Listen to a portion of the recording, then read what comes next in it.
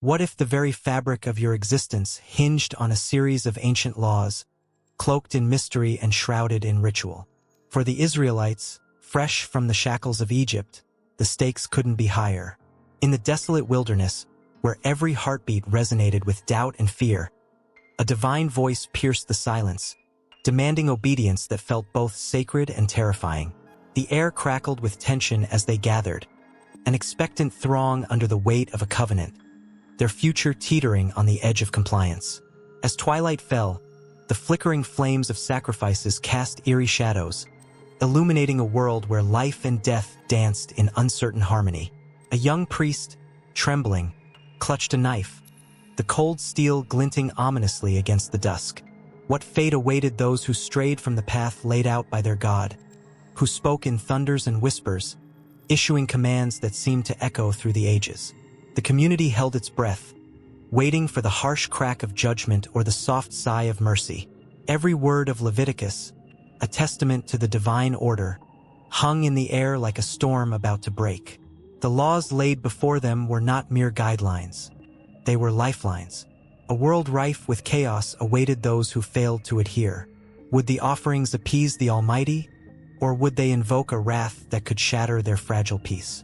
Tension rippled through the group, each individual grappling with their own fears and desires. The notion of atonement loomed large, a haunting reminder of their imperfections, pressing on their souls like an invisible weight. Rituals, steeped in blood and incense, offered a glimpse of redemption, but at what cost? The sounds of the animal sacrifices echoed in the night, a chorus of despair mingling with hope. Families stood shoulder to shoulder, contemplating their roles in this divine drama, each one a thread in a tapestry of faith. They were bound to one another and to their God, but the path forward was fraught with peril, riddled with potential transgressions that could unravel the very essence of their community. Amidst the whispers of uncertainty, a sudden command rang out, shattering the heavy silence. A call to holiness, to live as a beacon of divine purpose, pulsed through the crowd.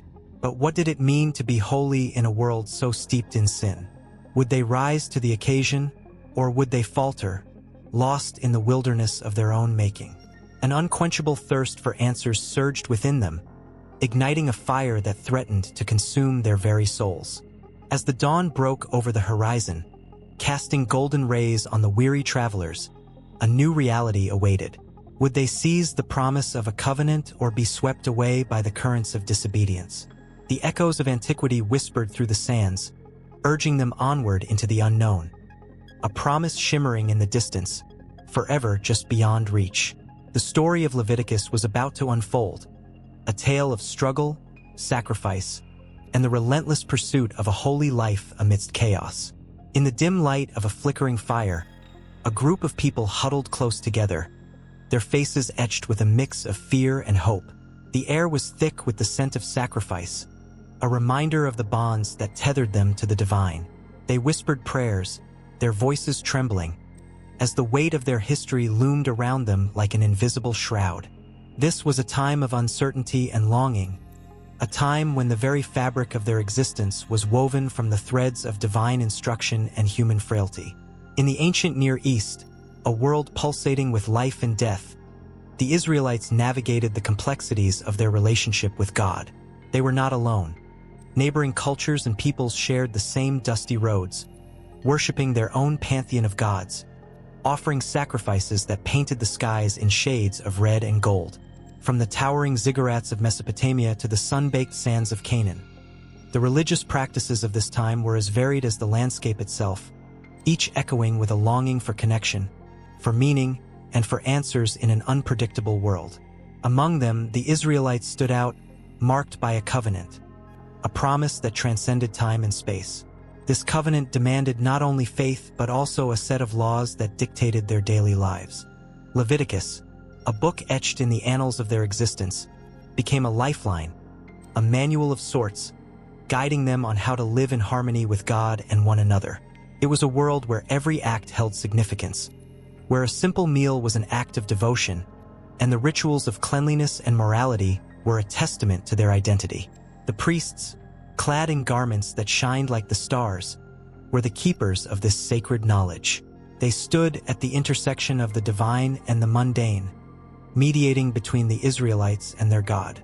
Communities would gather, hearts beating in unison, as they brought their offerings, flocks of sheep, grains of harvest. Each sacrifice a symbol of their gratitude and repentance. The flicker of a flame, the scent of burning incense, and the sound of chanting filled the air, creating a symphony of devotion that echoed through the valleys and hills. But beneath this beautiful tapestry, the tension simmered. The Israelites were surrounded by nations whose gods demanded blood and often reveled in chaos. The echoes of their rituals whispered through the land, luring the Israelites to stray from their path. Every moment was a battle, not just against external threats, but against the doubts that crept into their hearts. Would their God remain faithful? Was the covenant still alive, or had it faded like the shadows at dusk? As the sun dipped below the horizon, casting long shadows on the ground, the Israelites gathered for a festival, their spirits lifted by the promise of a new beginning. Songs of joy danced through the air, laughter mingling with the scent of fresh bread and roasted meat. It was a moment of respite, a fleeting glimpse of the paradise they longed for. But the stakes were high. In the distance, the smoke of rival altars twisted into the sky, a glaring reminder of the allure of unfaithfulness. The whispers of the Canaanites, with their seductive practices and vibrant rituals, echoed in their ears. Would they remain steadfast, or would they falter in the face of temptation? The weight of their ancestors' choices pressed down upon them, each decision a thread in the tapestry of destiny. In the heart of the community, a young woman named Miriam stood, her hands trembling as she held a lamb, the symbol of sacrifice. Her heart raced, not just from the weight of the animal, but from the looming decisions that surrounded her. Would this offering be enough to cleanse her family of sin? Would it restore their standing in the eyes of God? As she stepped forward, the firelight flickered, illuminating her face, revealing a mixture of fear and fierce determination. Around her, the elders watched closely, their eyes reflecting both the wisdom of ages and the uncertainty of the present. They whispered among themselves, their voices thick with the gravity of their roles. Every decision mattered. Every offering was a thread that wove their identity as a chosen people. Failure could mean disaster, and the thought sent chills down their spines. They were bound to their God, yet constantly aware of the fragility of that bond. As the sacrifice was made, the flames danced higher, devouring the offering with a hunger that mirrored their yearning souls. The crackling fire sang a song of hope as the smoke ascended, carrying their prayers to the heavens. It was a moment suspended in time, a breath held before the plunge into the unknown. Each flicker of the flame told a story, a narrative that intertwined the past, present, and future. A story of covenant, struggle, and the longing for redemption. The Israelites were not just participants in a ritual. They were the bearers of a legacy that shaped their very existence. Their narrative was set against a backdrop of neighboring cultures that worshiped gods who demanded the unthinkable, sacrifices of children, offerings drenched in blood, and rituals that often led to chaos. They had to define their uniqueness, to carve out their identity amidst the cacophony of competing beliefs. Leviticus was their guide, a beacon in the swirling storm of doubt and temptation. And so, as the fire crackled and the laughter faded into the night, a sense of urgency settled over the people, a whisper of what lay ahead. The laws and rituals outlined in Leviticus were not just distant commands. They were reminders of their struggles, a testament to their resilience. The journey was far from over, and the stakes had never been higher. With each passing moment, the tension grew, a palpable force that connected them to their ancestors and the promise of a future yet unwritten. The air was thick with anticipation, and the night held the weight of unspoken prayers, waiting to be answered. A flickering campfire crackled under a blanket of stars, the night air thick with anticipation. Shadows danced as a group of weary travelers gathered, their faces illuminated by the warm glow. They were the descendants of a great lineage, freshly escaped from the clutches of oppression, now poised on the cusp of a new identity. Yet, as they sat in quiet contemplation, there was a palpable tension among them. They had been given a promise, a land flowing with milk and honey, but what would it take to claim it? The answer lay not just in their hands, but in the sacred words that spoke of laws, rituals, and the profound connection between the divine and the mundane. It was the Book of Leviticus that awaited their understanding, a lifeline to their future. Leviticus stands as a bridge between the raw, chaotic freedom of Exodus and the flourishing community that would emerge in the Promised Land. It unfolds not as a chronicle of events, but as a carefully crafted tapestry of laws and guidelines, offering a blueprint for a society governed by faith. The structure of Leviticus is akin to a symphony, with each section contributing to a grander message of holiness, sacrifice, and community. At the beginning, it opens with the gentle whisper of offerings, detailed descriptions of various sacrifices that must be made, from burnt offerings to grain offerings, each carrying heavy significance. Imagine the soft rustle of sheep and the crisp snap of grain, the lingering scent of incense rising toward the heavens.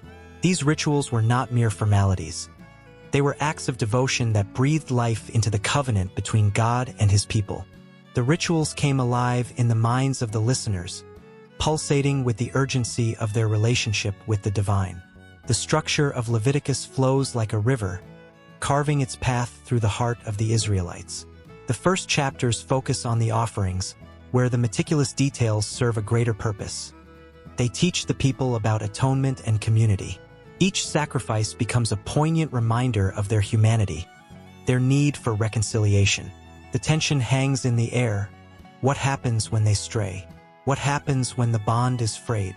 The weight of these questions lingers, echoing through the solemnity of their gatherings. Then, like a sudden gust of wind, the text shifts to the priests. These men were not just mediators. They were the embodiment of the covenant itself. As the Israelites learned the laws, they depended on the priests to guide them, to carry the sacred fire of their faith. The ordination of Aaron and his sons is described with a reverence that stirs the soul. They are dressed in intricate garments, adorned with symbols that speak of their high calling. The ceremony is alive with ritual, the air thick with the scent of oil and the sound of whispered prayers. It's a moment that stirs something deep within, a yearning for purpose and belonging in a world that often feels chaotic. Yet, the narrative does not shy away from the darker aspects of their existence. The shocking introduction of laws surrounding purity and impurity reveals the struggle of living a holy life. As the Israelites grapple with the concepts of clean and unclean, they confront their fears, their flaws, and their failures. Each law becomes a mirror reflecting their inner turmoil. The tension builds as they navigate the fine line between life and death, acceptance and rejection. The stakes are high, and the emotional weight is almost unbearable. As the chapters unfold, a rhythm emerges, alternating between laws and narratives, weaving together a story of a people longing for connection, both with each other and with God. The Day of Atonement, with its profound significance, serves as a climactic moment in the text. The imagery is striking. A goat symbolically carrying the sins of the people into the wilderness, disappearing into the unknown. What a heart-wrenching scene. It encapsulates the longing for redemption, the desperate need for a fresh start. The Israelites watch, their hopes intertwined with the fate of that goat, a tangible representation of their fears and their aspirations. As we journey further into the book, the final chapters shift focus again, revealing laws governing daily life. It's a call to holiness, a plea to remember that every action, every thought, carries weight.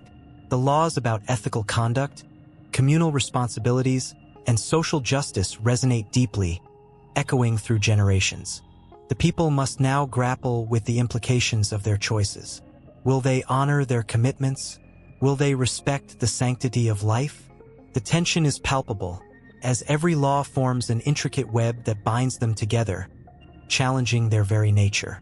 The cadence of Leviticus is relentless, a continuous call to the people to rise above their instincts, to aspire to something greater than themselves. As they read the words, etched on the scrolls, they feel the gravity of their history. They are not just a people wandering in the wilderness. They are a community forged in the fires of struggle, destined for greatness. The emotional stakes mount as they realize the precarious balance of their existence. Each choice they make could either lead them closer to God or pull them into darkness. And so, as the fire crackles and the stars twinkle above, the travelers sit in silence, their hearts racing with the weight of what they've learned. The structure of Leviticus, a profound tapestry of laws and stories, hangs in the air, a promise of redemption and a call to holiness. It pulses with emotion, and the rhythm of its narrative echoes the heartbeat of a people yearning for connection, grappling with their identity, and seeking a path forward. The night is thick with tension, a promise of what is yet to come, as the sacred words beckon them into their future. The journey is far from over. It is merely the beginning, a prelude to the unfolding of their destiny. In a dusty corner of the ancient world, beneath a sky that seemed to pulse with divine energy, a community stood at the crossroads of their existence. They were not merely a collection of individuals. They were a tapestry woven together, bound by shared history and purpose.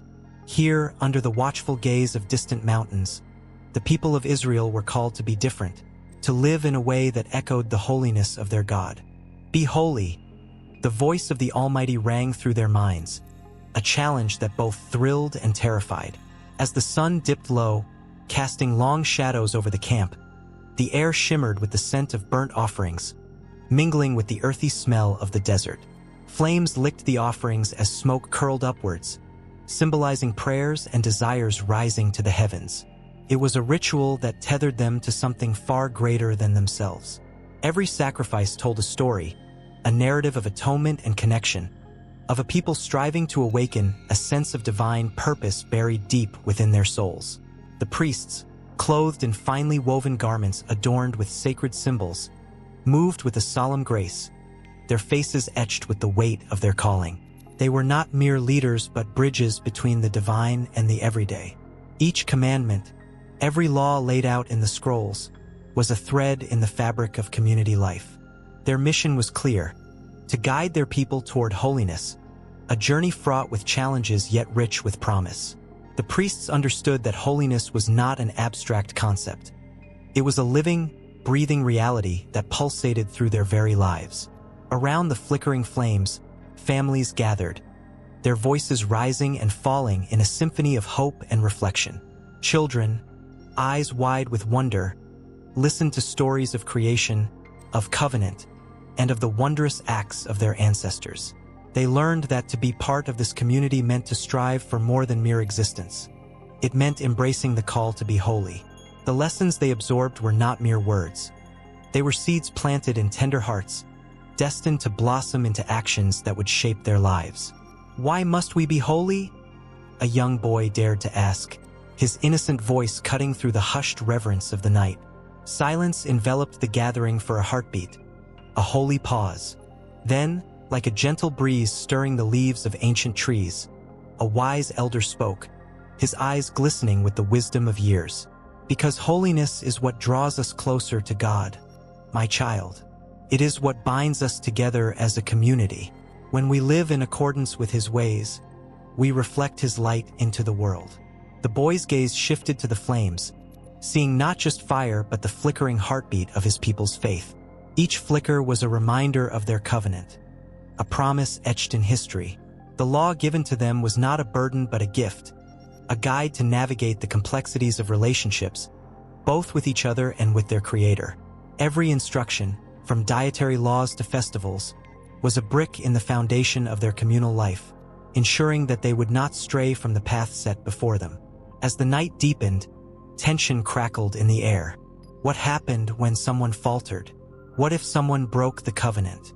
The people knew that straying away from holiness could lead to separation, both from God and from each other. The weight of sin could fracture relationships, creating chasms where unity once thrived. The thought sent shivers through the crowd, their hearts beating as one in shared concern. But forgiveness was also woven into their story. The sacrificial system, formed by divine wisdom, was a lifeline, offering restoration to those who strayed.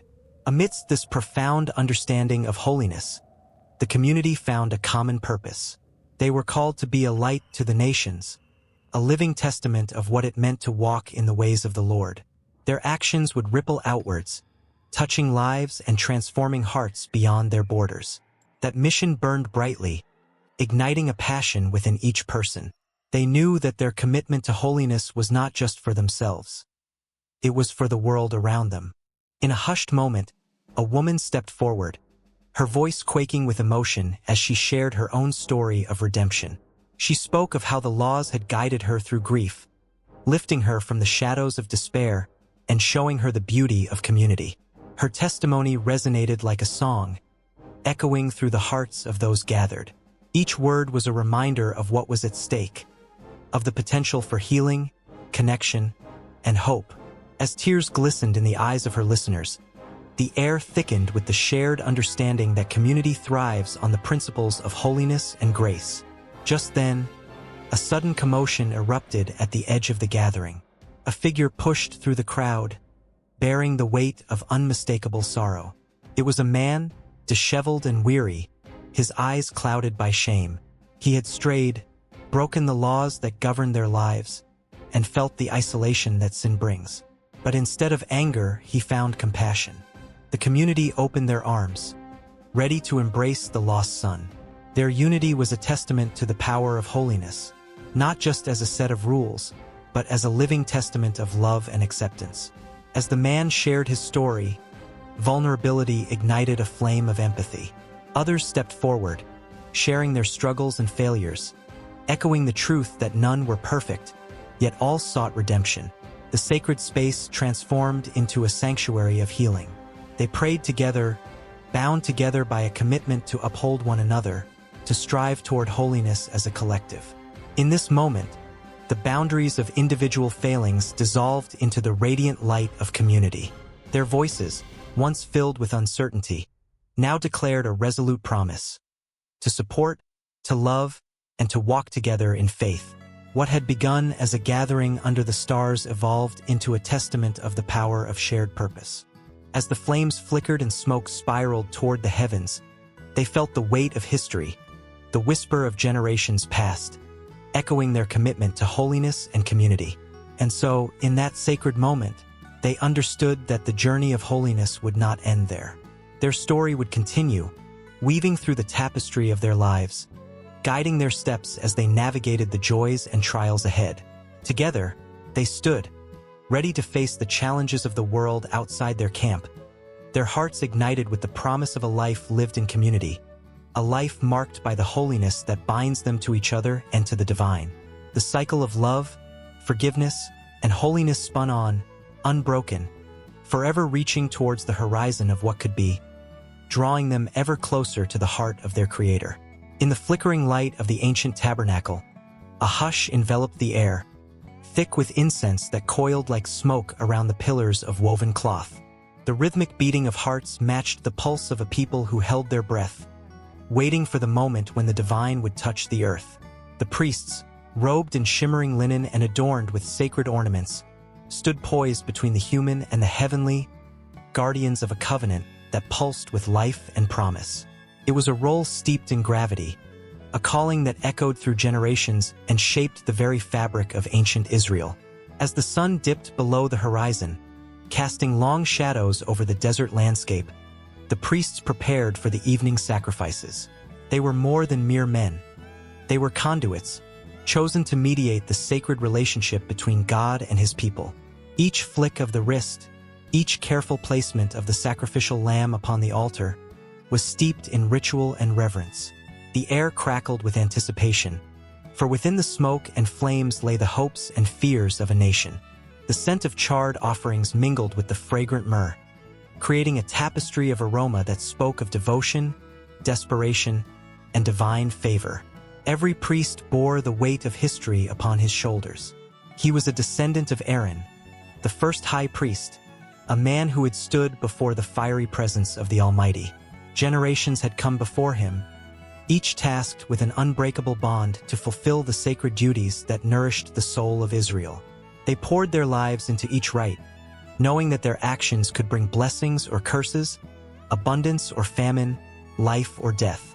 The stakes were high, and each day unfolded like a delicate scroll, revealing both the joy and the terror of being chosen.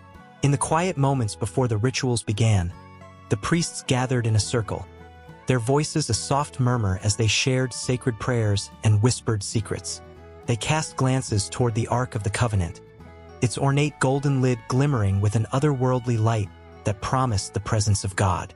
It was here, in this hallowed space, that the divine and the human converged.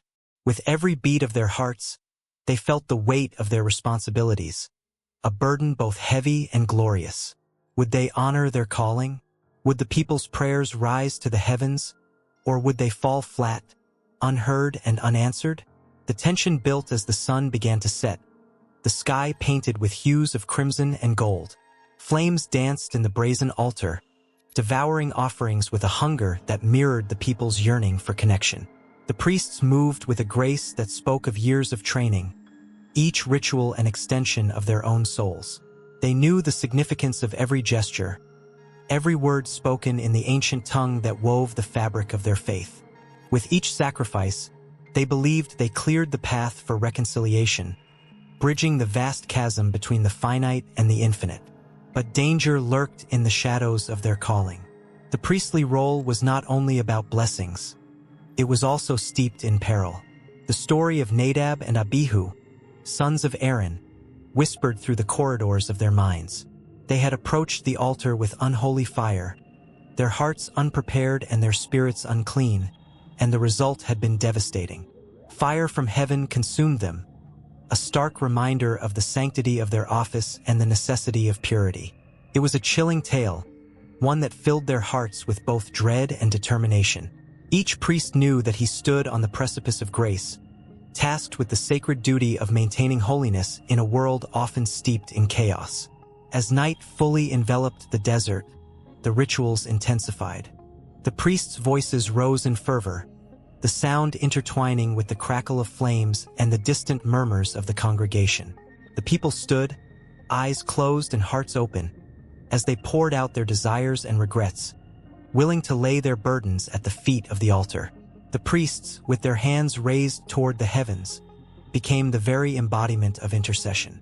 They were the ones who carried the weight of the people's sins, offering them to God in a sacred exchange that felt both terrifying and triumphant. The sound of the shofar shattered the night, a clarion call that reverberated through the valleys and echoed off the hills. It was a reminder, a summons to attention, to repentance, to a return to the covenant.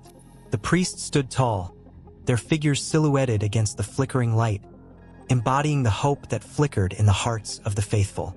They were the keepers of the flame, the guardians of the sacred, and tonight, like every night, they would fight against the darkness that threatened to engulf them all. As the rituals reached their crescendo, a palpable energy filled the air, a mingling of fear, faith, and fervor that surged through every participant. The priests, drenched in holy oil, held their heads high, eyes aflame with the passion of their calling. Their hearts beat in sync with the rhythm of the divine, a sacred dance that transcended time and space, binding them to the very heart of Israel's story. In that moment, the boundary between seen and unseen blurred, and the tension of the night hung thick with possibility. The priests were not just conduits. They were living testimonies of a faith that burned brightly in the face of uncertainty. Each sacrifice whispered of new beginnings, of forgiveness, of the deep-seated desire for connection with the divine. As the smoke spiraled upward, so too did the dreams and hopes of a people eager for God's touch, for the assurance that they were not alone. And so, as the embers glowed and the night deepened, the priests remained vigilant, standing between earth and heaven, their roles a vital thread in the tapestry of ancient Israel. They were more than historical figures. They were the embodiment of longing, sacrifice, and the relentless pursuit of divine grace. The story was far from over. It was merely entering a new chapter, one that would unfold in the hearts of the people, the whispers of God, and the endless echo of faith that transcends time itself. In the flickering light of 1,000 candles, shadows danced on ancient stone walls, whispering secrets that had long been forgotten. The air was thick with the scent of incense, mingling with the earthy aroma of offerings laid on an altar. Each item, a loaf of bread, a sprig of rosemary, a carefully slaughtered lamb, was more than mere sustenance or a gesture. They were bridges to the divine, each holding a story steeped in tradition and yearning. Sacrifices and offerings have woven themselves into the fabric of human history, echoing the emotions of those who sought a connection with something greater than themselves. In societies stretching from the sun-baked plains of Mesopotamia to the labyrinthine streets of ancient Rome, the act of giving was not only a ritual but a necessity, a way to appease the gods, seek favor, or express gratitude. Each sacrifice whispered a prayer, a wish, a plea for safety, fertility, or prosperity. In ancient Egypt, the Nile flowed like a lifeblood, nurturing the people who revered it. Sacrifices of grain and livestock were offered to Osiris, the god of the afterlife, reflecting their hope for eternal life. The sight of a white bull being led to the altar brought forth a collective breath, a pause in time where the crowd held their hopes and dreams. When the priest raised the sacrificial knife, the air crackled with anticipation, tears mingling with the dust of the earth. They believed that with each drop of blood spilled, a piece of the earthly realm was lifted to the heavens, strengthening the bond between mortals and deities. In the heart of the Aztec Empire, where the sun was worshipped as a god, the stakes of sacrifice were raised to harrowing heights. The rhythmic beat of drums echoed through the temples, summoning warriors and priests alike, their hearts pounding in sync with the fervor of the moment. For them, the ultimate act of devotion was the offering of human life. Captives, dressed in vibrant plumes, were led up the stone steps, their faces betraying a mixture of fear and awe. As the sun kissed the horizon, the priests offered prayers, and with a swift motion, the sacrifice was made. The crowd gasped as life slipped away, a visceral reminder of their beliefs. The sun needed blood to rise each day, and so the cycle of life and death continued, eternal and unbroken. Meanwhile, in the tranquil temples of ancient Greece, offerings took on a different form, more intimate, more personal. A simple bowl of honey or a handful of olives often spoke volumes to the gods. The citizens gathered, their voices harmonizing in prayer, hands raised to the sky, hoping for a bountiful harvest. In these moments, the act of giving was woven with love, respect, and gratitude. The goddess Demeter, protector of the harvest, received these gifts with grace. Her blessings poured out like rain, nourishing the crops and the souls of her people. Across the sea in ancient Rome, the significance of offerings grew broader in scope and function. The Romans, with their intricate pantheon, made sacrifices not only to appease the gods but also to shield themselves from misfortune. A pig's blood spilled on the sacred ground became a shield against war. A sheep's wool offered to ensure protection. Rituals were gleaming spectacles, with vibrant garments and elaborate ceremonies. Yet beneath the grandeur lay an emotional current, a yearning for security and comfort in a world rife with uncertainty. The people stood shoulder to shoulder, and with every offering, they forged a collective identity, binding their fates to the divine forces they believed in. In the dim light of a medieval chapel, the sacrifice took on a more somber tone. The scent of burning candles mingled with the mournfulness of prayer. Here, the act of offering became a penance, a way to atone for sins and seek forgiveness. The faithful, with hearts heavy with remorse, knelt before the altar, whispering their deepest regrets. Their offerings were humble, coins dropped into a wooden box, a simple loaf of bread, or a vow to do better. Each act of giving was an emotional release, a shedding of burdens, a step towards redemption in a world that seemed unforgiving. As the rituals continued through the ages, the meaning of sacrifice evolved. It took shape in manifold forms, sometimes joyous, sometimes tragic, often tinged with a sense of longing. The essence of sacrifice was not lost but transformed, echoing through centuries and cultures, reminding humanity that the act of giving is woven with love, fear, hope, and the desire for connection. Amid these offerings, there lay a profound truth. Sacrifice was not just about what was given but what was felt. Each act, whether grand or simple, was a manifestation of the human spirit, a testament to the belief that something greater existed beyond the mundane. The threads of history were interwoven with these moments, where hearts converged in the name of devotion, where the pain of loss was soothed by the comfort of faith.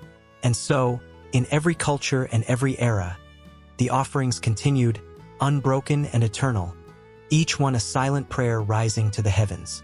The ancient echoes of sacrifice lingered on, weaving a tapestry of emotion and history, leaving a mark on the souls who dared to believe. The flickering candles burned on, illuminating the path of those who sought to touch the divine, each sacrifice a heartbeat in the greater rhythm of existence, a reminder that to give was to truly live in the embrace of something far beyond themselves. Smoke curled into the air, swirling upwards like whispered prayers, carrying the weight of unspoken hopes and fears. As the first flames kissed the offering, a hush fell over the crowd, a collective breath held in reverence. The scent of charred flesh mingled with the aroma of burning herbs, creating a potent reminder of sacrifice and devotion. In this moment, time seemed to freeze. The burnt offering was no mere act. It was an ancient ritual steeped in symbolism, a bridge between the earthly and the divine. In the flickering light, shadows danced on the stone walls, casting eerie shapes that mirrored the emotions swirling in the hearts of the onlookers. Each crackle of the fire echoed like a heartbeat, resonating with their collective anxiety. The offering, a carefully selected animal, often a lamb or a bull, lay on the altar, its once vibrant life now surrendered to a higher purpose. It wasn't just a sacrifice. It was a profound statement of faith, an act of total devotion that reverberated through generations. As the flames consumed the sacrifice, the essence of the offering transformed, rising toward the heavens like an ethereal plea for mercy and connection. The people watched, transfixed, their faces illuminated by the golden glow. They understood that the burnt offering was more than flesh and blood. It represented a release of guilt, a cleansing of sins that weighed heavy on their souls. Each ember that floated away carried with it a piece of their longing for forgiveness, for acceptance in a world that often felt chaotic and unforgiving. The priest stepped forward, robed in sacred garments woven with intricate patterns that spoke of divine favor. He was the mediator, the link between the mundane and the celestial. With a solemn expression, he lifted his hands, palms open to the heavens, invoking the deities who watched over them. His voice, when it came, was powerful and melodic, weaving through the air like a spell.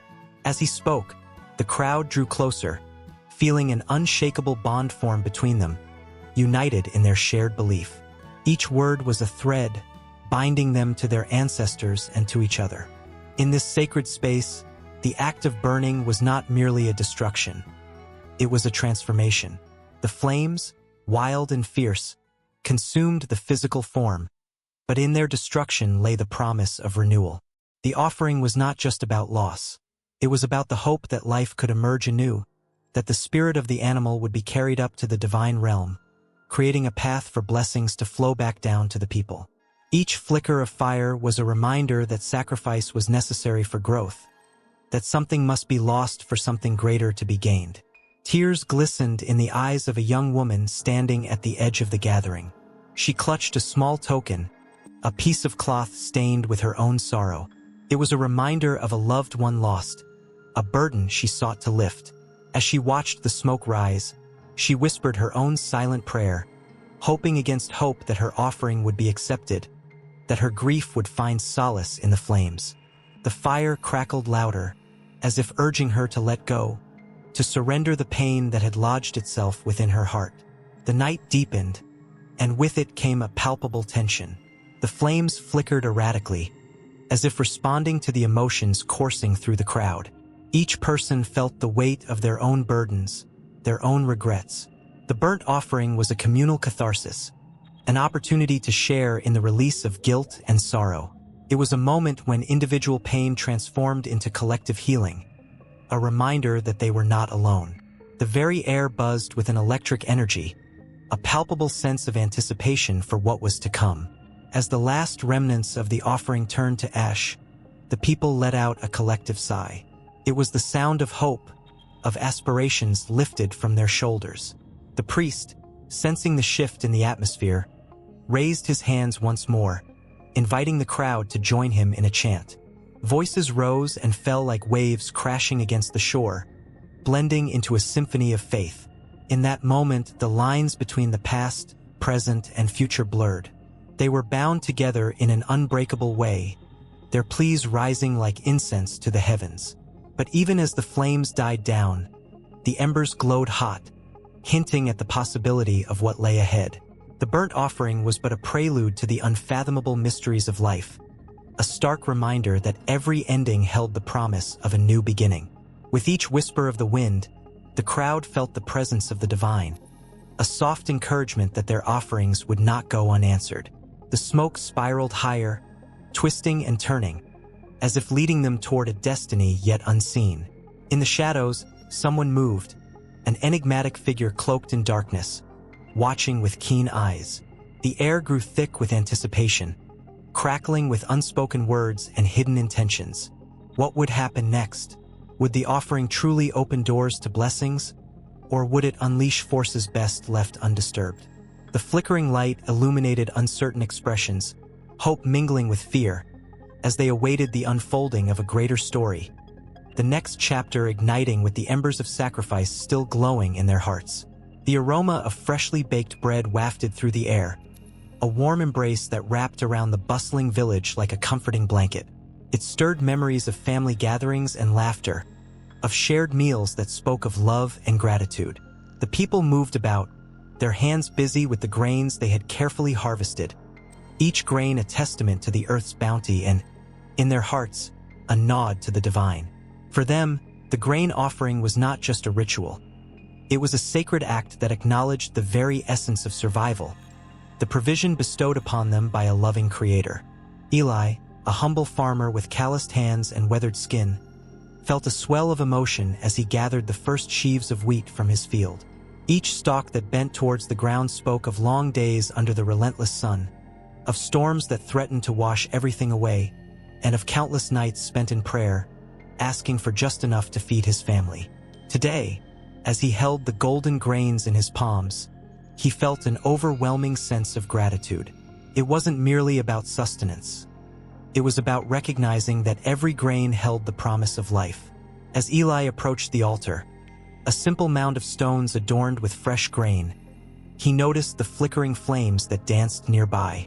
They crackled and popped, casting a soft glow against the twilight sky. This was the moment he longed for, where he could give thanks not only for the wheat, but for everything it symbolized: hope, resilience, and divine provision. He placed his offering carefully, a gesture of devotion that resonated through the ages, binding him to his ancestors who had stood in this very spot, hearts full of reverence and hands empty, ready to fill them with God's blessings. Around him, the community gathered, their faces illuminated by the light of the fire, eyes glistening with unshed tears and stories untold. Each person brought forth their own offering, an array of grains that whispered tales of hardship and hope.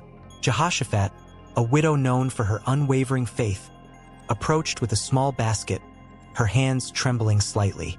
The village knew her struggles, the way she had clawed her way through grief, planting seeds of trust in the soil of despair.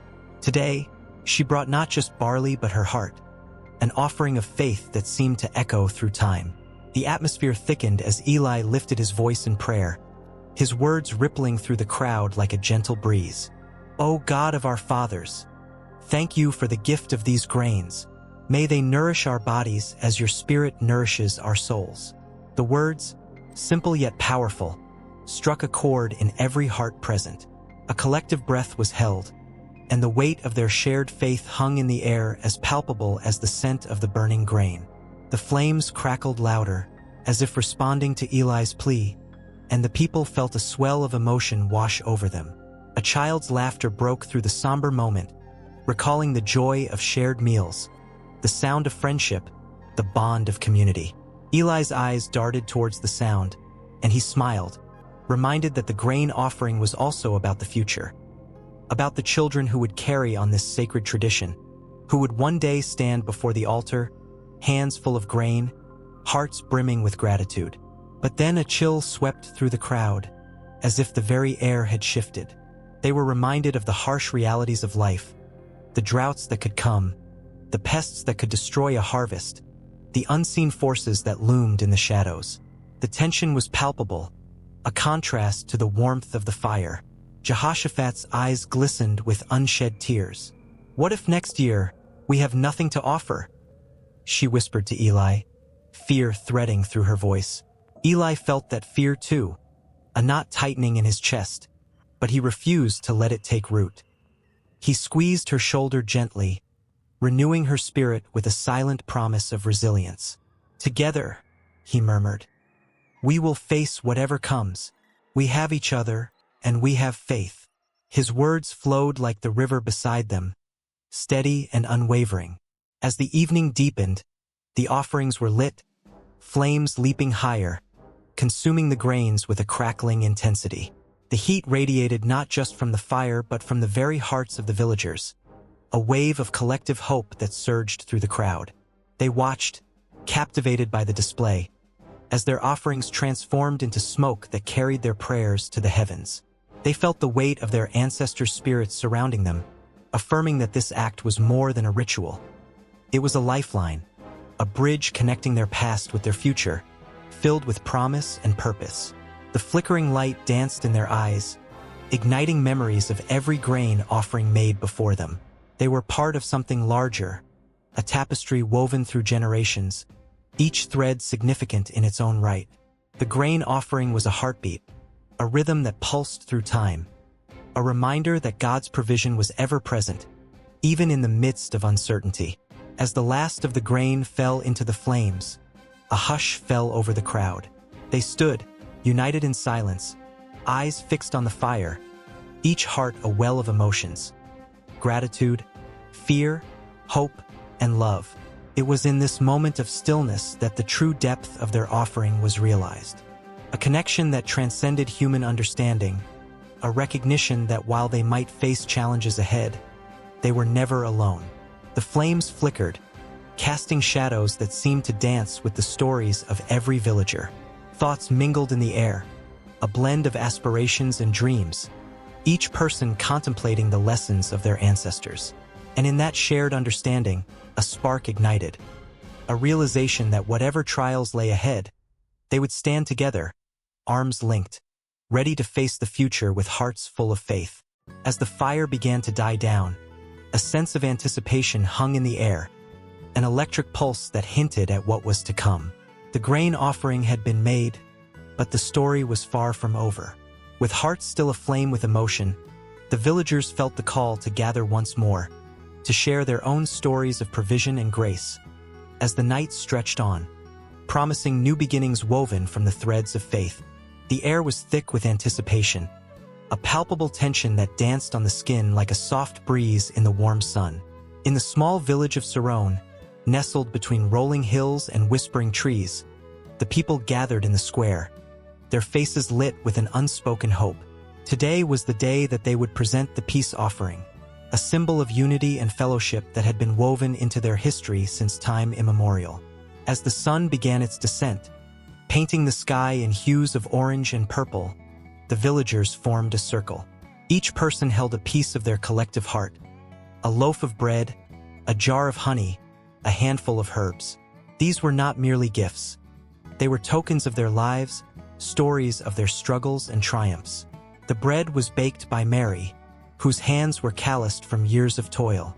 The honey came from David, who had spent countless hours tending to his bees, learning their language and respecting their dance. Each offering carried the weight of personal sacrifice, a testament to the love that bound them together. As the village elder stepped forward, his voice trembled with the age-old wisdom of generations. He spoke of the power of community, of shared laughter and tears, of helping hands that lifted one another through dark days. His words wrapped around the villagers like a warm blanket, igniting memories of gatherings past, fires that crackled, laughter that echoed, and moments that shimmered like stars.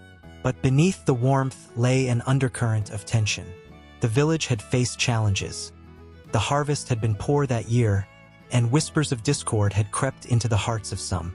Old feuds flickered like embers, threatening to ignite into flames. Yet, as the elder spoke, shadows began to recede, replaced by a flickering light of hope. When it was time for the peace offering to be presented, a young girl named Alara stepped forward, her small hands clutching a delicate garland woven from wildflowers. Her innocence shone bright against the backdrop of uncertainty. She placed the garland at the feet of the elder, her eyes wide with belief. A belief that love could mend, that kindness could heal. The villagers held their breath, each heartbeat echoing in sync with her courageous act. After a long silence, a gentle murmur rippled through the crowd. Emotions hung thick in the air, and a shared understanding began to bloom. One by one, they stepped forward, each placing their offering beside Alara's garland. The collective weight of their gifts formed a vibrant tapestry that held the essence of their struggles and their dreams. But just as the atmosphere began to shift toward unity, a voice pierced the night. It was Thomas, a man known for his sharp tongue and bitter heart. "What good are these trinkets?" he spat, his face twisted in frustration. "Words and bread won't solve our problems. We need action." The tension crackled anew, a thunderstorm building on the horizon. In that moment, the elder's wisdom shone brighter than ever. He stepped toward Thomas, his eyes steady and kind. "It is through community that we find the strength to act. These offerings do not solve our problems alone, but they remind us of who we are together." The villagers exchanged glances, the echoes of Thomas's words reverberating in their minds. They felt the weight of his resentment, even as they clung to the hope sparked by Alara's innocence. As if sensing their hesitation, the elder continued, his voice imbued with urgency. "The peace offering is not just about today. It is a commitment to strive for understanding and support one another through action, through love." Slowly, the tension began to thaw, and a wave of quiet reflection washed over the villagers. They had been through much together, their shared history a tapestry of joy and heartache. Each smile they shared, each tear shed, became a thread that wove them closer. Amidst the growing acknowledgement of their bond, a woman stepped forward. Sarah, known for her resilience, her laughter ringing like bells on a sunny day. "What if we each pledge to take one step forward?" she suggested, her voice a soothing balm to wounded hearts. "What if we promise to listen, to help, to understand?" A ripple of agreement spread through the crowd, a soft murmur of promises being made. Hands reached out to one another, clasping tightly, and soon the circle transformed from one of tension to one of strength. It became a living pulse, each heartbeat resonating with the promise of togetherness. As the sun dipped below the horizon, the last rays of light flickered out, but the spark within the villagers remained aglow, a flame ignited by the peace offering. Stories began to swirl in the twilight, tales of ancestors who had faced storms and emerged stronger. They spoke of the old legends, of the battles fought not just with swords but with compassion and understanding. Tears mingled with laughter, and hearts that had momentarily been burdened began to soar. They danced in the square, swirling in joy, arms wrapped around one another like the roots of ancient trees. Each step was a celebration, an affirmation of their commitment to foster a community where every voice mattered, where hope blossomed even in adversity. Yet, as the night wore on, the stars began to twinkle in the vast expanse above, casting their gentle light on the gathered souls. A subtle reminder lingered in the air. This was not the end, but rather a new beginning. The elder, standing at the center, lifted his arms to the sky. "Let us not forget that the peace offering extends beyond this moment. It binds us through time and space, a promise to one another that we will always return to this place of fellowship, even when the storms threaten to pull us apart." In the growing darkness, a sense of resolve began to settle in their hearts. They could sense the challenges that lay ahead, but they also felt the warmth of connection, the assurance that they would not face them alone. As the villagers began to disperse, the warmth of their unity lingered in the air like the last notes of a song, echoing through the valleys and into the night. And somewhere in the distance, the first whispers of a new dawn began to stir, unseen yet powerful, waiting patiently to unfold. The sun hung low in the sky, casting a golden hue over the ancient village, where the air was thick with the scent of burnt offerings. The people gathered in hushed reverence, their faces illuminated by flickering flames. Today was the day of reckoning, the day they sought forgiveness for the sins that clung to them like shadows. With hearts pounding and hands trembling, they awaited the moment that would bring them closer to divine redemption.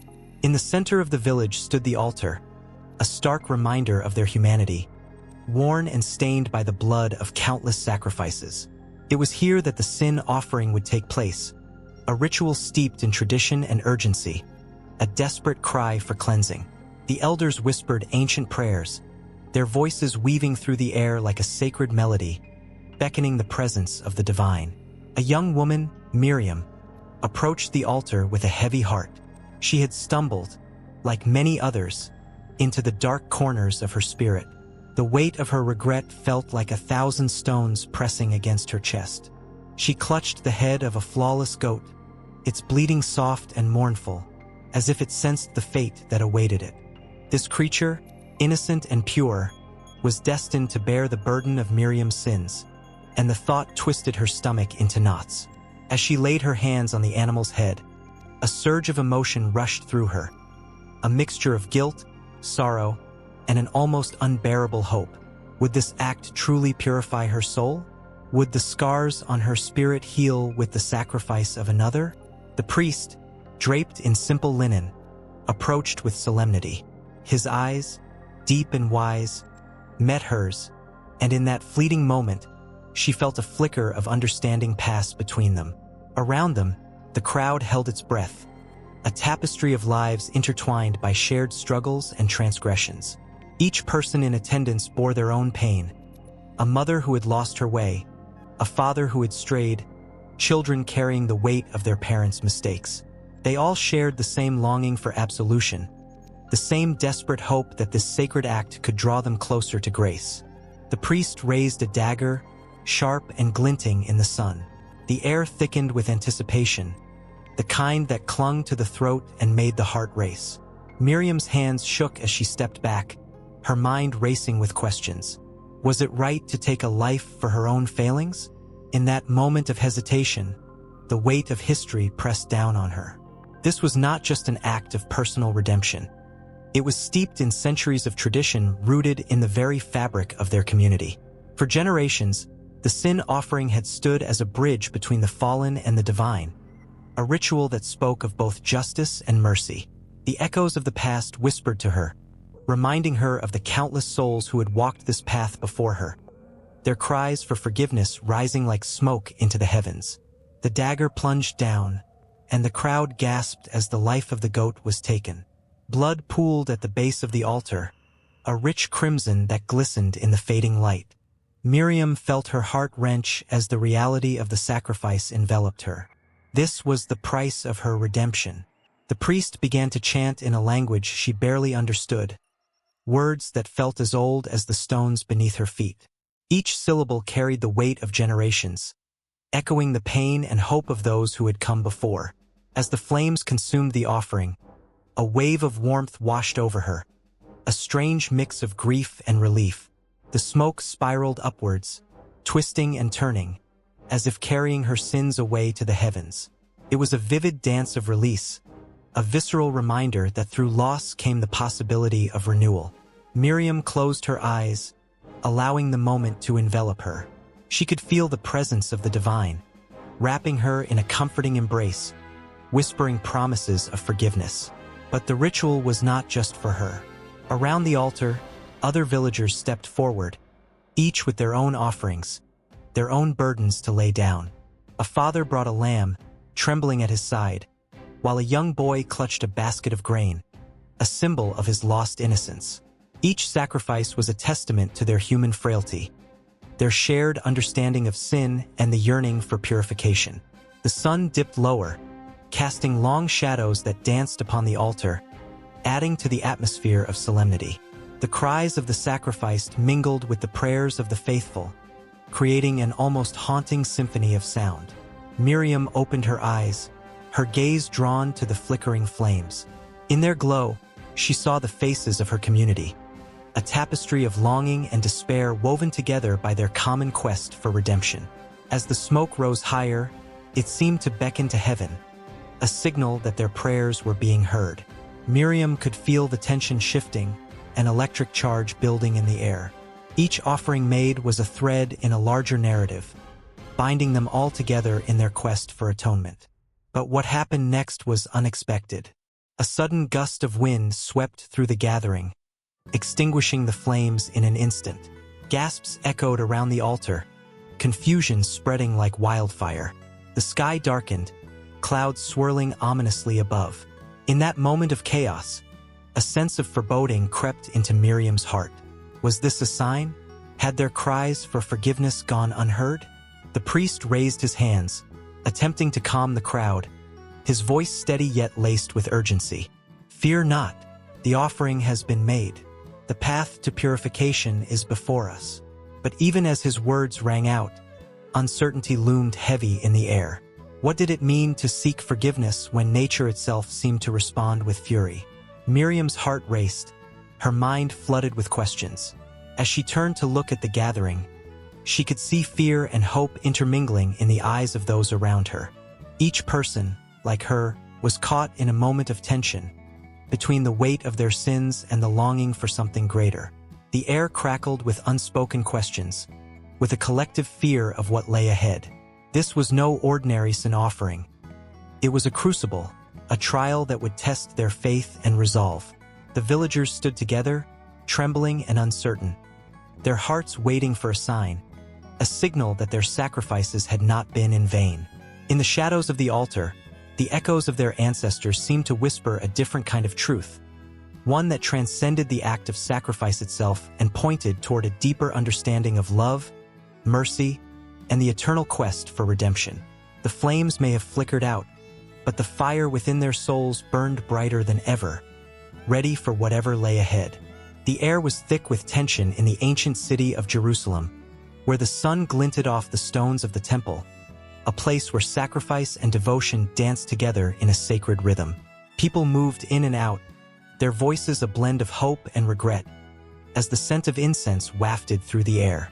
It was a place of redemption, where the weight of guilt could be lifted, if only one knew the right path to take. In one corner of the bustling marketplace, a man stood, his hands trembling slightly as he clutched a small, precious lamb. Its soft bleating echoed his own heart, which was heavy with remorse. This was not merely an offering but a lifeline, a chance to make things right after a series of misdeeds. The man's name was Eli, known for his kindness but also for his mistakes. He had wronged his neighbor, a good man who had trusted him. That trust was now shattered, and Eli felt it like a wound that would not heal. As the sun began to dip below the horizon, painting the sky in shades of crimson and gold, Eli's thoughts raced. He could still hear the sharp edge of his neighbor's voice, the disappointment that had dripped like poison in their last encounter. The guilt had become a constant companion, gnawing at his insides as he struggled to find peace. It wasn't just about the lamb, but about the act of making amends, of restoring what had been lost. In the temple, the air buzzed with anticipation. Priests moved with purpose, their robes flowing like water, ready to guide the faithful through rituals that had been honed over generations. This wasn't just about the lamb. It was about the connection between humanity and the divine, a bridge built on acts of restitution and reconciliation. Eli stepped forward, his heart pounding in his chest. He could feel the weight of 100 eyes on him, each gaze filled with their own stories of yearning and hope. The lamb, with its soft fleece and innocent eyes, seemed to sense his anxiety, nuzzling against him as if to offer comfort. Eli took a deep breath, feeling the warmth of the sun on his skin, reminding him that he was alive, that there was still a chance to change the narrative. As he approached the altar, memories flooded back. He saw himself as a child, playing with his neighbor's son, their laughter echoing through the narrow streets. They had shared everything, secrets, dreams, and even bread from their mother's kitchens. But now, that bond felt like a distant echo, overshadowed by the weight of betrayal. Eli's heart ached, and he felt a tear slip down his cheek. In that moment, he wasn't just a man with a guilt offering. He was a father, a son, a friend, someone yearning for connection. The priest, an older man with wise eyes, looked at Eli with understanding. He had seen this many times before, the cycle of guilt and the desire for redemption. "This lamb is a symbol," he said gently, his voice like a balm on Eli's soul. "It represents your desire to restore what has been broken. In giving this offering, you are not just making a sacrifice. You are taking the first step towards healing." Eli nodded, his throat tight. He placed the lamb on the altar, and as he did, a wave of emotion washed over him. He felt both vulnerable and empowered, like a man standing at the edge of a great chasm, ready to leap into the unknown. The act of offering was not just a transaction. It was a profound moment of honesty, a recognition of his faults and an invitation for forgiveness. As the priest began the ritual, Eli could hear the murmurs of the crowd, each voice a ripple in the air. Some whispered prayers, while others shared their own stories of regret and longing. The weight of collective guilt hung over them like a storm cloud, ready to burst. Eli closed his eyes, feeling the energy around him, a shared understanding that transcended time and space. He was not alone in his struggle. Everyone craved reconciliation in one form or another. The lamb was bound, and Eli felt a pang of sorrow. He wished it could be different. He wished he could simply mend things with words. But there was a truth in sacrifice, a deeper meaning that transcended the loss of life. This was about acknowledging the harm done, about taking responsibility. The moment was heavy with solemnity and significance, a reminder that every action has a consequence, and every choice leads us down a path.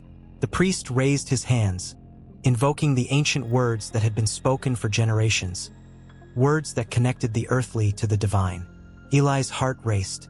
He felt the gravity of the moment, a rush of emotions swirling within him: fear, hope, sadness, and the flickering light of possibility. As the ritual reached its climax, Eli was filled with a sense of liberation. He realized that true restitution wasn't just about the offering itself, but about the intention behind it. He was ready to face his neighbor, to listen, to apologize, and to rebuild what had been broken. In that sacred space, Eli could feel the chains of guilt beginning to loosen, a weight lifting off his shoulders. The air crackled with a sense of renewal, and he could almost see the path ahead, uncertain yet full of hope. As the last words of the ritual echoed in the temple, he opened his eyes, ready to take the next step. But as he turned to leave, he was met with something unexpected. A figure standing at the temple's entrance, silhouetted against the fading light. It was his neighbor, the very man he had wronged. The world around them faded, and in that instant, everything hung in the balance. Eli's heart raced as he caught his neighbor's gaze, filled with layers of hurt and confusion. Yet behind it, there was something else, a flicker of hope. The tension was palpable, the air thick with the weight of unspoken words and unresolved pain. Eli took a step forward, ready to bridge the divide, ready to make amends. The moment felt suspended in time, and as the sun dipped lower, casting long shadows over the temple, a new story was about to unfold. A hush fell over the encampment as twilight painted the sky in hues of orange and purple. The flickering flames of campfires cast elongated shadows, but they paled in comparison to the radiant glow emanating from the tabernacle, that sacred tent at the center of the Israelite camp. Just beyond its curtains lay a world steeped in mystery and reverence, a world where heaven kissed earth, and where the presence of the divine was palpably felt. Every day, as the sun rose and cast its golden light upon the tabernacle, the people gathered, their hearts pounding with anticipation. They came with offerings, each bringing a piece of themselves, a grain of wheat, a young goat, or a handful of fragrant spices. In that moment of giving, they felt the weight of their burdens lifting, as if the very act of sacrifice whispered of redemption and hope. It was not merely a place of worship. It was the very heartbeat of their community, a testament to their covenant with God. As the priests emerged, clad in their intricate garments, the air crackled with energy. Each stitch of their attire told a story, woven with threads of gold and blue, representing purity and holiness. They moved with purpose, their faces set with solemnity, as they prepared to enter the sacred space. The people watched, breathless, as the high priest made his way to the entrance, the heavy curtain parting like the waves of the sea. With each step, the air thickened with anticipation, a tangible blend of fear and reverence coursing through the crowd. Inside, the tabernacle was a wonder to behold. The golden lampstand flickered, casting a warm glow upon the walls adorned with intricate designs. The scent of incense drifted like a sweet caress, filling the air with a promise of connection, a link to the Almighty that lay just beyond the veil. The Ark of the Covenant, encased in gold, stood as a symbol of divine presence, a place where the heart of God met the hearts of his people. It was here that the world seemed to hold its breath, the silence almost deafening as the high priest entered the Holy of Holies. Each time he stepped behind the veil, a collective gasp emerged from the watching crowd. What lay beyond was not merely a space but a sacred realm where time itself seemed to pause. The high priest, laden with the weight of the people's sins, carried the blood of the sacrifice, a crimson thread connecting their humanity to the divine. The sound of his heartbeat echoed in the stillness, a reminder of the fragility of life and the fierce yearning for forgiveness and grace. The rituals performed within the tabernacle were more than mere acts. They were the lifeblood of the community, binding the people together in their shared vulnerabilities. As the incense billowed, prayers were lifted like smoke, ascending to the heavens. Every whisper, every plea, intertwined with the fabric of existence, creating a bridge between the earthly realm and the sacred. The air hung heavy with emotion, a palpable sense of longing and hope that could ignite the spirit. Outside, families clutched their children, their eyes glued to the entrance, waiting for a sign. The flicker of a flame, the sound of the shofar, anything to indicate that the connection to the divine had been renewed. The tabernacle was more than a tent. It was a promise, a guarantee that God was with them, amidst their struggles and triumphs. It was a sacred space where the walls resonated with their cries for help and danced with their songs of joy. And then, there were the moments that tested their faith. When the voice of God seemed distant, when the heavens appeared silent, and doubt began to creep in like a thief in the night. These were the times when the tabernacle stood as a solitary beacon in the darkness. The flickering light within reminded them of the everlasting covenant, a flame that would not be extinguished, even when the world around them felt chaotic and uncertain. As the sun dipped below the horizon, painting the sky in deep blues and blacks, the people gathered closer, forming a protective circle around their sacred center. The hush returned, thick and expectant. In that moment of stillness, one could almost hear the echoes of prayers past, the burdens of generations carried forth like a sacred banner. The tabernacle was a sanctuary, a refuge from the storms of life, where hearts could lay bare and souls could find solace. Yet, there was an unspoken tension that lingered, a sense that something monumental was on the horizon. The Israelites knew that the tabernacle was not merely a physical space. It was a living testament to their journey, marked by trials, tribulations, and unwavering faith. Just as the tent itself could be dismantled and reassembled, so too could their lives be reshaped by the hands of the divine. They would wander, they would stumble, but always they would return to this sacred space, the heart of their faith. And as the moon rose high, casting its silvery light upon the encampment, the whispers became clearer. The future beckoned with promises and challenges, and the tabernacle stood as a reminder that no matter where they roamed, they were never truly alone. In every sacrifice offered, in every prayer uttered, they were woven into the very fabric of creation, a tapestry of resilience and hope that would stretch far beyond the confines of that sacred tent. The flicker of the lampstand seemed to pulse like a heartbeat, urging them onward into the unknown. The sacred space was not just about the past. It was about what lay ahead, a promise tethered to faith, a light that would guide them through the darkest of nights. The tabernacle stood resolute, a symbol of their unbroken connection to the divine. And as the people prepared for what was to come, they felt the stirrings of something incredible. The story was far from over. It was merely the beginning of the next chapter. The sun dipped low on the horizon, casting a golden hue over the ancient land of Israel. In the flickering shadows of the tabernacle, a figure moved with purpose. The priest, adorned in garments that shimmered like the stars, was a bridge between the sacred and the mundane, an embodiment of divine connection. Each thread of his attire whispered stories of both reverence and responsibility, tales of a people yearning for peace, forgiveness, and a deeper relationship with their God. These garments were not mere fabric. They were a testament to a covenant, meticulously crafted to reflect the holiness of the one they served. The priest's attire, made with precision and care, included a richly woven linen tunic, flowing to the knees, embodying purity and grace. The fabric was soft against his skin, yet strong enough to withstand the pressures of sacred duty. As he moved, the fabric glimmered in the light, reminding all who gazed upon him that he was set apart, chosen for a purpose beyond understanding. Tension hung in the air like the sweet smoke of incense. With every step, the priest carried the weight of the community's hopes and fears. Around his waist, a belt of finely embroidered linen cinched his robe, accentuating a silhouette that spoke of authority and humility. It was not just an accessory.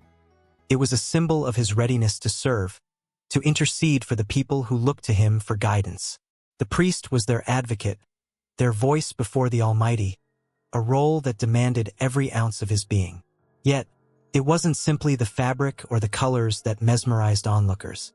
The intricate details of the garments told a story of their own.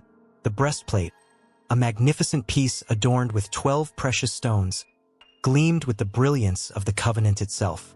Each gem represented one of the 12 tribes of Israel, a reminder that the priest carried the weight of his people upon his heart. It was a connection forged in fire, despair, and unwavering hope. The fiery red of the garnet, the serene blue of the sapphire, and the brilliant green of the emerald all spoke of the vibrant lives of those he served. As the priest prepared to enter the Holy of Holies, the tension reached its peak. He donned the majestic ephod, a richly embroidered garment that hung gracefully from his shoulders. Made of gold, blue, purple, and scarlet yarns, every color was intentionally chosen, each representing attributes of the divine. The golden threads glinted in the dim light, echoing the celestial nature of the God he was about to approach. The ephod was more than clothing. It was a declaration, a proclamation that he stood in the presence of the Almighty. The weight of the moment was palpable, the air thick with anticipation. As he stepped forward, the bells sewn along the hem of his robe began to jingle softly, a sound that mingled with the prayers of the faithful. Moses felt a wave of emotions crash over him: fear, awe, and an overwhelming sense of purpose. With each chime, the congregation held their breath, hearts racing with the realization that they were in the presence of the sacred. The priest's clothing was not just for show.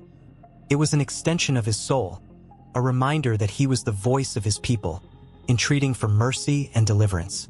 In that sacred space, the priest lifted his hands, adorned with rings that marked his authority. The weight of his responsibility pressed down on him as he interceded for sins and offered blessings.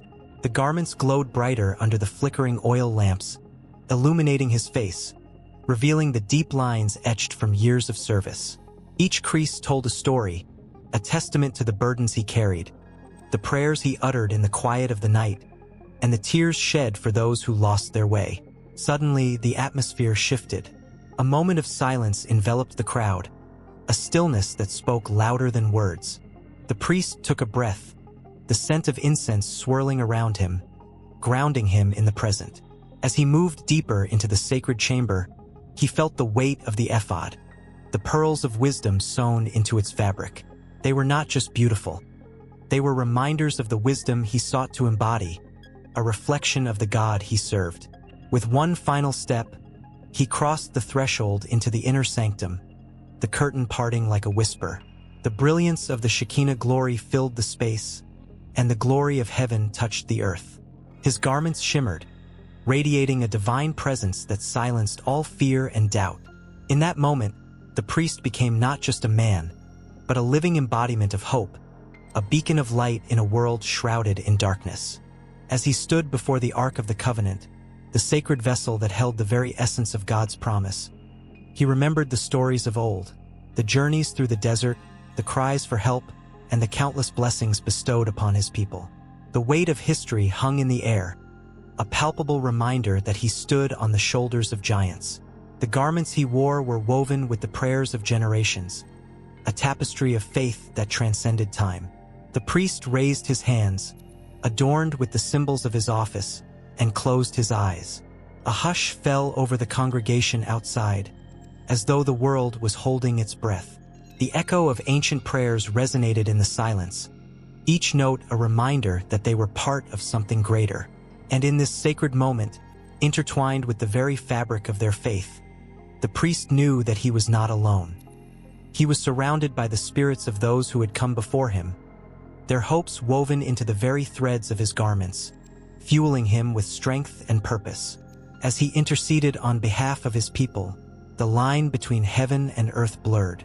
The sacred garments became a conduit of divine grace. Each stitch, each color, and each gemstone glowed with a life of its own, carrying whispers of God's promises. The air crackled with anticipation, a charged energy that promised miracles and answered prayers. And as the priest turned to leave the Holy of Holies, the echoes of his people's hopes lingered in the air, a reminder that the cycle of service and sacrifice would continue. The garments, shimmering with the weight of history and the promise of the future, trailed behind him like a comet's tail, heralding the dawn of a new chapter in their shared journey of faith.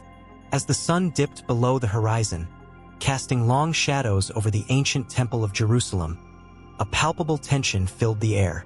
The sound of a distant shofar echoed through the streets, a haunting call that stirred the hearts of the people. It was the Day of Atonement, Yom Kippur, a time when the weight of sins pressed heavily upon every soul, and the quest for forgiveness ignited hope and fear in equal measure. In the heart of the temple, the high priest prepared for a ritual that held the power to alter the course of a year. Clad in pure white linen, his garments symbolized purity, a stark contrast to the sins he bore on behalf of the people. The high priest was not merely a man.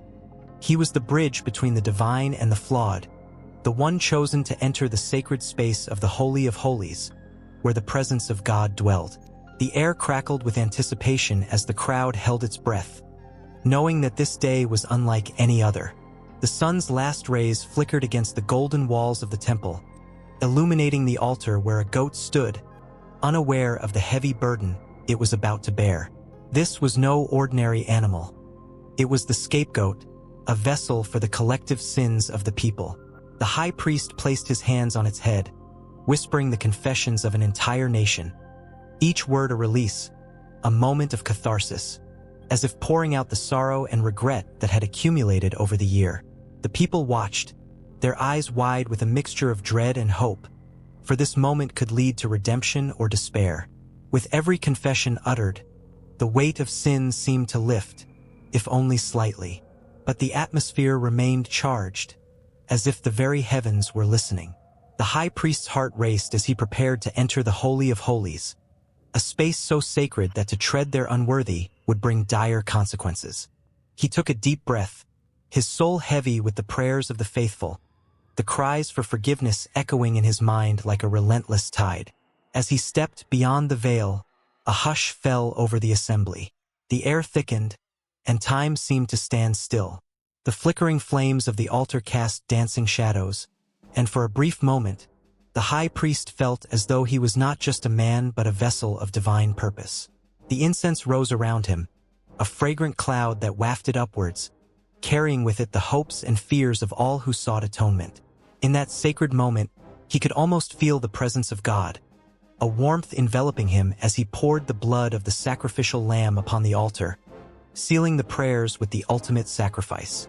Outside, the people anxiously awaited news of their fate. Each individual stood on the precipice of fear and hope, wondering if the sins of their hearts would be wiped clean. They clutched their children tightly, knowing that this day was a reckoning, not just for themselves, but for their families and their future. The sun vanished completely, and the stars twinkled like scattered diamonds in the sky, a celestial reminder of the vastness of their sins and the even greater mercy that awaited them. As darkness enveloped the earth, the sound of the shofar pierced the night once more. It was a call to repentance, a reminder that the door to forgiveness was open, but only for a fleeting moment. The people knelt, hearts racing, as the high priest emerged from the Holy of Holies, his face illuminated with an otherworldly glow. The tension broke, replaced by a wave of relief, as he proclaimed that their sins had been absolved. A collective sigh swelled from the crowd, tears of joy glistening on many faces. Yet, as the joy washed over them, the ritual of the scapegoat continued. The other goat, marked for Azazel, was led away into the wilderness, bearing with it the weight of every transgression, every secret sin that had been confessed. The people watched as it disappeared into the distance, a symbol of their sins being cast away, a poignant reminder of the price of atonement. It was both a moment of liberation and an acknowledgement of their flaws, a cycle of sin and redemption that had persisted through generations. The night deepened, and as the moon rose high, illuminating the temple grounds with a silver glow, families gathered to break their fast, sharing stories of the day's events. The air was thick with the scent of fresh bread and sweet fruit, laughter mingling with whispers of gratitude. Yet, even in their joy, the ghost of past sins lingered, a reminder that the journey toward atonement was ongoing, a path that required constant reflection and humility. In every heart, the echoes of prayers lingered, resonating with the promise of a new beginning. The Day of Atonement was not merely about absolution. It was a profound act of love, a call to change, to recognize the bonds of community that tied them together in their shared humanity. With the dawn of a new year, the people understood that the work of atonement was far from over. The rituals had brought them closer to the divine, but the true challenge lay in their daily lives. As the stars began to fade into the light of dawn, the essence of what had transpired settled in the hearts of the people. They felt renewed, yet aware that the journey toward forgiveness was a path filled with trials and tribulations. In the silence that followed, they made silent vows to carry the spirit of atonement with them beyond the temple walls, into their homes, their communities, and their very lives. And as they moved forward, the promise of the Day of Atonement lingered, a beacon of hope. Each step they took felt heavier yet lighter all at once, infused with the knowledge that they were part of something much larger than themselves. The past might have shaped them, but it was their choices moving forward that would define their future. Each person held their own piece of the tapestry of atonement, weaving a story that would echo through the ages, reminding them that redemption was always within reach, waiting just beyond the horizon of their hearts. The sun dipped low in the western sky, casting long shadows over a bustling village. Children played in the dirt, their laughter mingling with the shrill cries of vendors hawking fresh fish and ripe fruit. But amid this everyday chaos, a sense of tension simmered beneath the surface. The villagers understood that in their world, some things were pure, while others were tainted, marked by an unseen hand that dictated their lives in ways they could scarcely comprehend. In the heart of the village, an ancient stone well stood, its cool, clear water glimmering invitingly. It was a source of life, a lifeline for those who sought its refreshment. But not all dared to approach it. The well, much like the people who lived around it, was bound by unyielding laws that governed cleanliness and purity. To draw water from it when tainted by the unclean was to risk everything: your health, your reputation, even your very soul. Eli, a young boy with curious eyes, watched as his mother scrubbed the vegetables she had brought home from the market. The sun caught the droplets of water as they danced off the leaves, each wash a ritual that she performed with solemnity. To her, these were not mere tasks. They were a matter of life and death. With every splash, she whispered reminders of their family's lineage, tales of ancestors who had faltered in their duties and paid the price of impurity. "The laws of purity are not just rules, Eli," she would say, her voice low and steady.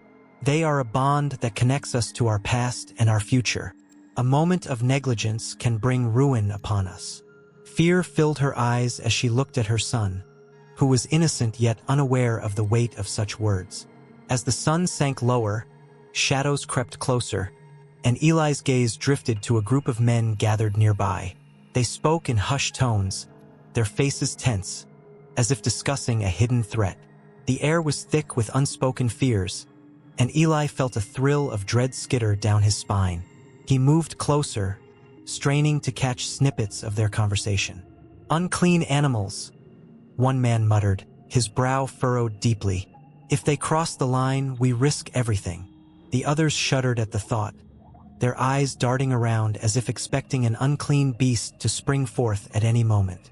Imagination sparked in Eli's mind, conjuring images of monstrous creatures lurking in the shadows, beasts that thrived on chaos and impurity. He shivered, recalling tales told by his grandmother about how unclean things could bring sickness and despair. The laws of purity had governed their lives for generations, woven into the very fabric of their existence. As twilight descended, the village became a canvas of flickering lanterns and whispering winds. Eli's mother finished washing the vegetables and placed them in a wicker basket. "Tonight we feast," she announced, her voice breaking through Eli's thoughts. But her smile didn't quite reach her eyes, and a shadow of worry lingered in her heart. The family gathered around the table, the aroma of roasted lamb wafting through the air. Eli's father raised a cup, his eyes glinting with pride. "To our ancestors, who guide and protect us," he proclaimed.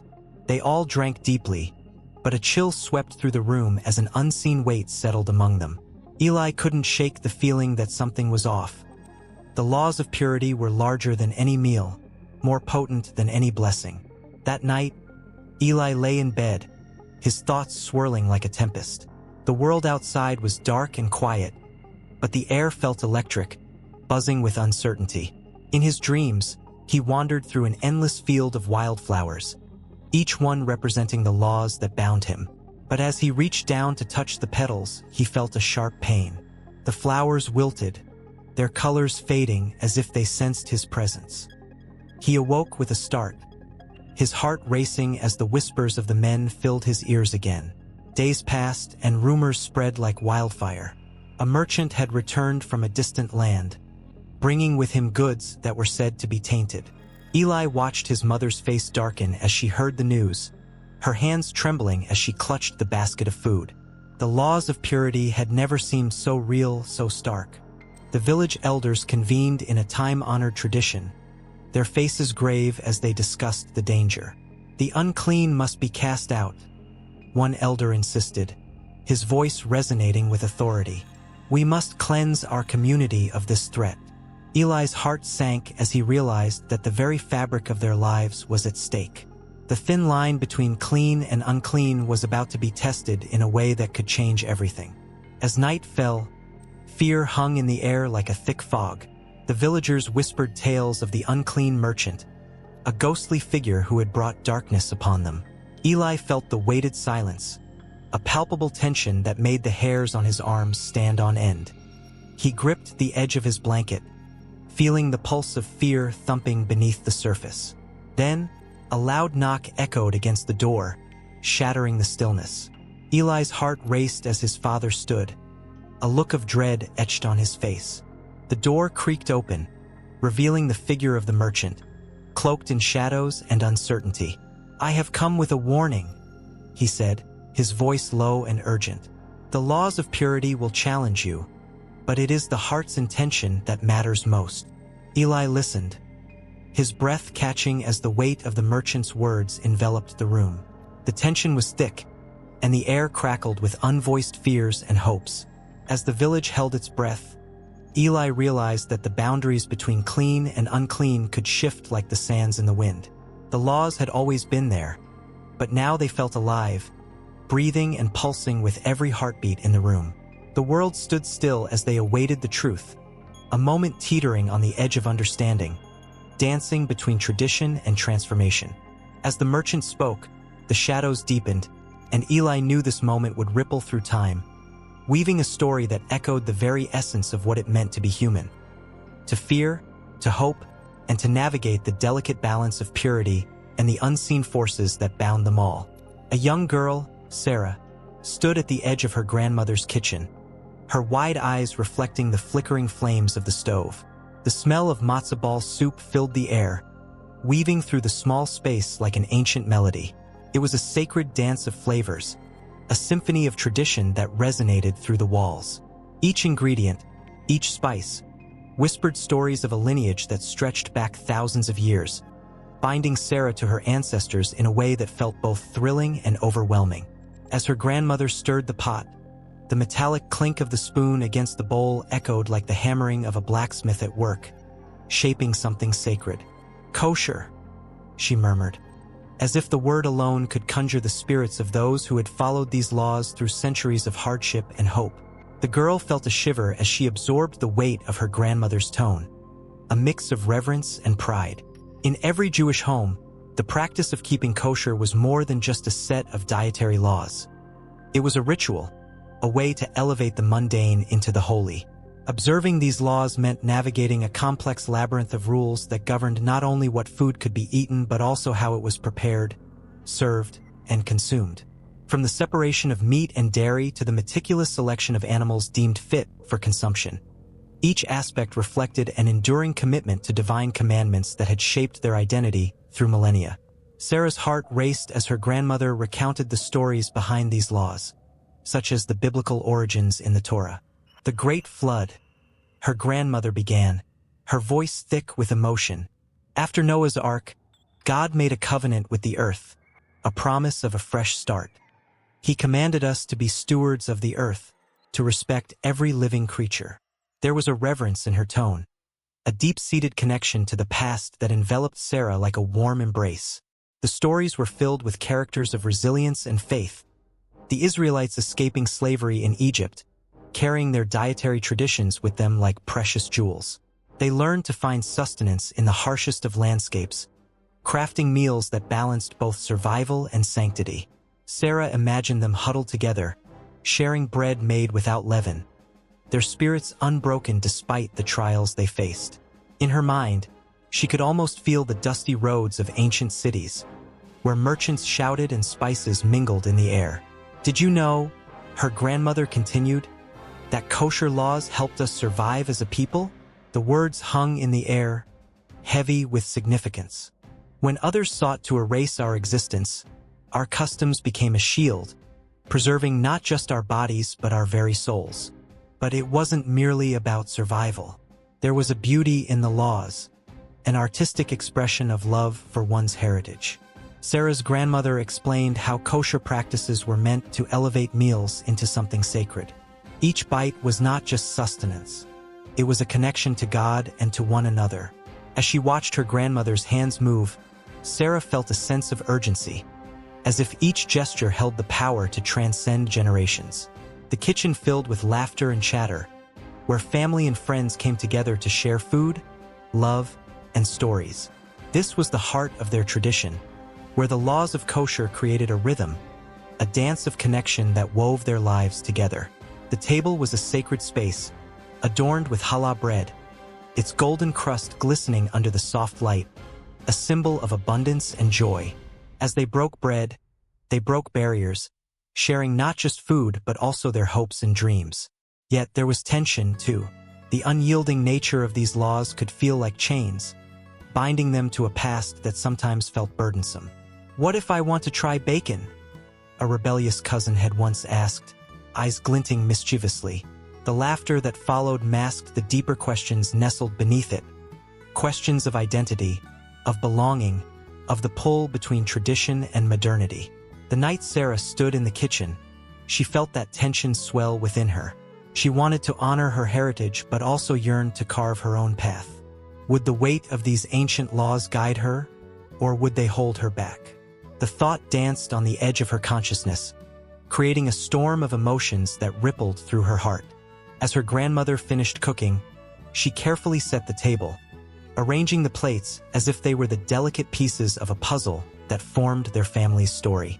Each utensil, each glass, held memories of gatherings past, of laughter echoing in the air, of tears shed in moments of joy and sorrow.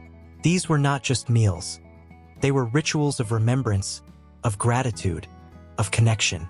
Finally, as they gathered around the table, Sarah felt the electric energy in the air.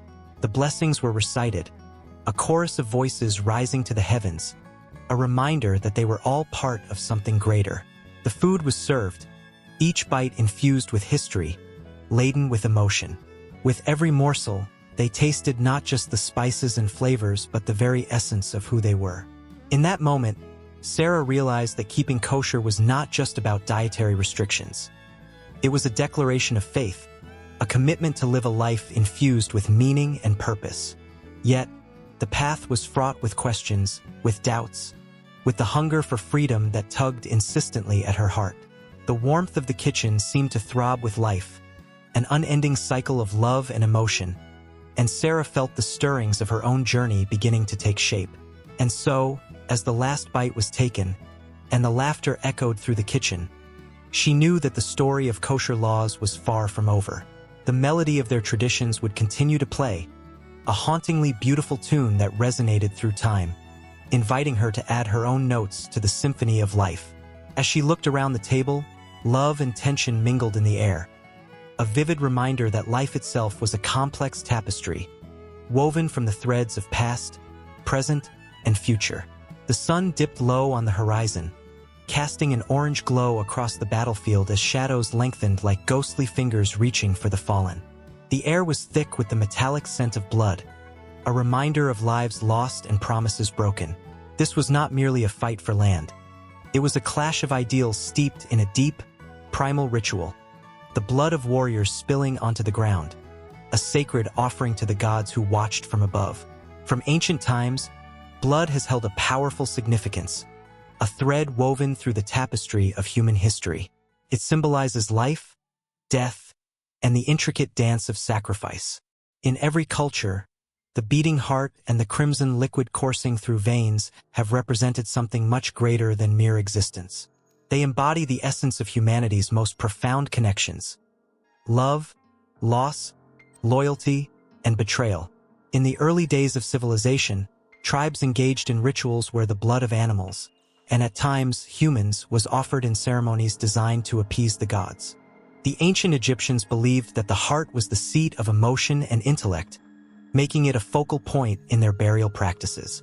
The heart, along with its precious red liquid, was vital in the journey after death, symbolizing the continuation of life beyond the grave.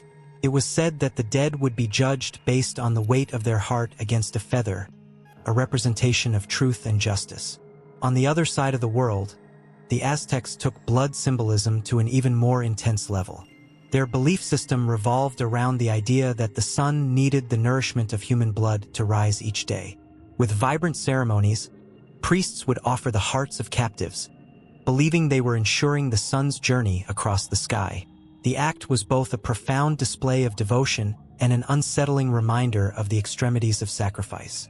The blood of the innocent flowed freely, staining the stones of their temples, while the priests chanted prayers, their voices echoing against the walls, a haunting melody that fused life's essence with the divine.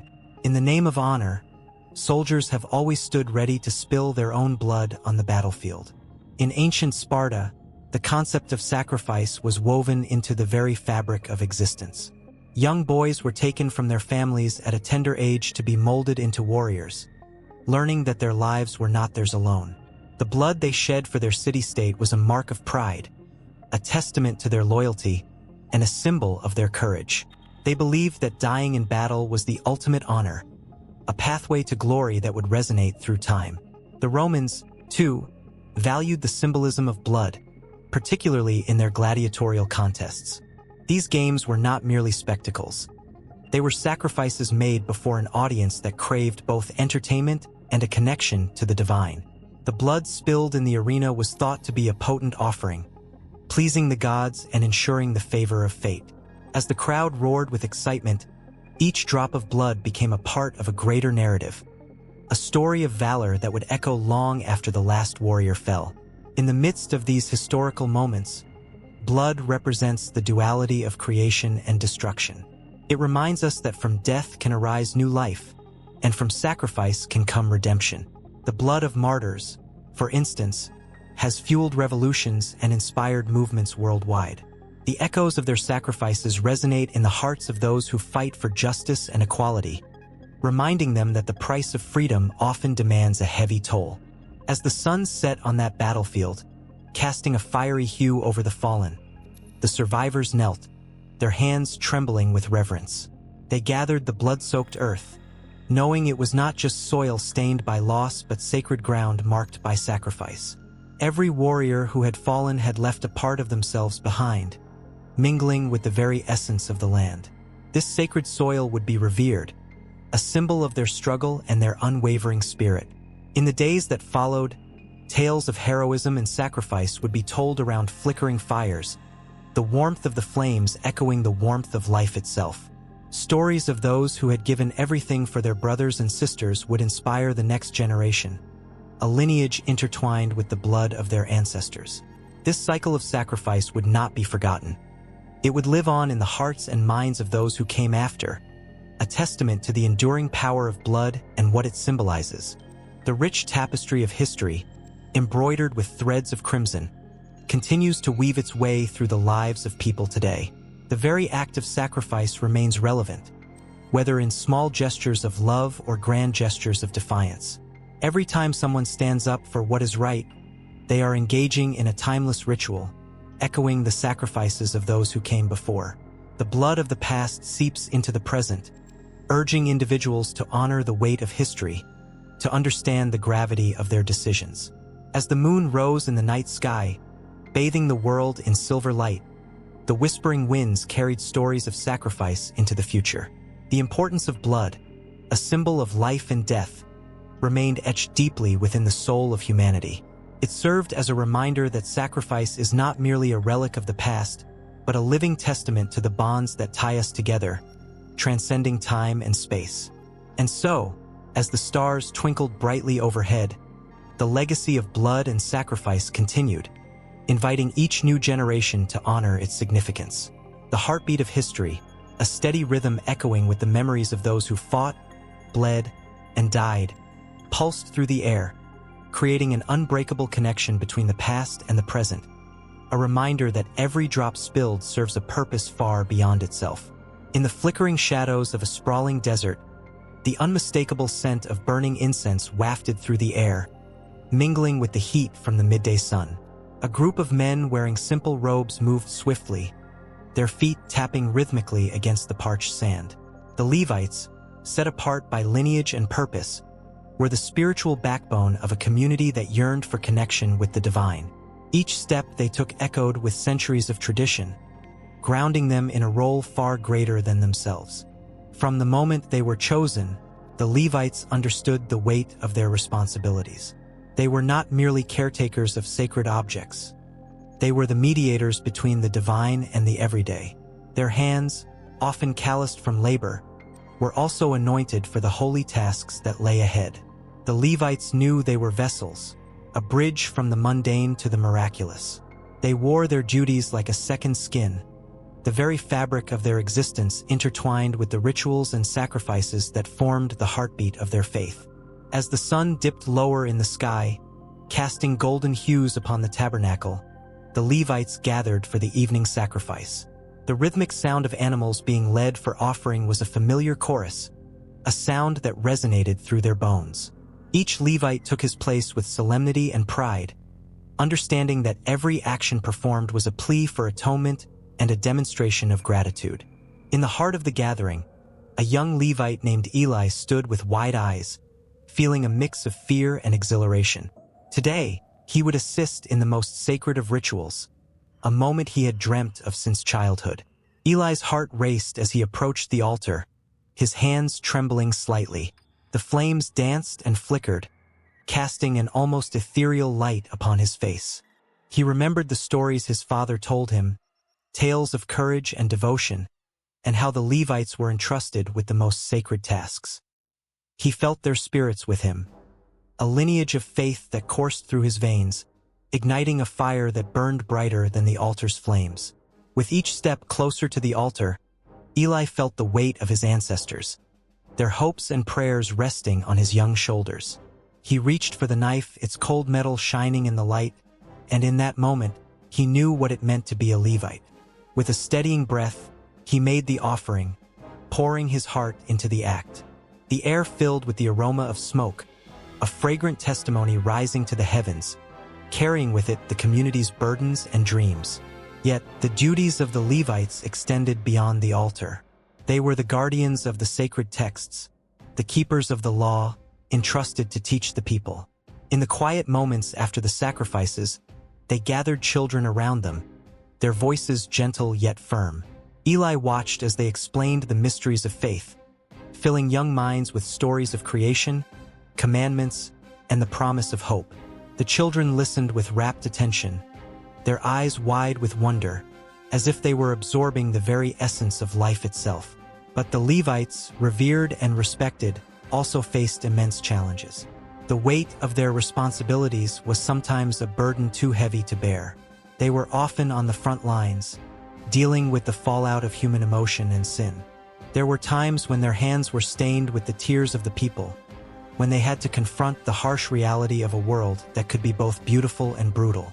During one particularly troubling season, rumors spread like wildfire among the tribes. Doubt and fear threatened to unravel the community's faith, and the Levites found themselves in the eye of the storm. Eli, now somewhat older and wiser, felt the pressure mounting. He could hear the anxious whispers of his fellow Levites, their voices tinged with uncertainty. They had been charged with interceding for the people, yet how could they do so when their own faith wavered? In a moment of desperation, Eli and a group of Levites gathered, hearts pounding and minds racing. They decided to take their fears to the Lord, praying fervently for guidance and strength. In that charged atmosphere, the air thick with tension, Eli suddenly felt a deep connection to the divine, as if the heavens opened, pouring over them an overwhelming sense of peace. It was a reminder that their purpose was not just in the ritual acts they performed, but in the deep relationships they fostered with God and with each other. The Levites returned to their duties, invigorated and determined. They led the community in worship, their voices rising in unison, carrying a message of hope and resilience. The very act of worship became a balm for their souls, a reminder that even amidst turmoil, the presence of the divine was unwavering. The strength of their faith became a beacon, guiding others through the darkness and into the light. As seasons changed, so did the Levites' role in the ever-evolving tapestry of the community. They became not only priests but also leaders, advisors, and comforters. Their responsibilities grew, encompassing everything from settling disputes to overseeing festivals that celebrated the rich heritage of their people. With each new challenge, the Levites adapted, their spirits resilient and unwavering. By the flickering light of the tabernacle, Eli stood as a testament to the Levites' evolving legacy. The passion in his heart mirrored that of the generations before him, and he understood that being a Levite was a lifelong commitment, not just to the rituals but to the people themselves.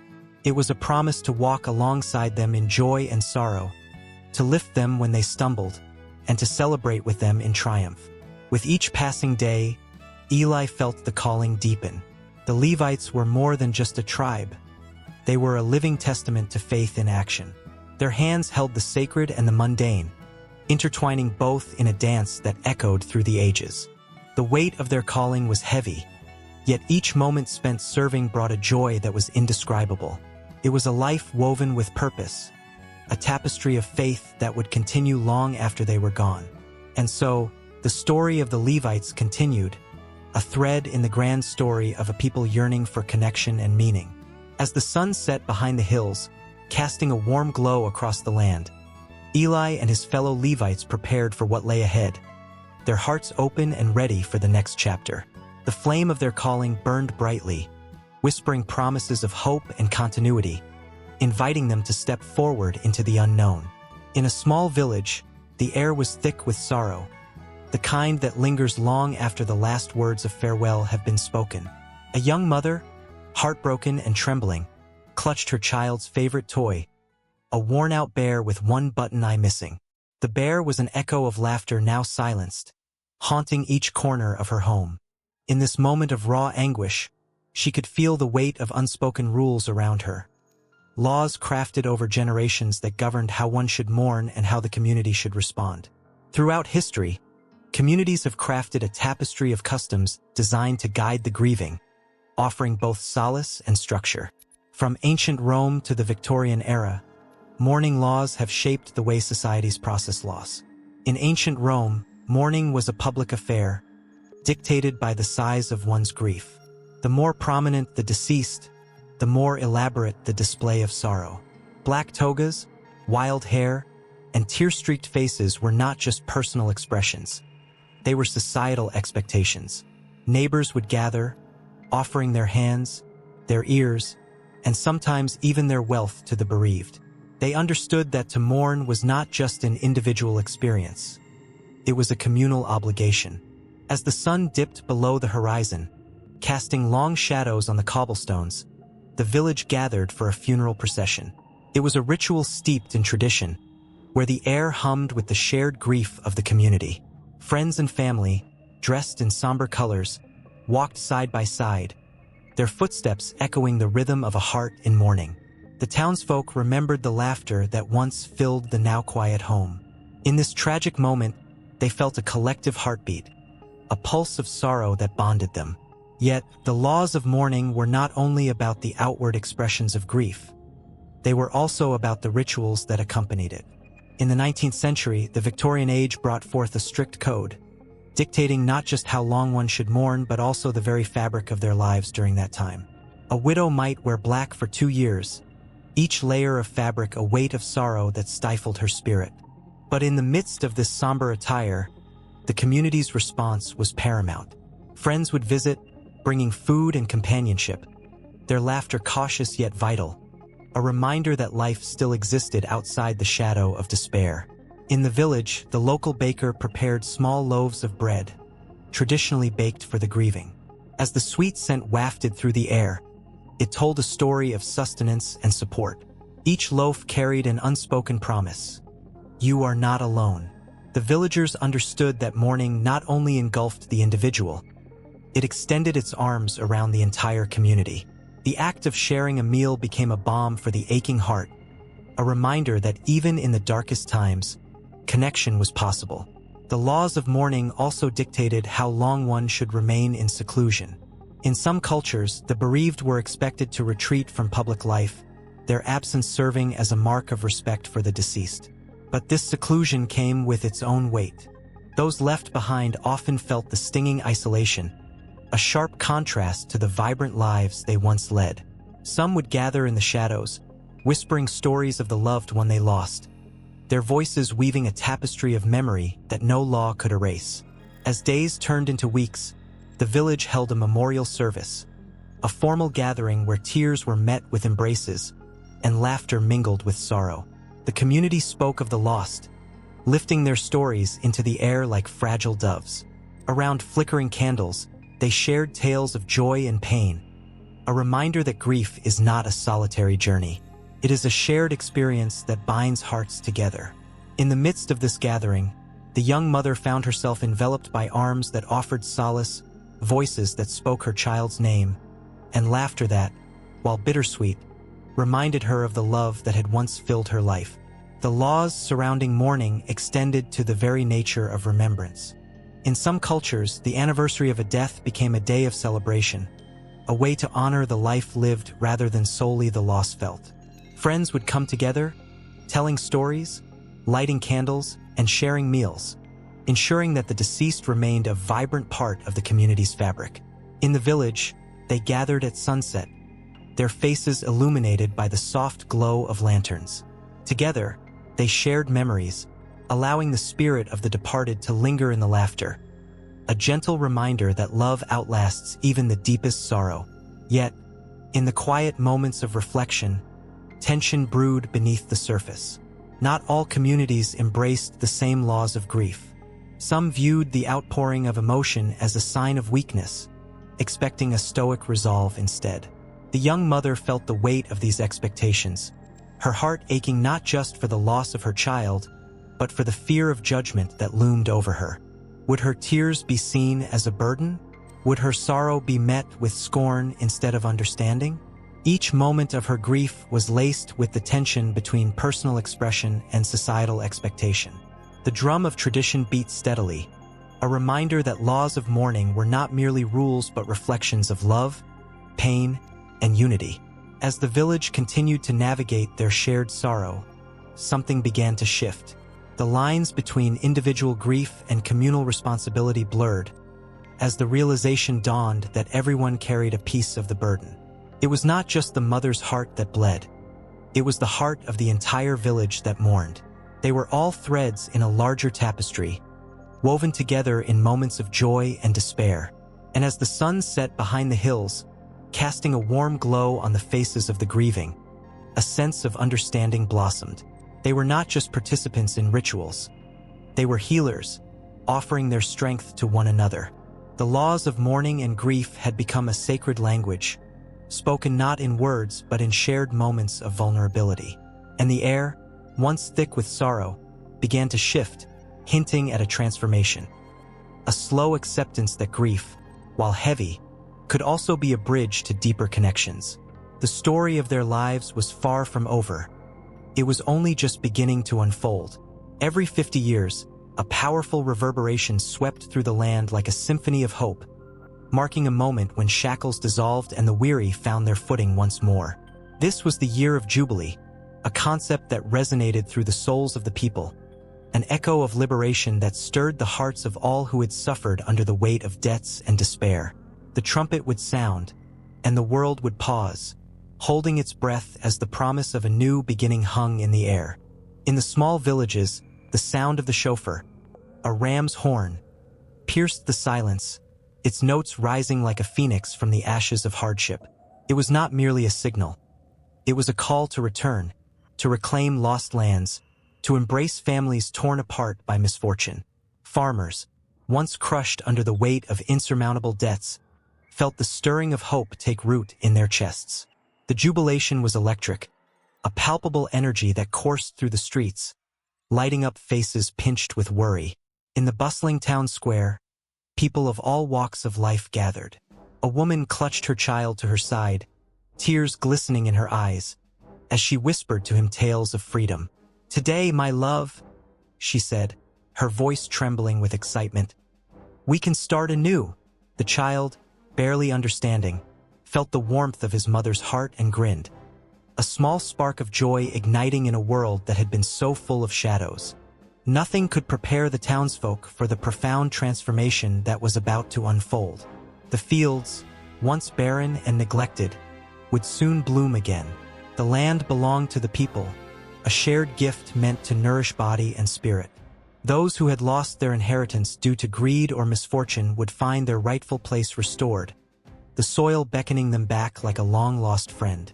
With the announcement of Jubilee, old rivalries faded, replaced by a fierce unity as neighbors came together to support one another.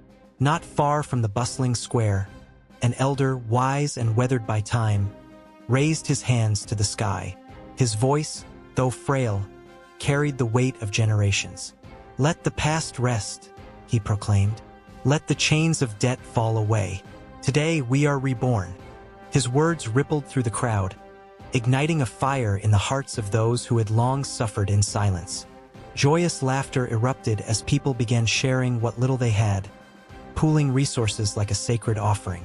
Bread was broken, and food that had once been hoarded was shared freely, each morsel a blessing that celebrated the bonds of community. In this moment, they understood that they were not alone.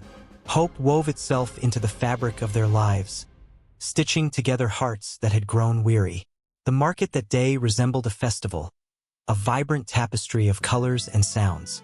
Stalls were laden with fresh produce, and the scent of spices wafted through the air, igniting memories of family gatherings and feasts long forgotten. Merchants, once resigned to despair, found themselves smiling at one another, exchanging goods and laughter, their past grievances washed away like footprints in the sand. But as the sun dipped lower in the sky, casting an amber glow across the land, the specter of uncertainty lurked at the edges. What would happen when jubilation faded? Would the old ways creep back in, gnawing at the edges of this newfound freedom? The echoes of past injustices still lingered, whispering warnings that not all would embrace the joy of Jubilee. In the shadows, a few men gathered, their faces hard and unyielding. They were not ready to relinquish their hold on power, their hearts hardened by greed. Their whispers were laced with disdain for those who would dare reclaim what was theirs. "They'll never be satisfied," one sneered, his voice thick with bitterness. This is foolishness. The weak will always be weak. But the air crackled with the energy of change, and the winds of destiny were shifting. As families reunited, laughter spilled into the night, carrying with it stories of resilience and rebirth. The long-lost were found, and the splintered communities began to mend, their bonds fortified by shared dreams and the promise of brighter days. Yet, every joyous celebration holds its breath, teetering on the edge of uncertainty. Would this momentary peace endure? As the moon rose high, casting its silver light over the land, the question lingered. Would the people stand united against the shadows of the past, or would they surrender once more to the weight of despair? Just then, a child, drawing in the dust with a stick, looked up. His eyes sparkled with innocence as he asked, "Will it always be like this? Will we always be free?" The question hung in the air, heavy with the dreams and fears of generations. It was a question that only time could answer, a question that echoed through the hearts of all gathered that day. The trumpet blared once more, sound cascading like a waterfall, energizing the crowd. Families embraced, tears mingling with laughter as they felt the power of the moment. Hope and fear danced together like old friends, creating a tension that was both thrilling and terrifying. And in that moment, as the villagers joined hands, hearts beating in unison, they felt the pulse of history beneath them, the legacy of Jubilee stretching far beyond their small community.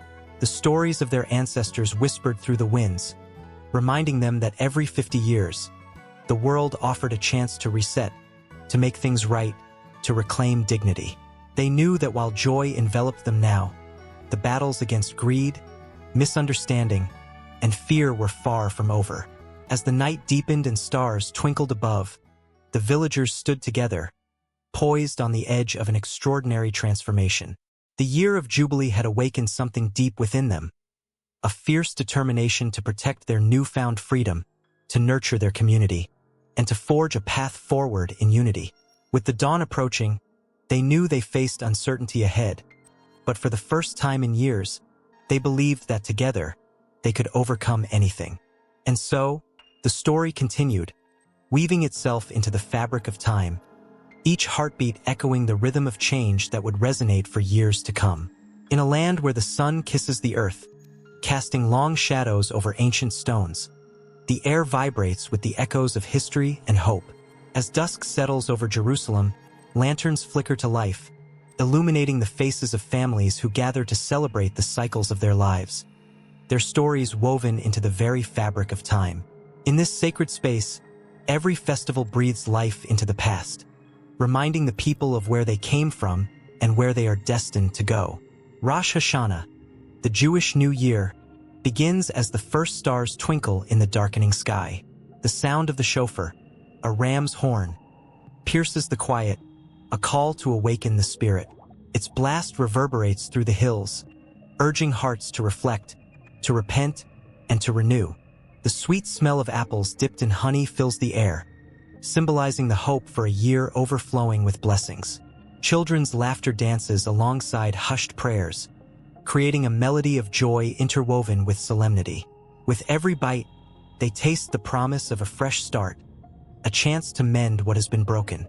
As the days of awe unfold, Yom Kippur arrives like a solemn wave, washing over the land with its weight of introspection. The atmosphere thickens with emotion as families come together, dressed in white, a symbol of purity and humility. Fasting brings a shared silence, a collective yearning for forgiveness. The haunting melodies of Kol Nidra fill the synagogues, wrapping around the souls present like a warm embrace. The flickering candles cast shadows that dance across faces filled with longing and regret. Here, in this sacred time, the air is thick with the weight of memory, each soul carrying the stories of ancestors who walked these paths, faced unimaginable trials, and emerged with unwavering faith. The joyous sounds return with Sukkot, a festival that bursts forth like a rush of vibrant color. Families construct their sukkahs, temporary huts adorned with branches and fruits, reminiscent of the Israelites' journey through the desert. They gather beneath the stars, sharing meals and stories, laughter echoing in the cool night air. Children play games, their joyous cries mingling with the rustling leaves, reminding everyone that even in the fleeting nature of life, joy can be cultivated. The waving of the lulav and etrog brings a sense of unity, a reminder that all elements of creation come together in harmony. As autumn deepens, the somber notes of Hanukkah light up the dark. The menorah stands proudly in windows, a beacon of resilience and hope. Each night, another candle is lit, symbolizing the miracle of oil that burned for 8 days when the Maccabees reclaimed their temple. Families gather around tables laden with golden lakhs, their crispy edges mirroring the flickering flames. Laughter fills the room as children play dreidel, the spinning top a reminder of the miracle of survival. In this glow, stories of courage and faith echo through generations, igniting a spark in every heart. With winter's chill comes Tu B'Shavat, the new year for trees, a celebration of life and renewal. The earth awakens with the promise of spring, and families plant saplings, their hopes for the future embedded in the soil. The air is fragrant with the sweet scent of fruits, each bite a reminder of nature's bounty. Singing and dancing erupt as people celebrate the connection to the land, honoring the cycles of growth and rebirth. It is a joyous acknowledgement of the environment that has nurtured their ancestors and continues to sustain them. Purim bursts onto the scene like a colorful parade. Costumes and laughter fill the streets as children and adults alike revel in the story of Esther, a tale of bravery and hope. The sound of groggers drowns out the name of Haman, the villain, while the joyous cries of Ulkaim echo as wine flows freely. Hamantashen, sweet pastries filled with fruit, are shared and devoured, symbolizing the sweetness of victory over despair. The revelry creates a sense of community, binding everyone together in a celebration that transcends time. The tension mounts as Passover approaches, a festival steeped in history and remembrance. Families gather around the Seder table, where the story of liberation unfolds. The matzah, unleavened bread, becomes a symbol of both hardship and freedom. The bitter herbs awaken the taste of suffering, while the wine flows as a reminder of the joy of redemption. Songs are sung, prayers recited, and stories shared as generations come together to honor their past. Each child asks, "Why is this night different?" And in that moment, history comes alive, reminding everyone that they are part of a larger narrative. As summer approaches, Shavuot arrives to crown the cycles of festivals. The giving of the Torah at Mount Sinai marks a moment of divine connection, and families gather to read the sacred texts. The scent of freshly baked cheesecake wafts through kitchens, blending with the fragrance of blooming flowers, symbolizing the sweetness of receiving wisdom.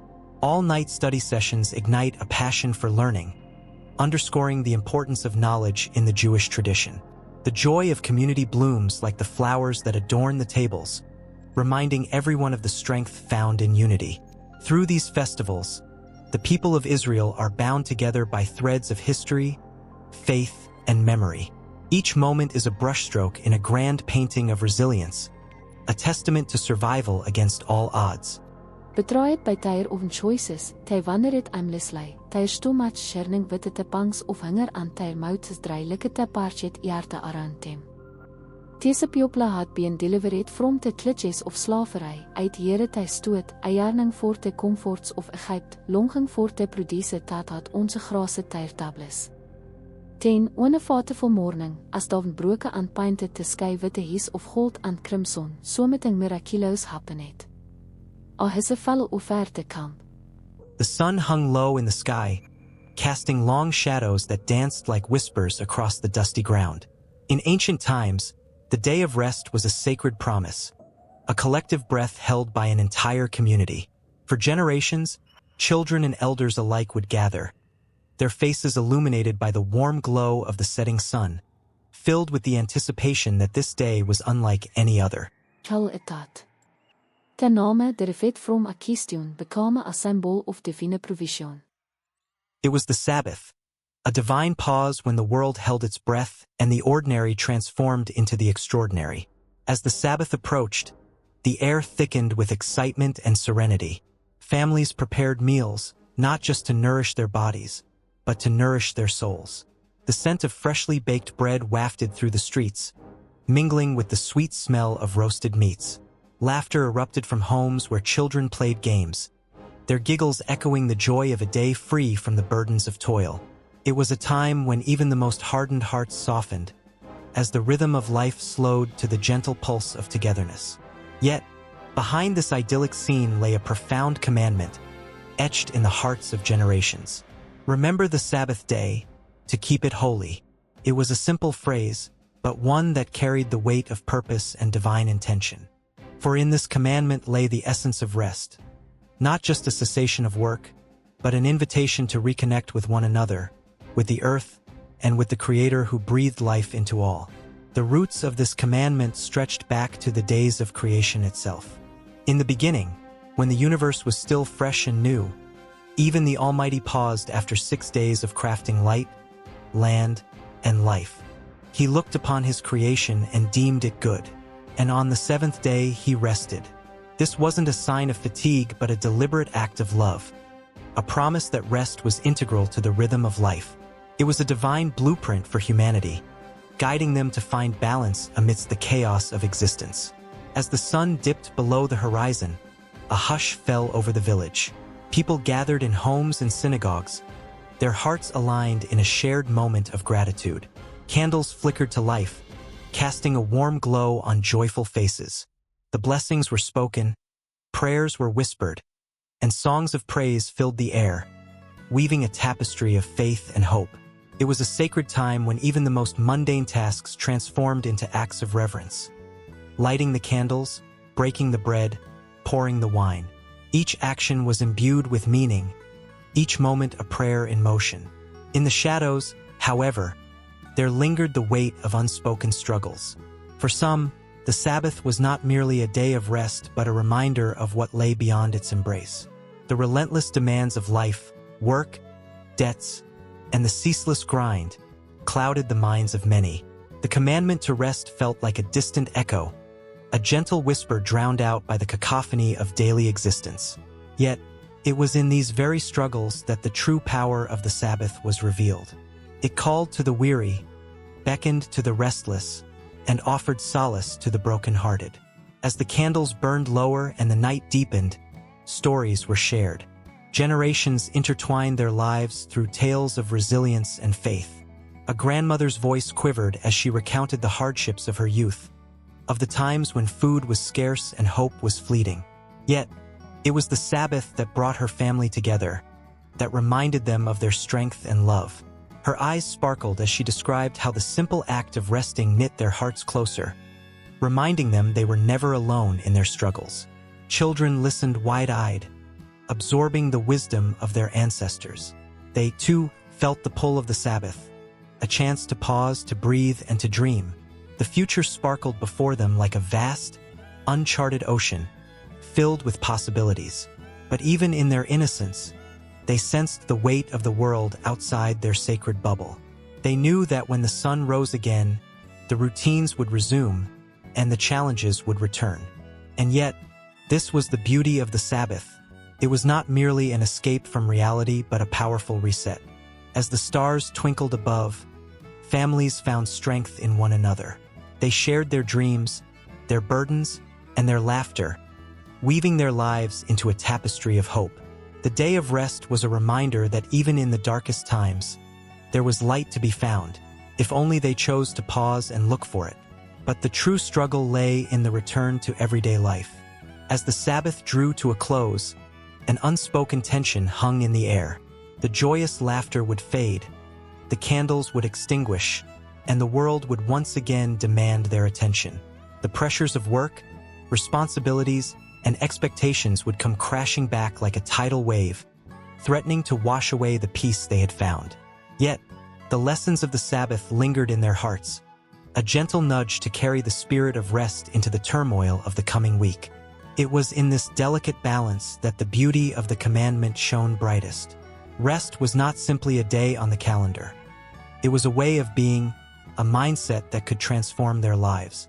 With each week that passed, they would return to the Sabbath not just as a routine, but as a lifeline, a chance to reconnect with their purpose, their community, and their faith. As the sun began to rise once more, casting golden rays across the sky. The village stirred with the promise of a new week. Eyes blinked open with the lingering glow of the Sabbath still dancing in their minds. The world awaited, with its challenges and triumphs, but tucked away in the corners of their hearts was the unshakable truth that they were part of something greater. A shared existence held together by love, faith, and the sacred rhythm of rest. And so, they stepped forward into the world, hearts brimming with hope, ready to embrace both the struggles and the joys that lay ahead. The sun dipped low in the sky, casting a golden hue over the vibrant fields of barley, swaying gently in the evening breeze.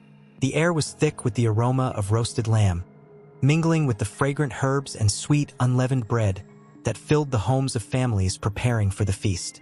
It was Passover, a time steeped in rich stories and ancient traditions, pulsing with the heartbeat of a people who had tasted both freedom and bondage. As children giggled and played, their laughter echoed the joy of generations past, whispering promises of hope and deliverance. In the hush of twilight, a father gathered his family around the table, his voice steady yet filled with emotion. This night, we remember how our ancestors fled Egypt, freed from the chains of oppression. He began, his eyes shimmering with unshed tears. The recounting of the Exodus was not merely a story. It was a lifeline connecting the present with the past, reminding them that they were part of something much larger than themselves. Each bite of matzah, every sip of wine, carried meaning, evoking the bitterness of slavery and the sweetness of freedom. Outside, the stars began to twinkle, twinkling like the hope that danced in their souls. The tradition of the Seder was a sacred tapestry woven with threads of memory and faith, as generations gathered to retell the narrative of liberation. It was a feast of remembrance, a promise that no matter the darkness they faced, there was always a dawn waiting to break. As the moon rose high, illuminating the night, the scene shifted to another day, another festival. The fields were alive with joy once more, as the Festival of Weeks approached. Known as Pentecost, this feast celebrated the first harvest of the year. Families poured into the town square, laughter and chatter filling the air, hearts brimming with gratitude. In the temple, priests adorned in brilliant white robes prepared for the rituals that would mark this sacred occasion. 2 loaves of bread, freshly baked and sprinkled with fine flour, were raised high toward the heavens. "These are the fruits of our labor," a priest proclaimed, his voice echoing off the stone walls. "Let us offer them to the Lord." The people's voices rose in a beautiful symphony of praise, a collective acknowledgement of the blessings bestowed upon them. Yet, amid the celebration, a sense of urgency rippled through the crowd, an anticipation that something miraculous was about to unfold. The Spirit of the Almighty was stirring, weaving among the people, igniting flames of passion in their hearts. It was a moment poised on the brink of transformation, a divine whisper that beckoned them to step into a new reality, one where the power of the Creator would be unleashed in ways they could scarcely imagine.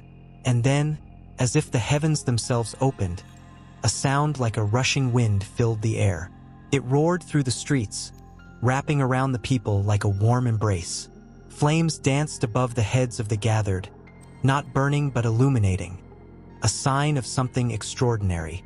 The Spirit descended, empowering each individual with the ability to speak in tongues, to proclaim the wonders of God in the languages of the world. It was a moment that transcended time, a vivid reminder that the promise of God's presence would never fade. The excitement in the air was palpable, electric, lifting spirits higher than they had ever dreamed. Hearts raced, and eyes sparkled with wonder as the crowd surged toward the apostles, drawn by the inexplicable energy that pulsed from them. Faces shone with hope, and doubts melted away like morning mist in the sunlight. The impossible had become possible, and the air was thick with the scent of something new, something life-changing. But all these emotions, joy, and hope were fleeting. As the seasons turned, the vibrant colors of summer began to fade into the warm tones of autumn. The Festival of Tabernacles loomed on the horizon, a time of harvest and celebration, but also reflection. Families prepared to leave their homes, to dwell in temporary shelters made of branches and leaves, a powerful reminder of their ancestors wandering in the wilderness. The streets buzzed with activity as families gathered palm fronds and willows, creating booths that would house their memories for the week. As the sun set on the first day of the festival, the city transformed into a tapestry of light and laughter. Candles flickered in the cool night air, illuminating the faces of the young and old as they shared stories of God's faithfulness. "Remember the journey," a grandfather said, his voice carrying the weight of many seasons. "Remember the cloud by day and the fire by night. Remember the one who provides." His words, a gentle reminder, drew forth tears of gratitude. Each moment of this festival was an invitation to reflect on the past while anticipating the future, holding both in a delicate balance. As the days passed, joy spilled into every corner. Families danced and sang, their voices rising to the heavens like the smoke of the sacrifices being offered in the temple. The sound of laughter mingled with the rustle of leaves, creating a melody of life and thanksgiving. Yet, beneath the surface of celebration, a sobering reality lingered. The people were reminded that this feast celebrated not just their harvest but their dependence on God, a call to recognize that every blessing came from above. They looked into the nights filled with stars, wondering what was next. What awaited them on the other side of these feasts? Would they ever find the lasting peace they sought? As the festival approached its climax, a sense of foreboding crept in, weaving through the joy like shadows at dusk. What would it take to fulfill the longings of their hearts? Would the promise of a coming Messiah bring the transformation they so desperately desired? The air was thick with questions and hope, as night fell once more over the vibrant booths. The flickering flames cast dancing shadows, illuminating the faces of the faithful who gathered in anticipation. Each heart beat with expectation, longing for the answers that lay just beyond their reach, ready to spill over into the dawn of a new beginning. In the flickering light of ancient campfires, a hush fell over the people of Israel as they gathered in the cool evening air. They sat cross-legged on the ground, faces glowing with anticipation, eyes filled with curiosity. The air was thick with the scent of roasted lamb and freshly baked bread, mingling with the whispers of the wind. It was not just another night. It was a night of revelation, a night where the very essence of their identity danced at the edges of understanding. As the sun dipped below the horizon, the shadows stretched longer, reminding everyone of the hidden truths they had yet to confront. The laws, those heavy, sacred words penned by the hands of Moses, were not mere rules but a lifeline, a map guiding them through a wilderness of uncertainty. They were about to hear the call for holiness, a call that echoed through the ages, challenging them to rise above the mundane. "Be holy, for I the Lord your God am holy." This commandment rang through the air like a trumpet, piercing the veil of complacency that had settled over them. It wasn't just a matter of ritual or sacrifice. It was a call to live differently, to reflect the very character of their Creator in every action, every word. Each person felt the weight of that command, the weight of the responsibility it entailed. Families exchanged worried glances. They could sense the gravity of the moment, the tugging at their hearts. Chapters 17 through 26 were not just a collection of laws. They were a manifesto of divine expectation. They spoke of sacredness and purity, of boundaries that must be respected to avoid the shadows of chaos. Within these verses lived the heart of Israel's covenant with God, a promise that demanded loyalty and reverence. With every proclamation, the people were reminded that their lives were intertwined with something far greater than themselves. As the night deepened, the stories of forbidden practices and the consequences of disobedience came alive. The Israelites listened intently, their breaths held tight as the words painted vivid images of what lay beyond the lines of holiness. The stark reminders of sacrifices, the shedding of blood, were part of a grand narrative that spoke of redemption and commitment. The air crackled with tension as the implications of idolatry and the allure of foreign gods crept into their thoughts like a thief in the night. "Do not turn to mediums or necromancers. Do not seek them out." The voice resonated, stirring something primal within the crowd. Fear and fascination danced in their hearts as they contemplated the fate of those who strayed. A shiver ran down their spines as they imagined the dark forces that lurked just beyond their reach, waiting to ensnare the vulnerable. They grasped their children closer, the innocence of youth a tender reminder of what was at stake. The laws about sexuality unfurled next, casting a wide net of emotions across the gathering.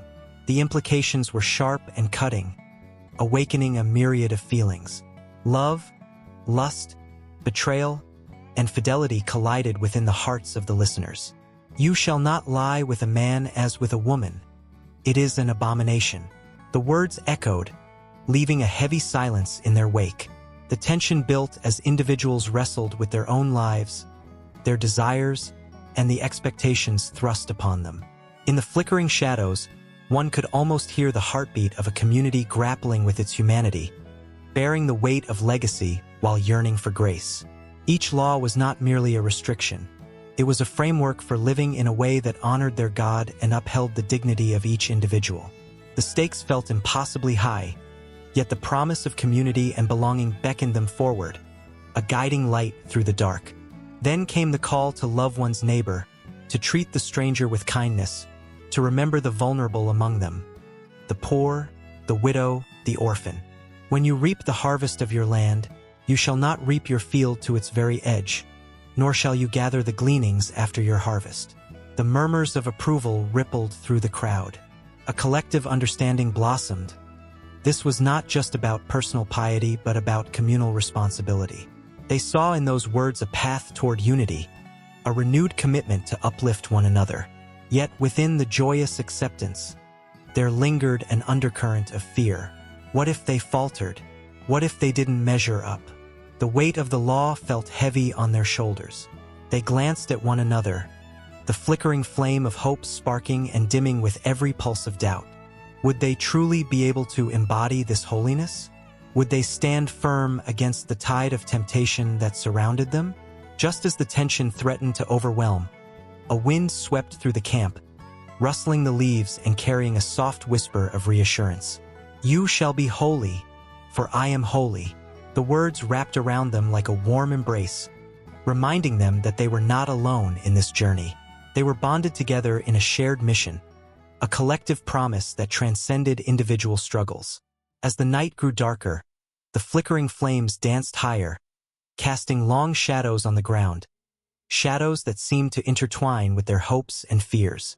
The intensity of the moment surged, and hearts raced with the realization that the call to holiness was not a burden but an invitation, to step into a life that reflected divine love and compassion.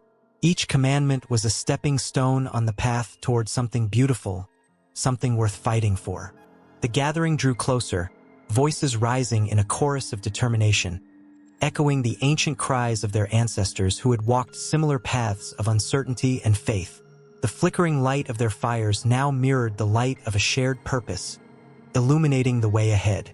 The laws that once felt like chains began to transform into wings, urging them forward, into the unknown, where the promise of belonging awaited. And just as the last embers began to fade, a new dawn broke on the horizon, signaling not an end, but a new beginning. A call to rise, to reflect holiness in the world, to embrace the journey yet to come. In that moment, they knew the story was far from over. It was only just beginning.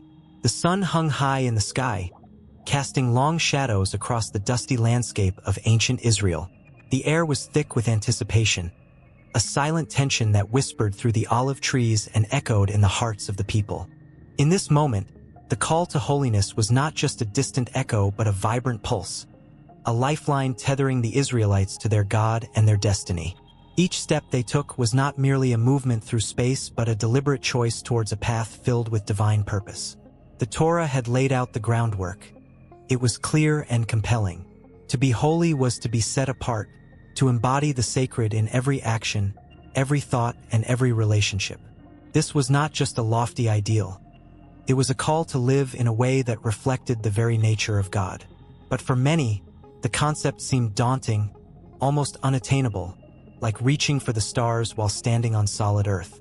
Yet, there was a flicker of hope in every heart. This was not an invitation to perfection, but rather a journey of transformation. As the Israelites gathered, Families clasped hands, eyes glistening with determination and trepidation. They stood on the threshold of their identity, knowing that their choices would ripple through generations. The ethical implications of holiness weighed heavily upon them. It demanded justice, mercy, and compassion, principles that would shape their society. Every commandment carried with it the weight of responsibility, an assurance that every action counted in their collective story. A father turned to his child, his voice a whisper yet booming with urgency. "Remember, son, to love the stranger. We were once strangers in a land not our own." His words dripped with the wisdom of history, a reminder of their own past struggles, of the hardships they endured in Egypt. The call to holiness was not merely about individual piety, but about how they treated one another and those outside their community. It was a radical notion that threatened to upend their understanding of who they were. Meanwhile, at the center of the crowd, a young woman stood firm, her heart racing with a blend of fear and passion. She thought of the injustices she had witnessed, the widows and orphans left behind, the cries for help that seemed to vanish into the air. The call to holiness struck her like a thunderbolt. It wasn't enough to stay silent.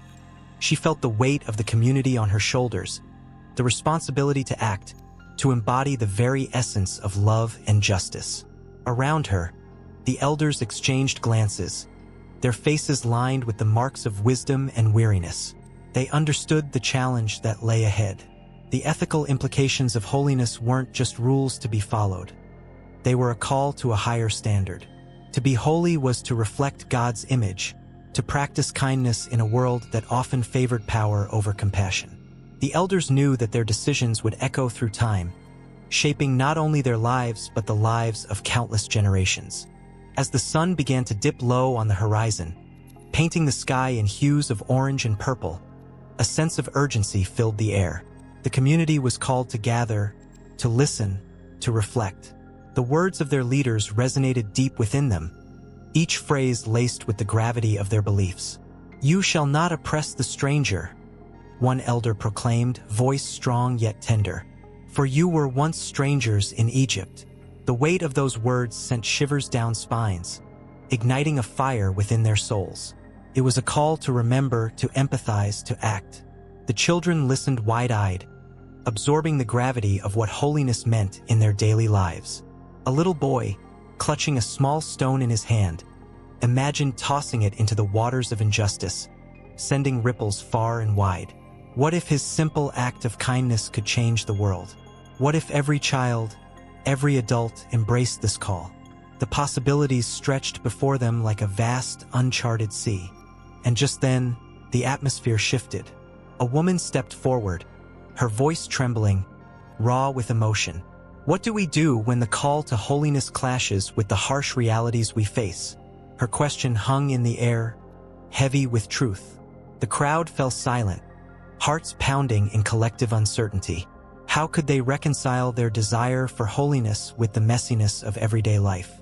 A murmur of agreement rippled through the crowd as they considered her words. The tension was palpable, and the air thick with unspoken fears. Would they sacrifice their principles for comfort? But that very discomfort was the heartbeat of their faith. Being holy meant engaging with the world, standing firm against injustice, and loving fiercely in the face of adversity. A young man, emboldened by the stirring in the crowd, spoke up. "Holiness is not just about us. It's about our neighbors, the poor, the marginalized. It's our duty to lift them up." His voice cracked with passion, and the crowd felt the electricity of his conviction. They knew in that instant that the call to holiness demanded action, not complacency. As the sun dipped beneath the horizon, casting a final golden glow upon the gathering, a collective resolve began to form. They understood that their ethical implications were not merely about adhering to laws but living them out in love. The call to holiness was a symphony of voices rising together, a tapestry woven from the threads of mercy, justice, and compassion. Each heart beat in sync, understanding that the journey ahead would be fraught with challenges, yet filled with the promise of change. The stories of their ancestors echoed as reminders that holiness was not a destination but a commitment, a daily choice to rise and make their world better, one act at a time. In that moment of shared understanding, their voices lifted in unison, a powerful chorus echoing through the valley. It was a declaration of their intent, a commitment to embody the holiness that called to them from every corner of their lives. They would not turn back. They would walk forward, hand in hand, towards a future that shimmered with hope, a future where the ethical implications of their holiness would shine as a beacon for all to see. And as darkness fell, they stood together, a community bound by a promise, ready to face whatever challenges lay ahead, knowing that their commitment to holiness would light the way through the shadows. The call had been made, and they were listening. The sun dipped low, casting long shadows that danced across the cobbled streets of ancient Rome. A woman stood at the threshold of a dimly lit tavern, her heart racing, each beat echoing the choices that led her here. She felt the weight of centuries of laws and customs pressing down on her, the expectations of society hanging heavy like a dark cloud. It was a world where the whispers of morality intermingled with the laughter of libertines, creating a cacophony that filled the air with tension and anticipation. In the early days of civilization, sexual morality was often a reflection of power. Kings and emperors wielded their authority not just through armies and decrees, but through the control of bodies and desires. The Code of Hammurabi, one of the earliest collections of laws, laid bare the consequences of sexual transgressions. Women, often viewed as property, were subject to severe punishments, while men faced little more than a slap on the wrist. This imbalance set the stage for centuries of turmoil, where sexual behavior became a battleground for rights and freedoms. Fast forward to the rise of Christianity, where sexual morality took on a new guise. The teachings of the Church painted sex as something sacred yet sinful, a paradox that left people grappling with their desires. St. Augustine, a man of profound faith, struggled with his own lustful thoughts, ultimately shaping the doctrine that would govern sexual ethics for generations. His writings evoked intense emotions, as he spoke of the inner war between the body and the soul, a struggle that resonated with many, igniting fires of passion and guilt alike. In medieval Europe, chivalry imposed a new layer onto the fabric of sexual morality. The ideals of courtly love emerged, where noble knights would dedicate their hearts to unattainable ladies, often leading to acts of adoration that danced dangerously close to infidelity. These tales captivated the imagination, yet they also reinforced the notion that love was a game played by the rich. For the common folk, relationships were dictated by necessity and survival, often stripped of the romantic embellishments that the chivalric tales promised. The Enlightenment brought forth a rebellion against the shackles of previous epochs. Thinkers like Voltaire and Rousseau began to question the morality imposed by tradition, advocating for personal freedom and the pursuit of happiness. With their ideas came a surge of liberation, yet societal norms still clung stubbornly to their grip. The 18th century saw brothels flourish as hidden sanctuaries for desire, yet they existed in a world where shame lingered at the edges, reminding those who entered of their moral transgressions. The Industrial Revolution transformed not just economies, but also sexual relationships. As people flocked to cities in search of work, traditional family structures began to fray. Women found themselves stepping into positions previously reserved for men, leading to the birth of the suffragette movement. These women, fierce and determined, challenged the very foundations of sexual morality, demanding the autonomy to govern their own bodies. Their voices rose like a storm, echoing through the streets, shaking the pillars of a society that had long silenced them. As the 20th century dawned, the world plunged into the chaos of two world wars. The brutality of conflict forced people to confront mortality in ways they never had before. The Roaring Twenties emerged, a time when jazz filled the air, and flappers danced defiantly in the face of conservative norms. Yet, beneath the surface, a darker reality loomed. The rise of sexually transmitted diseases and unwanted pregnancies brought forth the specter of consequences, a reminder that freedom could come with a heavy price. The sexual revolution of the 1960s erupted like a volcano, shaking the foundations of society once again. Birth control became a symbol of liberation, granting women unprecedented control over their bodies. Love and sexuality intertwined with politics. As protests and gatherings echoed through the streets, crying out for equality and recognition of diverse sexual orientations. The air crackled as boundaries were pushed, new identities emerged, and the collective heartbeat of a generation resonated with the fervor of change. Yet, as the tides of morality shifted, they brought with them a backlash. The rise of conservatism in the late 20th century reasserted traditional views on sexuality, spurred by fears of what the newfound freedom might lead to. The AIDS crisis loomed large, casting a shadow over the progress that had been made. Fear and stigma intertwined, leading to the marginalization of entire communities and a deep sense of loss that reverberated through the hearts of many. Through all the turmoil, the dialectic of sexual morality remained a constant thread in the tapestry of culture. Films, literature, and art reflected the evolving attitudes towards sexuality, capturing the essence of human experience in all its complexity. From the poetic verses of the Romantics to the biting satire of modern creators, each generation grappled with the questions of love, desire, and morality, leaving behind echoes of their struggles for future generations to ponder. In the present day, the conversation continues to evolve.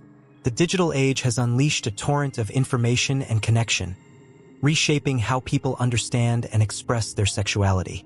But with this freedom also comes new challenges: the rise of exploitation, the fight for LGBTQ+ rights, and the ongoing battle against societal norms that still seek to bind individuals to antiquated beliefs.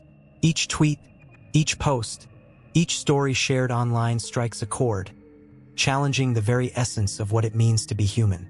As the evening air thickened with anticipation, the woman at the tavern stepped inside, the door creaking softly behind her. The laughter and whispers enveloped her, pulling her into the depths of a world where the rigid lines of morality blurred and twisted. In that moment, she felt the weight of history upon her shoulders, an unbroken chain of choices and consequences stretching back through time, waiting to reveal its next chapter. The air crackled with the promise of untold stories, each one a thread in the intricate web of sexual morality, a web that continued to grow, ensnaring all who dared to seek their truths amidst the chaos. In a dimly lit alley, the faint glow of a street lamp flickers, illuminating the shivering figure of a woman wrapped in a tattered blanket. Her eyes, once vibrant and filled with dreams, now reflect a haunting emptiness. Piles of discarded newspapers lie at her feet, remnants of a world that has passed her by. A gentle breeze carries the distant laughter of children playing, a stark contrast to her silent suffering. This scene is not unfamiliar. It echoes throughout history, a story of neglect, a cry for help that often goes unheard. For centuries, societies have grappled with the deep-rooted issue of poverty. The poor and marginalized have been cast aside, their struggles buried beneath a veneer of prosperity. Yet, history teaches us that voices once silenced can rise to demand justice, that compassion can reshape the world. Every crack in the pavement holds stories of resilience.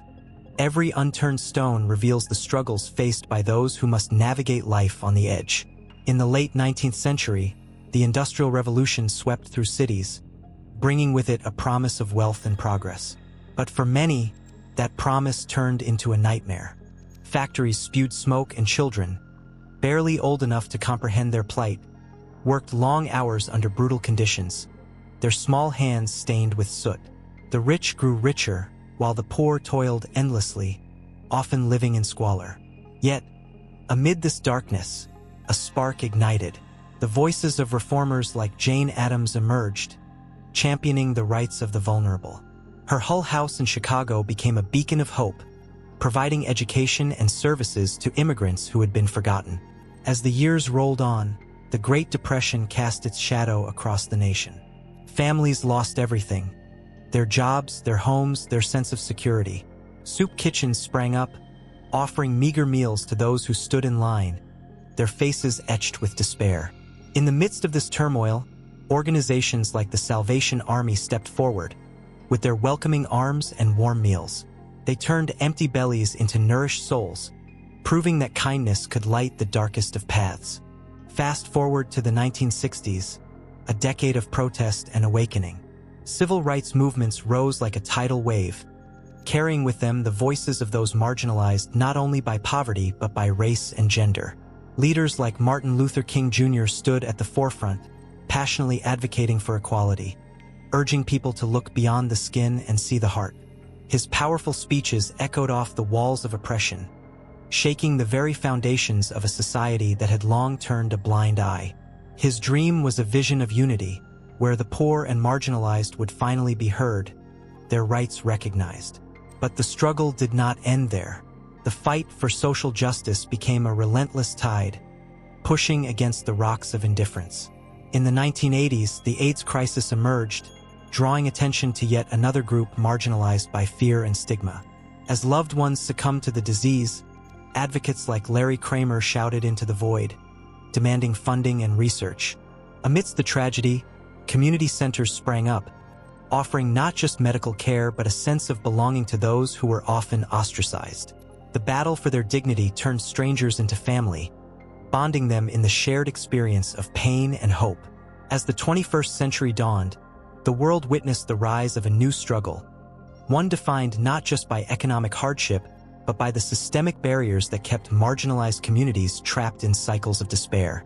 The voices of activists rang out across the globe, from the streets of Ferguson to the shores of Standing Rock, demanding justice not just for themselves but for future generations. Their protests were not just about anger. They were about love. Love for their communities, love for their children, and love for a world where everyone could thrive. Yet the fight continues. The conversations about social justice have grown louder, with movements like Black Lives Matter and #MeToo igniting a passion for change that cannot be ignored. Streets filled with people holding hands, signs raised high, hearts beating in unison. Their cries echo through history, reminding us that caring for the poor and marginalized is not an option. It is a necessity. Each story is a thread in the tapestry of human experience, woven together by shared struggles and triumphs. The woman in the alley still exists, and though her circumstances may seem bleak, she remains a powerful reminder of a society that must do better. Her resilience is not a testament to her suffering but a call to arms for those who can help. It is a reminder that social justice is not a distant dream but a present reality waiting to be fought for. In every corner of the world, grassroots organizations spring up, fueled by ordinary people who refuse to stand by. They gather resources, build shelters, and provide education, each act of kindness creating ripples that expand into waves of change. The power of compassion can be astonishing. It can turn despair into hope, silence into voices, and isolation into community. As the sun sets on another day, casting long shadows on the streets filled with dreamers and doers, the fight for social justice rages on. The pages of history continue to be written, with each act of caring and love carving out a path toward a more equitable world. The stories of the poor and marginalized are not just tales of hardship. They are the very essence of humanity, urging hearts to open and minds to listen. In this ongoing saga, the promise of justice shines brightly, beckoning all to join hands, lift voices, and walk together toward a brighter tomorrow. In the flickering shadows of the ancient tabernacle, where the scent of burnt offerings mingled with the earthy aroma of sacrifice, a profound tension hung in the air. It was a moment cloaked in anticipation, a whisper of the divine. A priest, his robe shimmering with colors of the heavens, stood poised before the people of Israel. His voice, steady yet thunderous, carried the weight of generations, echoing the promise of what was yet to come. As the congregation gathered, an electric pulse of hope coursed through the crowd. They had come seeking guidance, yearning for a glimpse of their destiny woven through the fabric of divine prophecy. Each word from the priest's lips seemed to pierce the stillness, painting vivid pictures of their future, shimmering like stars in a dark sky. But hidden beneath the surface of these sacred texts lay the greatest mysteries, secrets brimming with profound implications. The Book of Leviticus, often overlooked in the grand narrative of Scripture, held within its chapters a treasure trove of prophetic promise. It was a scroll of law and ritual, yet also a roadmap, charting a course towards an extraordinary future filled with hope, redemption, and a new covenant. As the priest spoke of the Day of Atonement, the people listened intently, feeling the gravity of their sins and the weight of their collective hopes. The rituals were not mere formalities. They were a lifeline, binding the past to the future, a promise that forgiveness could rise from the ashes of despair.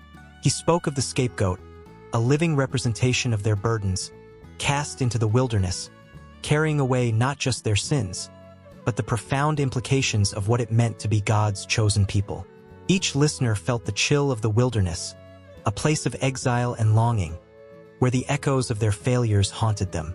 Yet, there was also a flicker of hope, a reminder that they would not remain lost forever. The wilderness was but a pause, a temporary separation, leading to a restoration that would one day come. Prophecy in Leviticus was not simply about foretelling. It was about nurturing a spirit of anticipation. The people recalled the words of Moses, a prophet whose legacy infused their very identity. He spoke of a future leader, a Messiah who would one day emerge from their midst, a figure destined to heal the broken and restore the wayward. The thought sent shivers down the spine of every man, woman, and child, believing that they could be part of something greater, an unfolding narrative that would reshape their very existence. Then came the weighty proclamations of blessings and curses, the stark contrasts that painted the road ahead. The priest's voice rose and fell like the tides, each blessing a gentle caress, each curse a sharp reminder of the consequences of straying from God's path. The people trembled at the thought of their choices, knowing their future hinged upon their faithfulness. Their hearts, alight with fervor, were both thrilled and terrified. What if they faltered? What if they strayed too far? But even in the depths of this fear, the promise remained, a promise of restoration, of a return to grace that would echo through the ages. As twilight descended, the flickering flames of the altar danced in rhythm with the people's hearts, igniting a passion that was palpable. They envisioned a future with Jerusalem as the center of the world, a beacon of hope radiating to all nations. The priest's words painted a glorious picture, a time when swords would be turned into plowshares and peace would reign supreme. The idea of a world transformed, where the lion would lay beside the lamb, stirred deep emotions, and murmurs of amen rolled through the gathering like a warm breeze. But shadows loomed larger as the prophecy also warned of impending trials. The people understood that the road to glory was fraught with challenges, a reality they could not ignore. They felt the weight of history, the burdens of their ancestors who had strayed from God's commands. Yet, the promise lingered, a flicker of light in the darkness, a reminder that through repentance and faith, they could reclaim their destiny. The priest's voice rose once again, declaring a covenant that would transcend time, the promise of a new heart, one that would pulse with divine love and compassion, resonated within each listener. They felt the stirrings of hope, the anticipation of a day when their struggles would lead to a profound transformation, not just as individuals, but as a nation. Would they be the generation that witnessed the fulfillment of prophecy? Would they embrace the call to be a light to the nations? Tears glistened in the eyes of the faithful as they clung to the promise of restoration, a promise that echoed through the ages. The air crackled with emotion, a shared understanding that their choices today would shape the world of tomorrow. They envisioned their children, their children's children, living in a land flowing with milk and honey, where love and justice would reign. As the gathering drew to a close, the tension lingered, a palpable reminder that the story was far from over. The prophecies of Leviticus were like seeds planted in fertile ground, waiting for the rain of history to nourish them. The excitement and fear intertwined, creating an intricate tapestry of emotion that bound them together, hearts beating as one. And as the last flickers of light faded from the altar, they departed, not merely as individuals, but as a community fortified by faith. The unyielding promise of prophecy echoed in their hearts, propelling them toward a future filled with uncertainty, yet brimming with hope. The journey was just beginning, a delicate dance between the present and the future, where each step they took could lead them closer to the fulfillment of divine promises, forever igniting their spirits with the quest for something greater. Secrets hung in the air, teasing the horizon. As they set forth into the night, hearts ablaze with the possibility of what awaited them just around the corner. Beneath a sky thick with ominous clouds, a solitary figure stood at the edge of the village, trembling in the chill of the evening air. His heart raced, not just with the fear of the impending storm, but with the weight of a decision that could change everything. The elders had spoken of it, of blessings and curses, the sacred promises tied to their ancestors. He could almost hear their whispers, a blend of hope and dread that echoed through the ages. Long ago, at the foot of Mount Sinai, a thunderous voice had declared a covenant, binding the people to their God with promises as vibrant as the stars. If they followed the path of righteousness, blessings would flow like rivers, rich and abundant. But straying from that path would unleash curses that could tear lives apart, like a gust of wind shattering the fragile branches of a tree. This truth rang through the lives of the faithful, shaping destinies with an invisible hand, crafting a tapestry woven with threads of joy and sorrow. In the days of the ancient Hebrew tribes, the concept of blessings and curses was more than mere superstition. It was a living, breathing reality that shaped their every action. A farmer would pray over his fields, invoking the blessing of the heavens to rain down fertile life on his crops. His hands, calloused and worn, worked the soil with the hope that each seed would sprout under the watchful eye of a benevolent God. But if he neglected his duties, if he turned his back on the laws handed down through generations, he would face the wrath, the curses that would turn his harvest into dust and despair. And so, the village prospered, but not without shadows lurking just beyond the light. Tales circulated of families that had once thrived, now reduced to whispers and regrets. The baker whose loaves had risen like the sun, now laid low, his oven cold. The blacksmith whose hammer rang out like a triumphant anthem, now silent, his forge extinguished. Why? The elders would point to the broken covenant, the small choices that had led to monumental consequences. A single lie told in the dark, a moment of greed, a heart hardened against kindness. These were the seeds of curses, growing in the fertile ground of neglect. As the wind howled through the trees, carrying the scent of rain mixed with the bitterness of fear, our solitary figure clutched a weathered scroll. The ink was faded, but the words burned bright with meaning. Blessed shall you be in the city, and blessed shall you be in the field. Each letter pulsed with a promise, yet the warnings loomed like shadows behind him. But if you do not obey the voice of the Lord your God, all these curses shall come upon you. The weight of history bore down on him, pressing him into the earth. Would he choose wisely? Would he step forward into the light? Or would he retreat into the safety of ignorance? In this world, the consequences of choices rippled through generations like stones thrown into still waters. The tales of ancestors whispered through the winds, telling of King Saul, who stood tall and mighty until his heart turned away from the divine. The anointing oil had dripped from his brow, the blessings had poured over him as rain, but with disobedience came the curses, a tragic downfall that left a nation in turmoil. His story became a warning, echoing through the hearts of those who followed.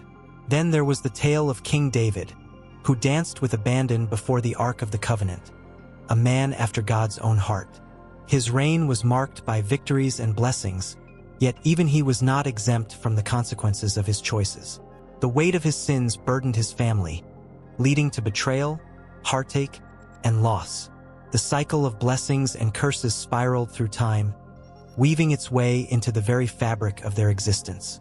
And so, the figure on the village edge trembled, not just from the chill of the wind, but from the realization that the covenant was alive, breathing through their choices, shaping their futures.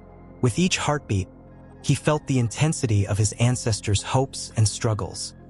He could almost see their faces, felt their joy and pain as if it were his own. The stories of the past were not distant. They were woven into him, a thread of destiny that begged for resolution. As the first drops of rain began to fall, the air thickened with tension. The villagers would gather soon, drawn by the storm and the fear it brought. Would they come together to reaffirm their covenant, to seek the blessings that had once flowed through their lives like honey? Or would they scatter, each consumed by their own doubts, allowing the curses to take root? The figure felt the pulse of history urging him forward, a flicker of hope igniting his spirit. In the distance, lightning cracked across the sky, illuminating the faces of the gathering crowd. Their expressions mirrored the turmoil within him: uncertainty, fear, and a desperate longing for connection.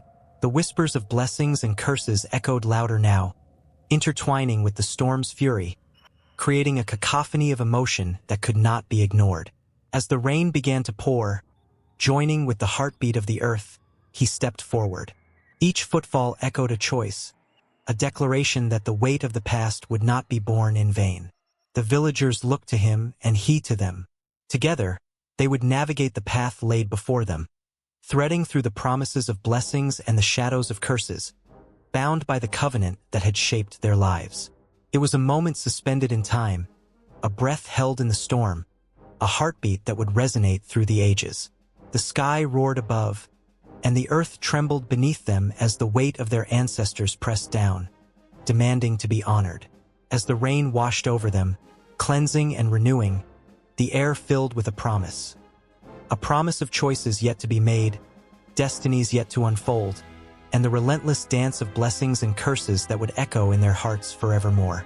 As dawn broke over the hills of ancient Israel, a soft golden light spilled across the land, casting long shadows from the olive trees that whispered secrets to the wind. The air hummed with anticipation, thick with the scent of herbs and the distant crackle of fire. Today was no ordinary day. It was a day of worship, a day woven with rituals that bound the people together in faith and tradition. In a small village nestled among the hills, families stirred from their slumber, their hearts beating in rhythm with the pulse of the land. Men and women donned their simple garments, woven from rough wool and dyed in earthy tones, each thread a testament to their labor and devotion. Children, their eyes bright with curiosity, rushed to gather around the elders, eager to hear stories of the past, tales of creation, of the great flood, and of the covenant made with their God, a promise that hung heavy in the air, like the scent of rain on parched soil. At the center of the village stood a small, unadorned altar, made of stones carefully placed one atop another, each stone a symbol of prayers offered and answered. Today, it would be adorned with fresh offerings: ripe figs, a handful of barley, and a tender lamb, its bleating a heartbreaking reminder of sacrifice. The villagers gathered, their faces serious yet hopeful, heartbeats quickening as they prepared for the ritual that connected them to something greater than themselves. The high priest, a figure of authority draped in linen garments, stepped forward, his voice steady and calm, echoing through the morning air. "We gather today to worship the one who brought us from slavery into freedom," he proclaimed, his hands raised up towards the sky. The people responded with murmurs of agreement, their hearts swelling with pride and purpose. Each word was a thread weaving them into a tapestry of faith, binding their present to the ancient promises made long ago. As the priest began to chant, the villagers joined in, their voices rising like a symphony, a harmonious blend of hopes and dreams. The sound enveloped the gathering, wrapping around them like a warm embrace. Tears glistened in the eyes of those present, each note resonating within their souls, stirring emotions that ran deep, connecting them to their ancestors who had walked these very paths. With each offering placed upon the altar, a collective gasp filled the air. It was not just food that was given. It was a piece of their hearts, a tangible expression of gratitude and reverence. As the lamb was laid down, the knife glinted in the sunlight, a stark reminder of the sacrifices made for the sake of their covenant. The priest's words hung heavy in the air, infused with both solemnity and reverence, as he invoked the name of the Almighty, pleading for blessings and protection. For the ancient Israelis, worship was not merely a ritual. It was a way of life. Every day began and ended with prayers, recited with fervor and deep commitment. The morning would see fathers and sons gathering at the well, reciting blessings over the water, ensuring that every drop was sanctified, every moment cherished. Mothers would gather their daughters, teaching them the sacred traditions passed down through generations, their voices soft but firm, instilling a sense of identity and belonging. The Sabbath brought a unique rhythm, a glorious pause from labor, where families would gather around a table adorned with freshly baked bread and wine, reciting blessings that echoed through the ages. The laughter of children mingled with the stories of the elders, weaving a fabric of love and faith that would span generations. Candles flickered gently in the twilight, their warm glow a reminder of the divine presence that enveloped them, guiding them through the darkness of the night. But worship was not limited to the village. Pilgrimages to the temple in Jerusalem were moments of profound significance. Every year, families traveled far, their hearts pounding with the excitement of reuniting with fellow believers and paying homage to their God. The roads leading to the temple were filled with the sounds of joyous singing, the air alive with the scent of roasted meats and sweet pastries, as vendors sold their wares to the throngs of eager worshippers. Upon arriving at the temple, the sight was breathtaking. Massive stone walls, adorned with intricate carvings that seemed to tell tales of glory and grace. The very ground hummed with the energy of countless prayers offered over centuries. As they approached the altar, the people could feel the weight of history press upon them, a tangible connection to their ancestors who had stood in the same sacred space. In the shadow of the majestic temple, the rituals took on a life of their own. The sound of trumpets blared, announcing the arrival of the priests, their robes flowing like rivers of pure linen. The scent of incense wafted through the air, a fragrant offering that curled upwards, mingling with the prayers and whispers of hope. The people watched in awe as the high priest entered the Holy of Holies, a space reserved for the divine presence, their breaths held in unison, hearts pounding in anticipation of the blessings to come. Yet, amid the grandeur of worship, there were moments of deep vulnerability. The act of confessing sins weighed heavily on the shoulders of many. Each admission was a step into the light, a shedding of burdens that had long been carried. Tears flowed freely, mingling with the dust of the earth, as individuals sought forgiveness and the chance to begin anew. The community stood together, embracing each other in shared humanity, their struggles and triumphs woven into a single narrative that echoed throughout their lives. Days turned into weeks, and the cycle of worship continued, each moment steeped in purpose. The lunar calendar dictated festivals, the joyous celebration of the harvest, the somber remembrance of the Exodus, and other holy days that punctuated the lives of the ancient Israelis. The rhythm of these rituals provided a heartbeat, a reminder that they were not alone in their journey. They were guided by something larger than themselves. And as the sun set over the hills, painting the sky in hues of orange and purple, the people gathered once more, their voices weaving through the night air. The stars emerged, twinkling like ancient blessings, each one a reminder of the promises made between God and his people, a covenant that would transcend time, echoing in the hearts of generations to come. The rituals of worship continued to breathe life into their daily existence, igniting flames of hope and faith that would never be extinguished.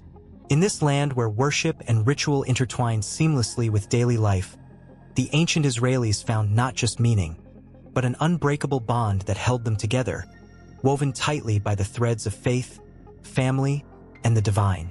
And as night enveloped the village, the warmth of the fire flickered, casting shadows that danced against the walls, as stories of old and dreams of the future mingled in a sacred tapestry, forever binding the past to the present, a continuous cycle of worship that would echo through eternity.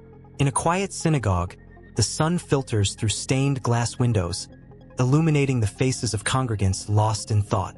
The air feels heavy with the weight of traditions, echoing with the whispers of centuries past. They sit in silence, but within each heart brews a storm of questions.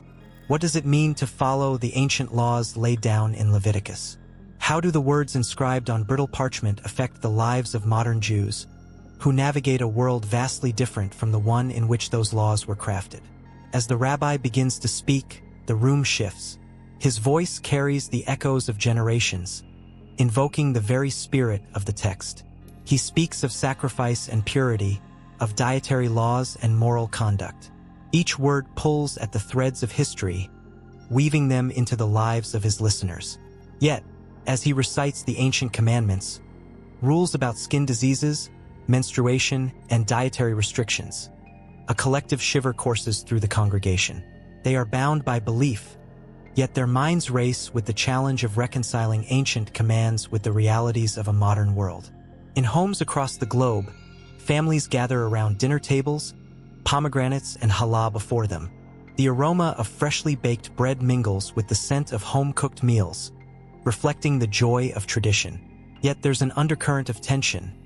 How do these meals reflect the laws of kashrut?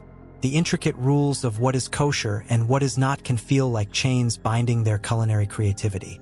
What once was a celebration now sometimes feels like a burden. Did you hear about the rabbi who cooked with dairy and meat on the same plate? A voice whispers, laughter tinged with shock. Denouncements fly, but deep down, the question remains, where does compassion fit into the rigid framework of these laws? The laughter fades, leaving behind an uneasy silence, echoing the struggles each person feels within their own practice. Outside the windows, life continues in a flurry, modernity weaving its way through the streets. The city is alive, with people bustling by, oblivious to the struggles of faith. And yet, deep within the modern Jew lies a yearning, a desire to connect with something greater. The echoes of Leviticus resonate, haunting and beautiful, reminding them of the sacredness of their past and the responsibility that shapes their future. The rabbi speaks of love your neighbor as yourself, words that pulse with urgency. In a society where discord often reigns, these tenets challenge them to reach across divides, breaking down walls of prejudice and hatred. But how do those ancient words transform into action in a world rife with conflict? The tension builds like a storm cloud, the congregation grappling with the weight of their calling. Can they genuinely embody love in a society that often feels fractured? And therein lies the crux of the matter. The implications of Leviticus are not confined to the pages of ancient scrolls. They spill into the streets, into the heart of every individual's life. They challenge the very foundation of identity, asking each person to reflect on who they are and what they stand for.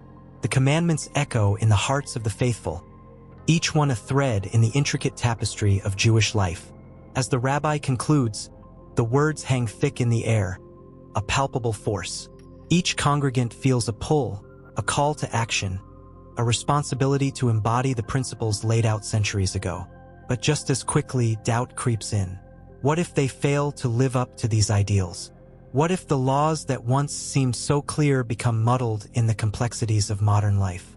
The worry is a weight pressing down, yet within that weight lies a flicker of hope, a desire for connection, for meaning, for purpose in their existence. In the quiet that follows, contemplative glances are exchanged, minds racing. The implications of Leviticus reach further than food restrictions or rituals. They touch the core of what it means to be a person of faith in a world that often feels chaotic and disconnected. It is a call for justice, a plea for compassion, a reminder that spirituality leads to action. Each individual grapples with their role, wrestling with the challenge of embodying these timeless teachings in their day-to-day lives. As they leave the sanctuary, the sun dips below the horizon, casting shadows that stretch long across the pavement. They walk into the night, thoughts colliding, questions swirling. The ancient laws echo in their minds, a reminder that the journey is ongoing, that faith is not a destination but a continuous path filled with twists and turns. There is a profound beauty in the struggle, an understanding that the fight to live authentically remains sacred, a legacy passed from generation to generation.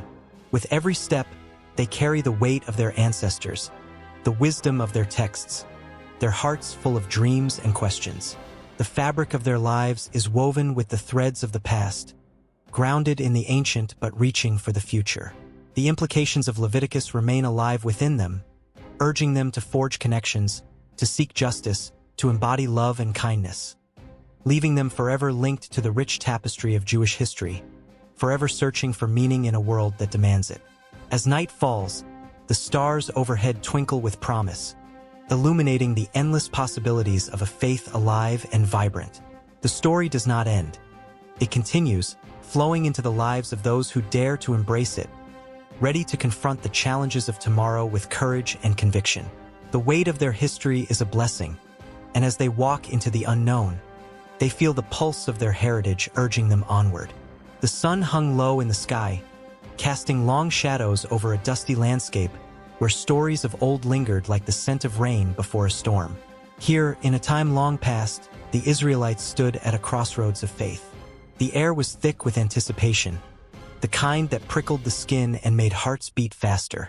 They were a people bound by covenant and law, yearning for guidance, seeking a connection with the divine. In the midst of their struggles, one could hear the rustling of ancient scrolls, the pages whispering tales of sacrifice, community, and moral clarity. Chapter 31 of Leviticus sprang to life, its words pulsating with relevance, transcending time and space.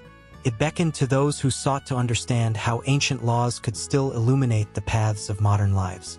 As the Israelites gathered around, their faces illuminated by flickering flames, the priest stood tall, his voice rising above the crackling fire.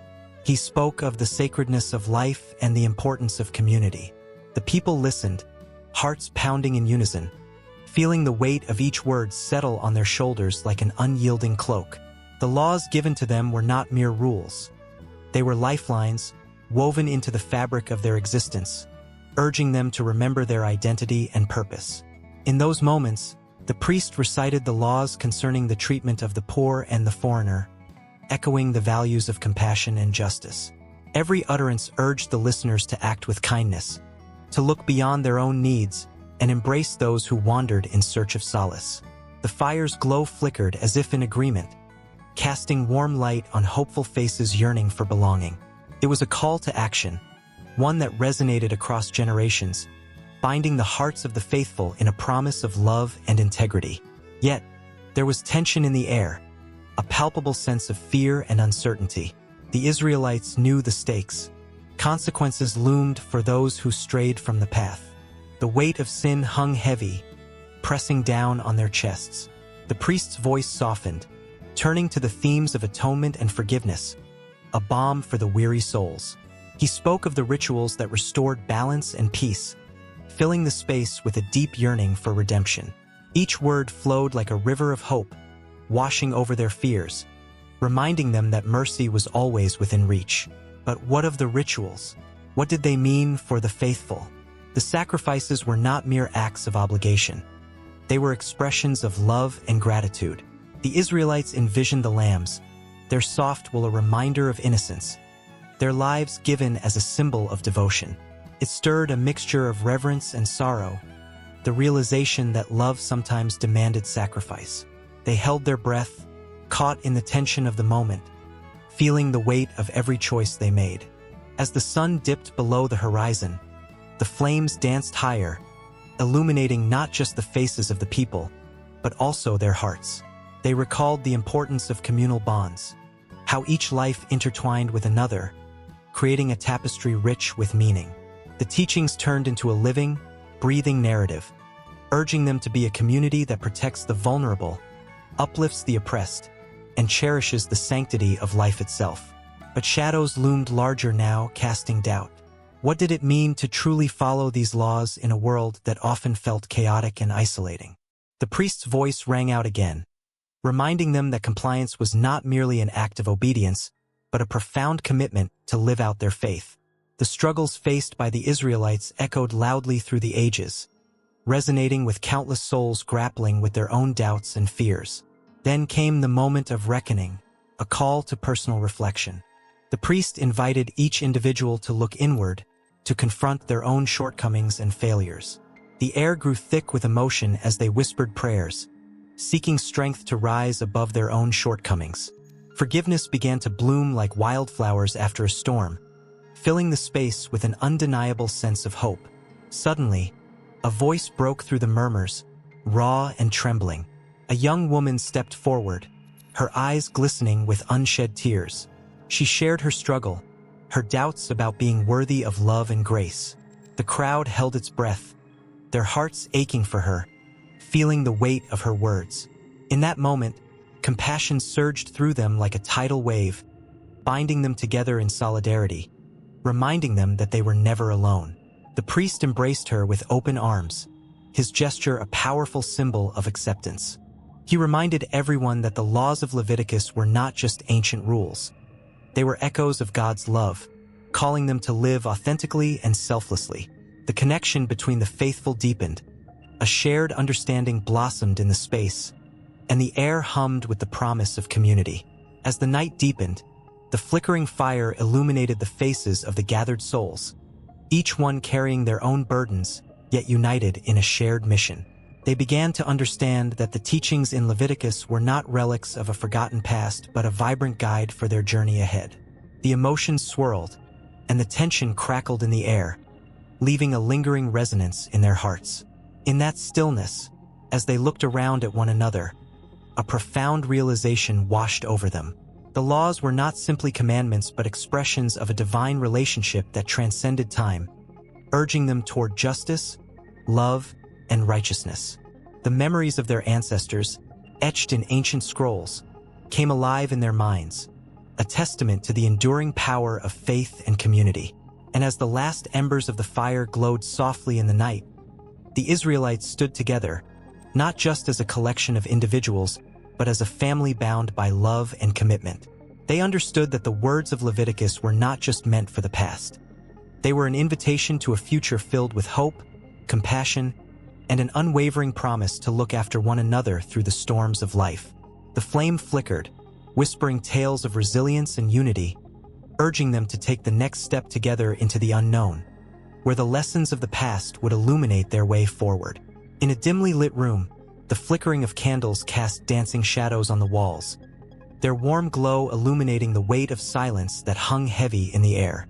It felt as if history itself held its breath, waiting for the moment when words would break the stillness, a moment that would reverberate through time, echoing the profound struggles of the human spirit.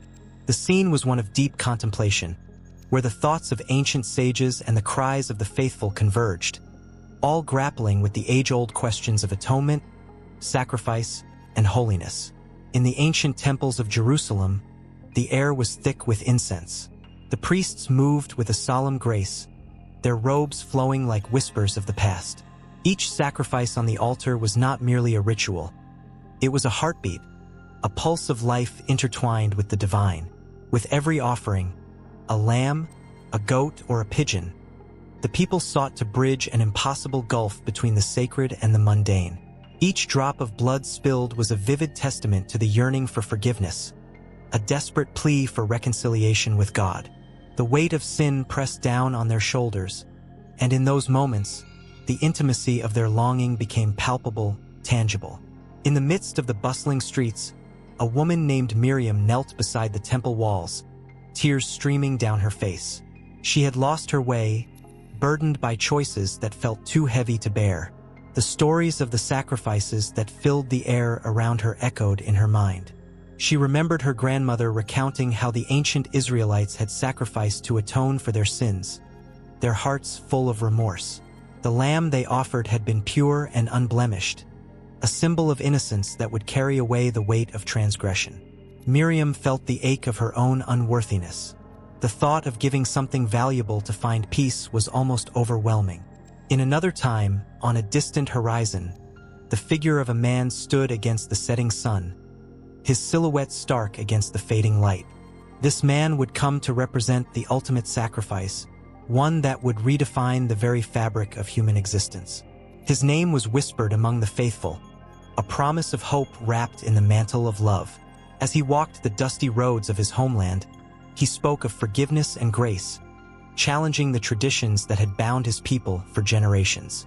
Each parable he told was like a delicate thread weaving through the tapestry of life, drawing people closer to the truth that echoed in their souls.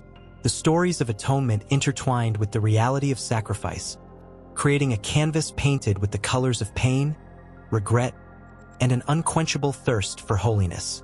In the shadows of the temple, two men stood locked in a heated debate. One, a learned Pharisee, argued that the law was the path to redemption, while the other, a humble fisherman, spoke of grace that surpassed understanding.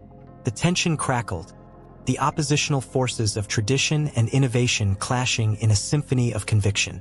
Unbeknownst to them, their words hung in the air, pregnant with the possibility of transformation.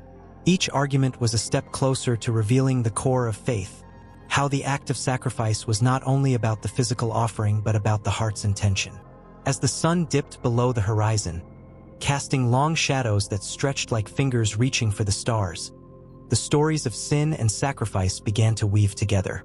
The ancient texts told of a day when the great high priest would enter the Holy of Holies, bearing the weight of the people's sins upon his shoulders. That day would be marked by a profound moment of stillness when heaven and earth would meet. The air would vibrate with the resonance of hope, and the cries for atonement would echo through the ages, each one a plea for purity, for a chance to start anew. Yet, in the quiet corners of the world, lives were lost to despair. A young boy named Eli sat alone in the shadows of his home, feeling the sting of betrayal and the chill of abandonment. His heart cried out for solace, for a father's love that seemed forever out of reach. In his mind, he envisioned a sacrificial lamb, one that would take his pain away, that would offer him the purity he so desperately sought.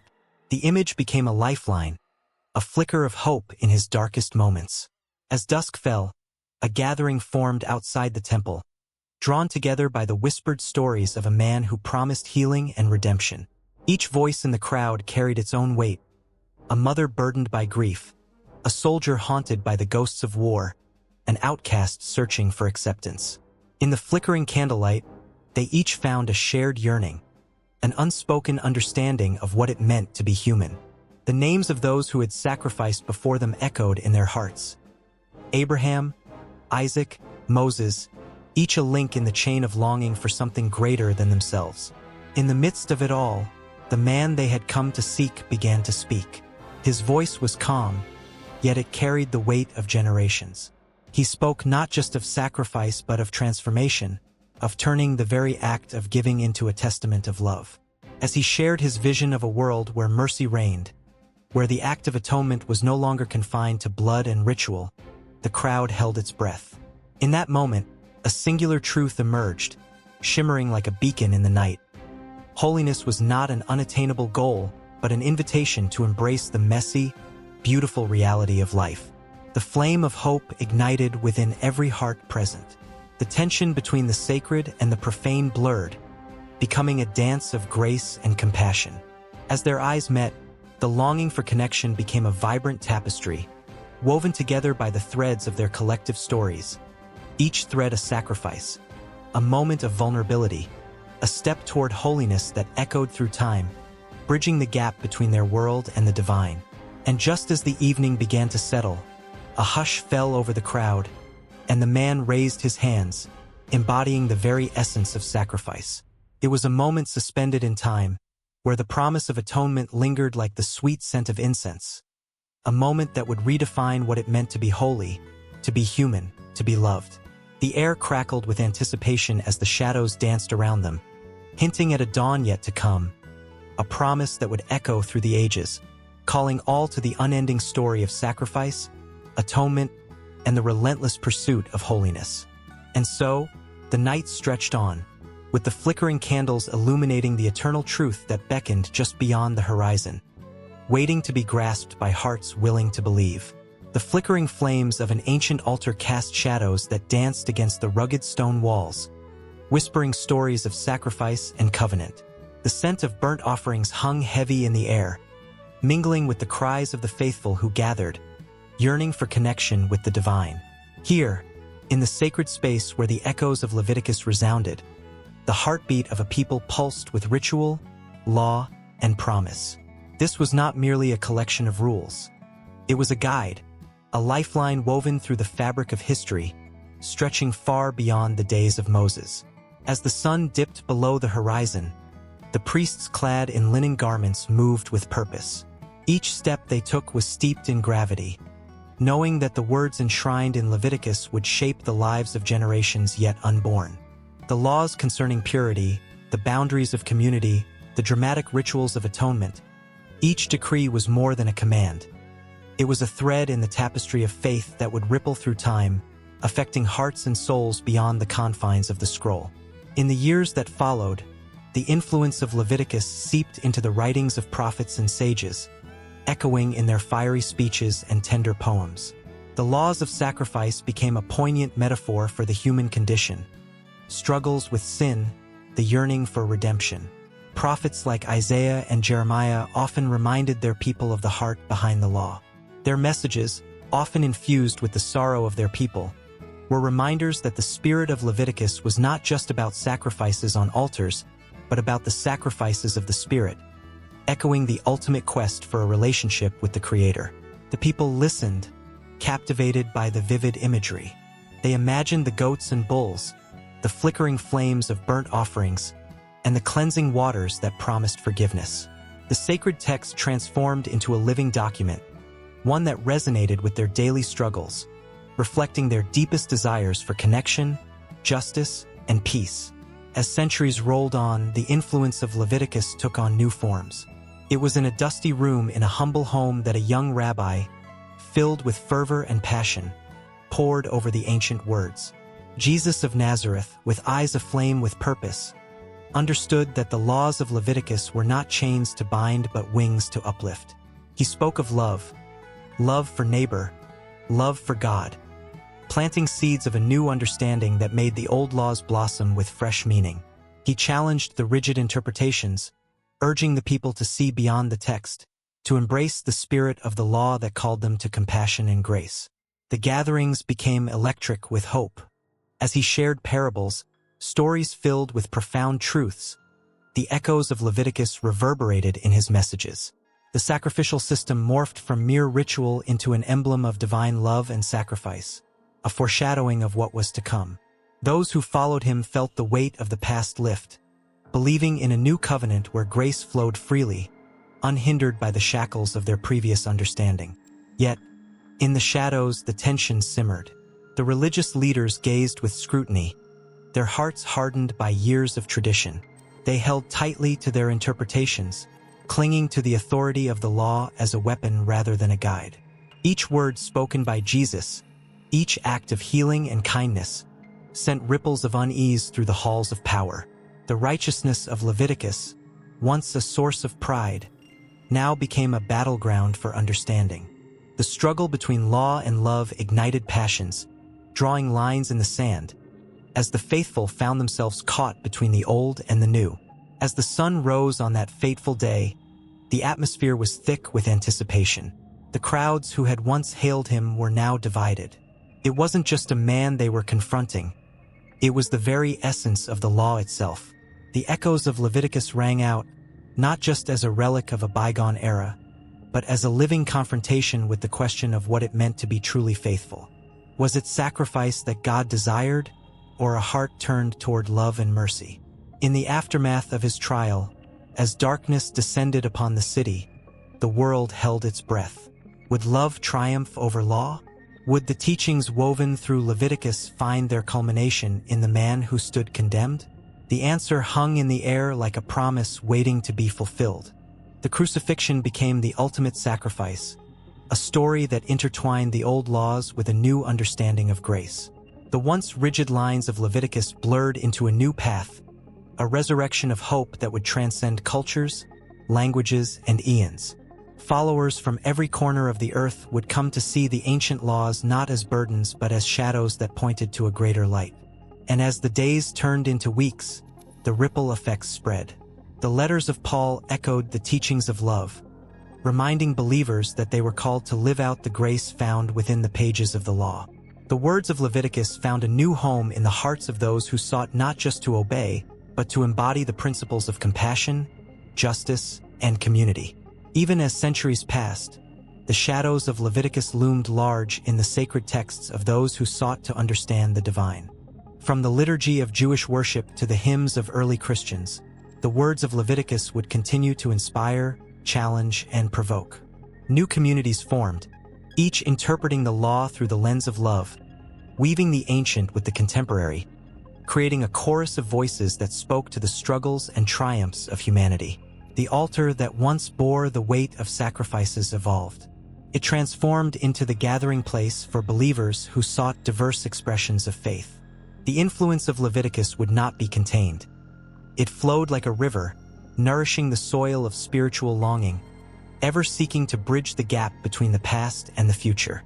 And so, just as the flickering flames ignited the shadows of the past, the influence of Leviticus continued to shape the trajectory of faith, urging hearts to embrace both law and love, leading them into an ever-unfolding narrative that promised to endure, echoing through the ages with the power to transform, heal, and unite. The story was far from over. It was merely a beginning, a dance of sacred words that would resonate through time, inviting all to listen, to reflect, to be changed. In the dusty corners of an ancient world, where whispers of the past linger like shadows at twilight, the air crackles with the weight of untold stories. Unearthed fragments of clay tablets and charred remains of sacrificial altars breathe life into the pages of Leviticus, a book often seen as dry and lifeless by modern eyes. Yet, hidden beneath the layers of history is a visceral tapestry woven with threads of faith, ritual, and the pulse of a people striving for connection with the divine. As archaeologists meticulously sift through the remnants of ancient settlements, the ground beneath their feet seems to hum with anticipation. Each layer of earth, a guardian of secrets, holds echoes of worship and community, revealing a narrative that transcends time. Among the broken vessels and crumbling walls, they unearth ritualistic objects, some simple, others ornate, that speak volumes about the lives of those who once tread these sacred paths. A striking discovery emerges from a site near the ancient city of Hazor. Here, a collection of small, intricately designed figurines captures the essence of devotion. Made from clay, these miniature representations of animals and offerings mirror the intricate laws laid out in Leviticus regarding sacrifices. Holding one of these figures feels like clutching a heartbeat from centuries ago, a tangible link to a world where animals were not just creatures of the earth but vessels of spiritual significance. Each tiny, crafted detail becomes a window into the minds and hearts of worshippers who sought favor and forgiveness through the age-old rites. Further south, in the shadow of the sprawling hills of Judea, another excavation reveals a sacred altar, its stones worn and weathered but still emanating a palpable energy. The altar is adorned with remnants of animal bones, burned offerings that once carried the hopes and fears of countless souls. The scent of incense once wafted through the air, mingling with the cries of the faithful. Touching the rough surface of the stones, one can almost hear the chants that filled the atmosphere, a chorus of longing and supplication, rising to the heavens. The laws of Leviticus demand not only sacrifice but also a deep sense of community and responsibility. A fragment of parchment, preserved against the ravages of time, offers insights into ancient practices of kinship and accountability.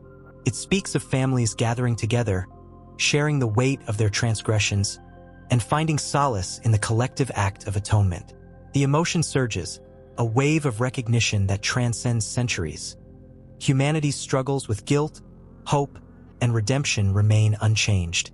In the valleys of the Jordan River, the discovery of a rare inscription carved into stone sends ripples of excitement through the archaeological community.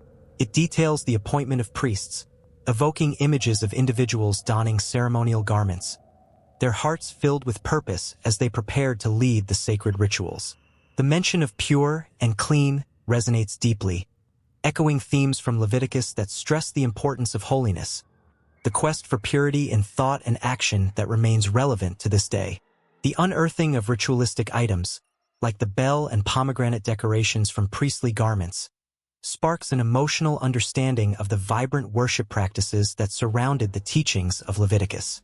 Each bell, once ringing with life, signifies a connection between the earthly and the divine, a reminder that every step taken in faith was accompanied by a sound that resonated in the hearts of the congregation. The vibrant colors and intricate designs speak of a rich culture that celebrated the sacred, intertwining beauty with spirituality in a way that can still inspire awe. As excavations continue, a haunting silence envelopes the site of an ancient graveyard, where the resting places of priests reveal the sacredness of their role in mediating between the divine and the earthly. The ground is a mosaic of humanity, their lives, their sacrifices, and their struggles etched into the fabric of time. Each tombstone, a testament to a life lived in faith, draws the observer into a contemplative space, inviting reflections on mortality and the legacy we leave behind. Yet, the thrill of discovery is tinged with a bittersweet awareness of how the passage of time has altered these sacred landscapes. The ruins, once vibrant with life, now stand in quiet reflection. But the stories they tell are anything but silent. They beckon to the hearts of those who seek to understand the weight of tradition, the significance of community, and the longing for connection that resonates through every page of Leviticus. In the midst of this archaeological fervor, a peculiar find sends chills down the spine of the lead archaeologist. An unassuming bowl, seemingly ordinary, is unearthed from the depths of a ceremonial site. As they brush away the dirt, a faint inscription catches the light, a prayer to the Almighty for forgiveness, penned in the ancient script. Each letter hums with the desperation of souls longing for redemption, a plea that transcends language and history. The emotional weight of this discovery settles heavily upon the archaeologist's heart. It becomes more than just an artifact. It embodies the very essence of Leviticus, the yearning for purity, the hope for salvation, and the ceaseless struggle for meaning in a chaotic existence. With each heartbeat, the past reverberates, echoing through the ages, binding the living to the spirits who once walked these sacred paths. As twilight descends over the excavation site, the air fills with an electric tension, a sense of anticipation that the stories of Leviticus are far from over. The ground remains alive with secrets, the voices of the past whispering, urging the seekers to continue their quest. What lies ahead?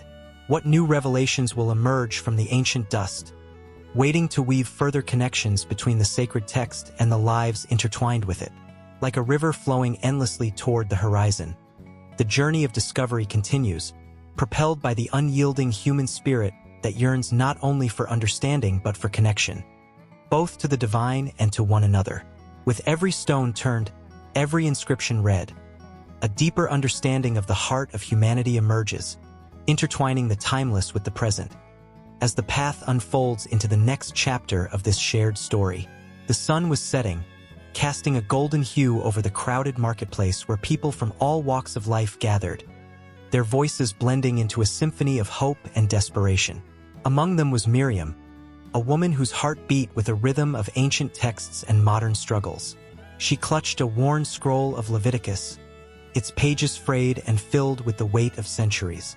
As she moved through the throng, the echoes of words long spoken rustled in her mind, intertwining with the urgent questions of today. In the corners of society, debates raged like wildfires, fueled by the scriptures that once served as a moral compass. Leviticus, with its intricate tapestry of laws, had become a flashpoint. For some, it was a divine mandate. For others, an outdated relic. Yet, here stood Miriam, caught in the crossfire of ethical dilemmas that had evolved, yet were deeply rooted in the very text she held close. The air crackled with tension as she recalled the verses that spoke of purity, sacrifice, and community. The harsh edicts about clean and unclean, about love and disdain, leapt from the scroll, demanding to be acknowledged in a world where love often felt conditional. How could such ancient guidelines resonate in modern hearts, still beating with the same fears and hopes? As she navigated the market, the faces around her told stories of injustice and grace, of exclusion and acceptance, each one a testament to the ongoing struggle for moral clarity. Suddenly, a sharp voice cut through the din, a man arguing fervently about the laws of Leviticus as they pertain to contemporary debates on sexuality. "It says right here," he exclaimed, brandishing an open book like a weapon.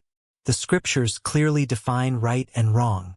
How can we stray from these divine laws without facing consequences?" The crowd shifted, some nodding in agreement, others looking down, their expressions clouded with confusion. Miriam felt her heart race. The man's eyes burned with conviction, a fire that ignited both passion and fear in those listening. But where was the love in his words? Where was the compassion that the ancient laws were supposed to foster? It was as if the text had become a shield rather than a bridge, a barrier instead of a guide. The weight of the scroll in her hands felt heavier, a reminder that interpretation was as much about humanity as it was about faith. As she pushed through the crowd, she overheard snippets of conversation, each one reflecting the myriad ways Leviticus was invoked. There were discussions about dietary restrictions, about the ethics of consumption, and the ancient laws dictating social conduct that felt so distant yet so immediate. Can we really apply these laws when our world is light years ahead of their time? A young woman asked, her voice trembling with uncertainty. The response was swift and cutting. If we abandon these laws, what do we have left? Chaos. Another man replied passionately, his face flushed. It was a clash of ideals, the age-old struggle between tradition and progress, woven with the same threads that had once bound the Israelites. Miriam felt each point like a strike against her heart, a reminder of the delicate dance between faith and humanity. In the shadows of the marketplace, a mother held her child tightly, whispering words of comfort as she shielded him from the arguments spilling around them. They were seeking sanctuary, a place where love thrived above judgment, where the teachings of Leviticus could be reimagined to nurture rather than condemn. Miriam's heart ached for them. She understood their longing for acceptance, for a world that mirrored the love that God had intended. As dusk deepened, the conversations grew louder, more intense. People spoke of justice, of rights, of the need to reinterpret ancient laws through a lens of empathy.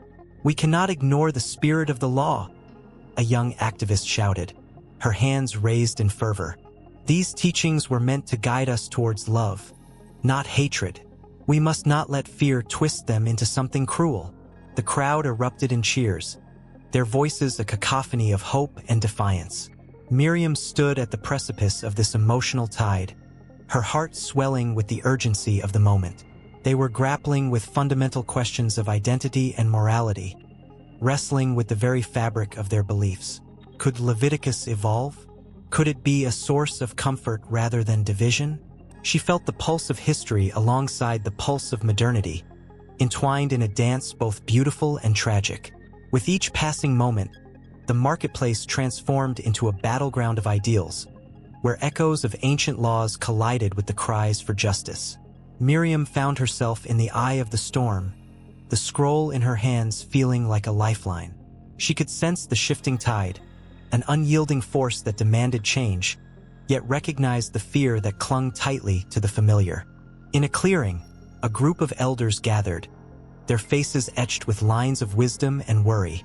They spoke softly, voices low, yet each syllable carried the weight of generations. "We must tread carefully," one elder cautioned. "These texts hold sacred wisdom, but they must be approached with love. We have a responsibility to our people to interpret, to understand." The others nodded, their eyes reflecting the flickering flames of tradition that illuminated their faces. Miriam longed to speak, to share the stories of those who felt lost, those who yearned for a compassionate interpretation of the ancient laws. The voices of the marketplace faded slightly as she reached for the scroll, her heart pounding with the urgency of her message. Each word of Leviticus echoed in her mind, a reminder that even the most stringent laws could be tempered with understanding and compassion. As the discussions raged on, she realized that the heart of Leviticus was not just in the commands, but in the call for community, an invitation to uphold one another, to create spaces where love could flourish. The gathering storm of ideas wrapped around her, enveloping her in a cocoon of resilience and hope. And amidst the clamor of voices, a single thought crystallized in her mind. In the shadows of tradition, there lay the possibility of transformation, a chance to rewrite the narrative, to breathe life into the ancient text, and to let its teachings guide hearts toward healing rather than harm. The marketplace pulsed with energy, and Miriam knew her journey was just beginning, forever tangled in the threads of Leviticus, where the past met the present in an intricate dance of faith, struggle, and hope. In a small, dimly lit room, the flickering light from a solitary candle dances on the walls, casting long shadows that remind one of ancient rituals. A worn leather scroll, frayed at the edges, rests on a table. It holds within it the words of Leviticus, a text that has sparked debates, inspired reverence, and ignited passion for centuries. This scroll, though just a collection of symbols to some, is a powerful vessel of history, emotions, and cultural identity. The story of Leviticus doesn't begin in a library or a university. It begins in the hearts of the people who lived thousands of years ago. For the Israelites wandering in the desert, These laws and rituals were more than mere rules. They were the lifeline that connected them to their God. Imagine the sound of the priest's voice echoing through the camp, proclaiming the laws of purity and sacrifice, each word reverberating with an urgency that felt like a heartbeat. Those words offered guidance, comfort, and a sense of belonging in an unforgiving world.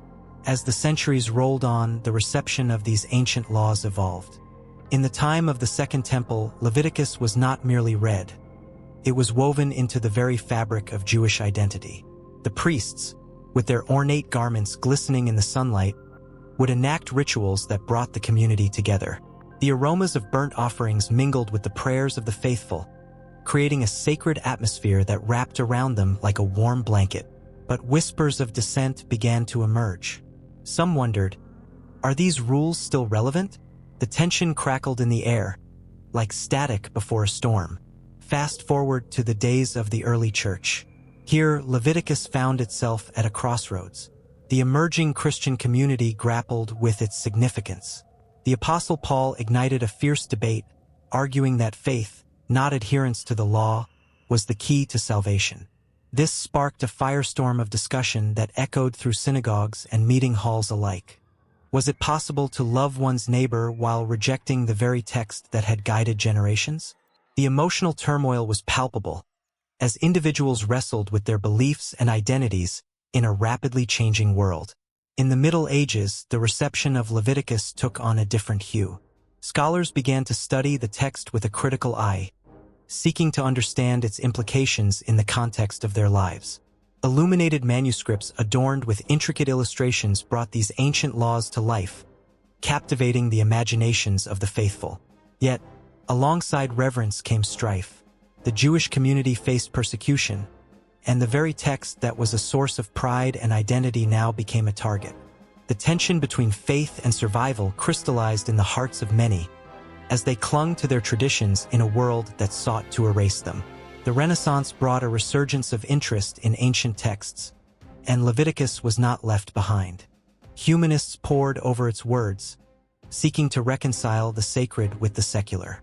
Thinkers like Martin Luther took bold steps, challenging the status quo and igniting a reformation that would change the face of Christianity forever.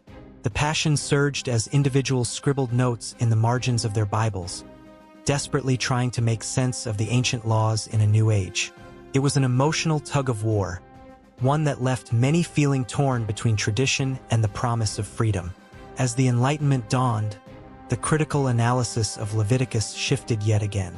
Scholars dissected its meaning, questioning its relevance in a world that was becoming increasingly modern.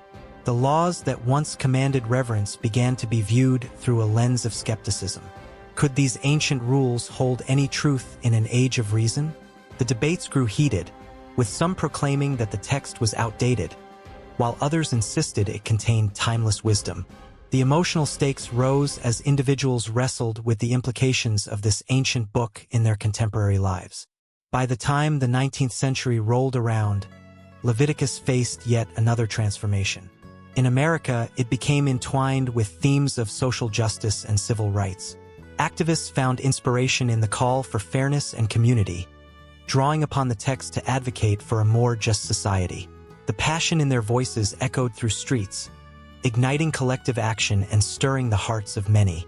The laws of Leviticus, which once seemed distant, now resonated with the struggles of everyday people, weaving a thread of continuity through history.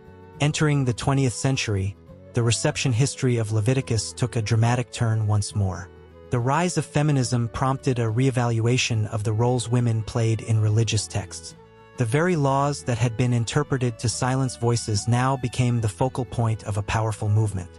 Women stepped forward, reclaiming their narratives and challenging centuries of interpretation. The emotional weight of their struggle reverberated through communities, as they sought to find empowerment in a text that had been used to constrain them for so long. Today, Leviticus is a text that continues to pulse with life. In the age of interfaith dialogue, people from various backgrounds gather to discuss its relevance. The candle flickers once again, casting its warm glow on those who seek understanding, connection, and meaning. Some see it as a relic of the past, while others view it as a living document that speaks to the challenges of our modern existence. The debates rage on, echoing the thoughts and emotions of those who came before, each new interpretation adding layers to the rich tapestry of its reception history. In this dynamic interplay of history and emotion, the story of Leviticus remains unfinished. Its words resonate through time, touching the hearts of those who dare to engage with them. The flickering candlelight, a symbol of hope, continues to illuminate the path for those who seek to understand not just the text, but the myriad of human experiences that it encapsulates, whispering promises of connection and continuity even as the shadows of doubt linger just beyond reach. Amidst the arid landscape of ancient Israel, where the sun blazed down mercilessly and shadows danced under olive trees, the air was thick with the scent of sacrifice and reverence. In the tent of meeting, a hush fell over the people as they awaited the words of Moses, their leader and prophet. The crackling of the sacrificial fire mixed with the anxious murmurs of the faithful, creating a symphony of tension and anticipation. It was here that the Book of Leviticus came to life, not merely as a set of rules but as a profound expression of faith, community, and the intricate dance between humanity and the divine. Leviticus is a tapestry woven with threads of law, ritual, and the complex language of holiness. The style of this sacred text is both stark and lyrical, reflecting a society striving to define its relationship with God and each other. The direct, commanding tone resonates powerfully, echoing the authority of the Almighty.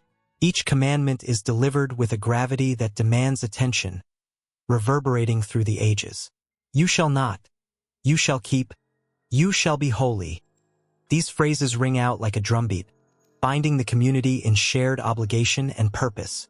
This language elicits goosebumps, as the reader feels the weight of divine command pressing down, urging obedience and reverence. The use of repetition is strikingly effective in Leviticus. It creates a rhythm that mirrors the cycles of ritual and worship, imbuing the text with a sense of continuity and commitment. The phrase, "I am the Lord," punctuates many verses, a reminder that the laws are not mere human constructs but sacred directives from the Creator. This insistence on divine authority sparks a deep emotional response, evoking a mix of awe and fear. It stirs the soul, igniting a yearning for connection with the divine, even as it underscores the seriousness of the covenant. Each repeated phrase builds an emotional crescendo, compelling the reader to ponder their place within this divine framework. The language of Leviticus is also rich in imagery, painting vivid pictures of life in ancient Israel. The descriptions of sacrifices, burnt offerings, sin offerings, and peace offerings come alive with visceral detail. Imagine the sight of a lamb, its pure white fleece shimmering in the sunlight, as it is led to the altar. The air thickens with the smell of smoke rising to the heavens, a tangible manifestation of devotion and penitence. Such imagery evokes empathy, bringing to the forefront the emotions of sacrifice, loss, and redemption. The complexities of human experience are interwoven with the sacred, prompting deep reflection on themes of atonement and the quest for purity. In this intricate dance of style and language, the reader encounters a paradox, the tension between the law's rigidity and the warmth of community. The text speaks not just to individual behavior but to the collective identity of the Israelites. The laws are articulated in a way that fosters a sense of belonging, knitting together a diverse group of people into a single tapestry of faith. The commands surrounding the observance of festivals and communal gatherings invite the reader to feel the rhythm of life in ancient Israel, celebration intermingled with solemnity, joy intertwined with accountability. The shared experience of the feasts and rituals echoes through time, creating a resonance that tugs at the heartstrings, a reminder of the beauty found in shared faith. The emotional depth embedded in the language of Leviticus is further amplified by the juxtaposition of ideals and human frailty. The text does not shy away from the complexities of sin and failure.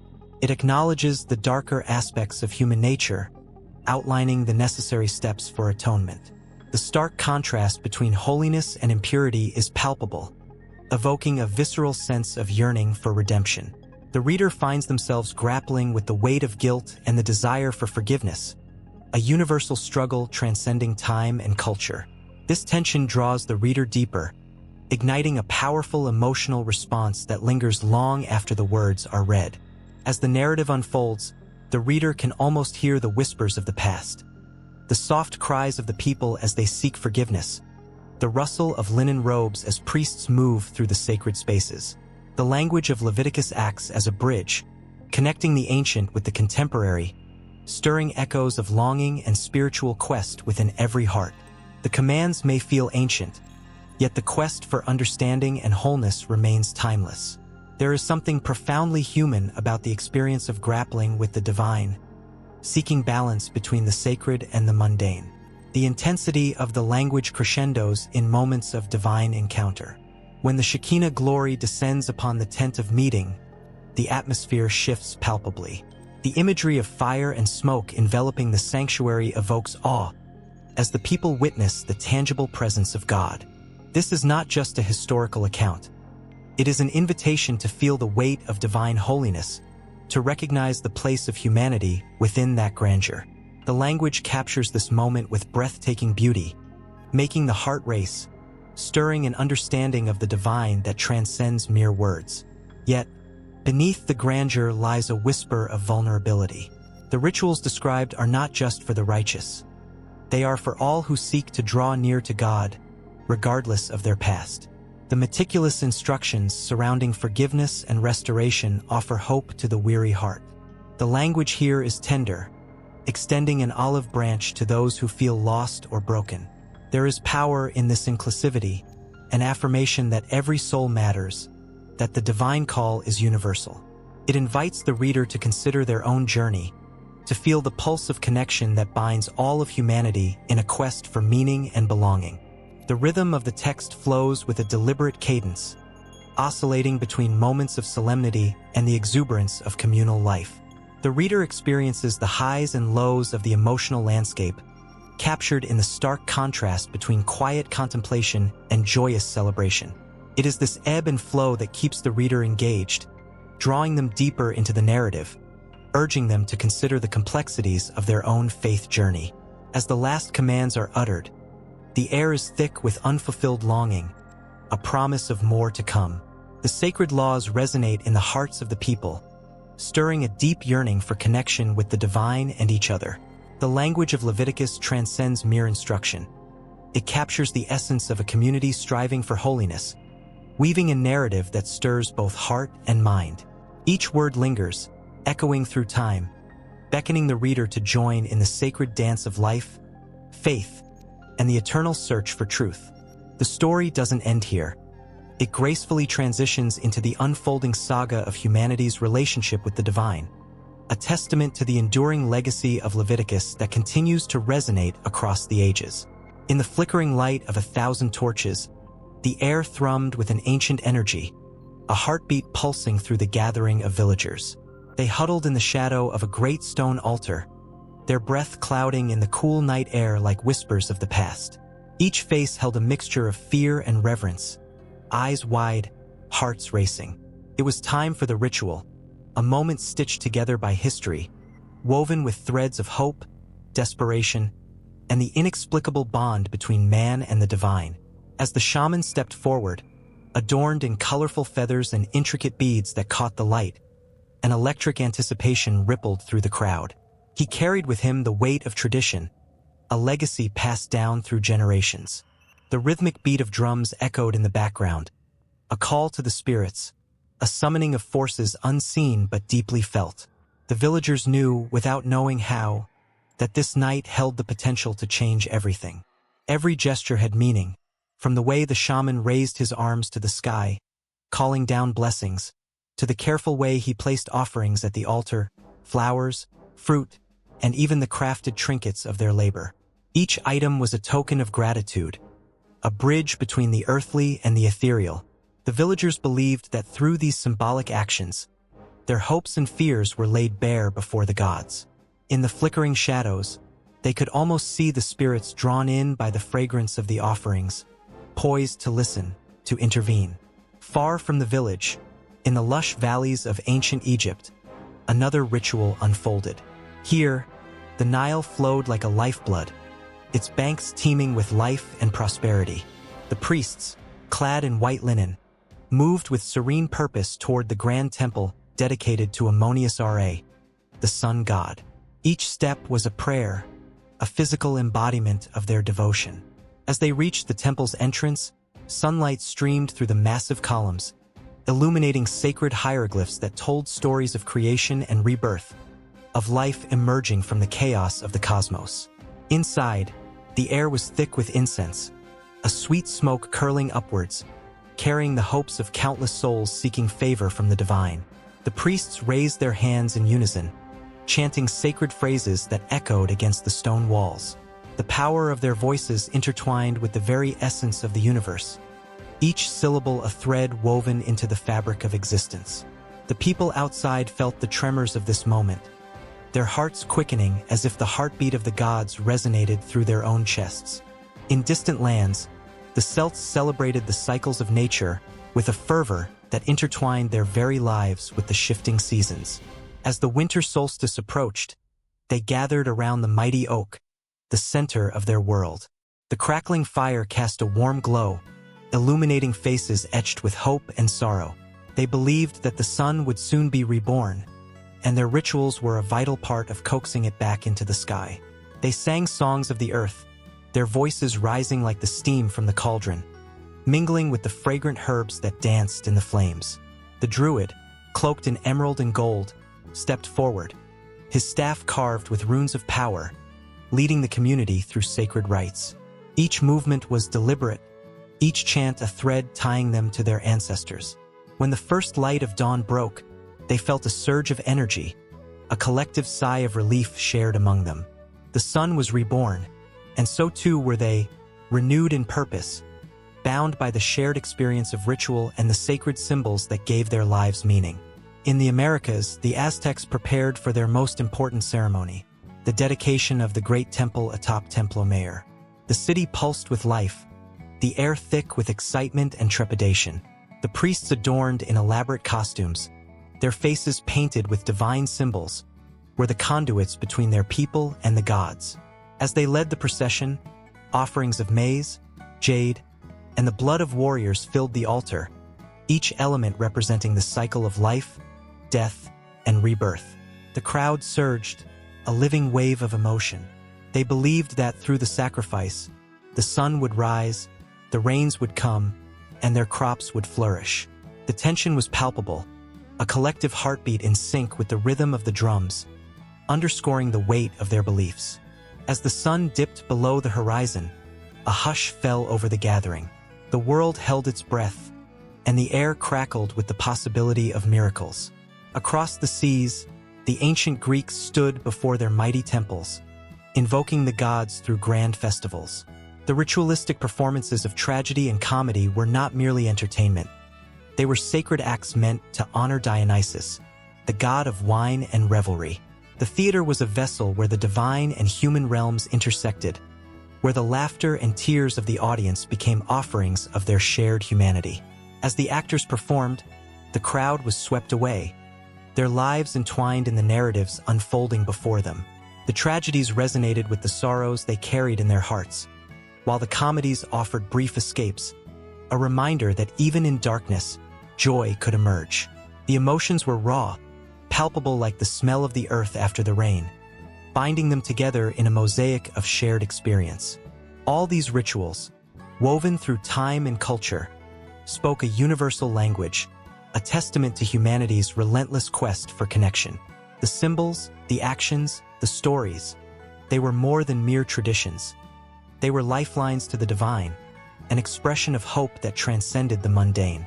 Each time the sun set and rose again, the rituals echoed the cycles of life, reminding every soul that they were part of something larger, something eternal. In a world that often felt chaotic and uncertain, these ancient practices provided a solace, a way to touch the infinite.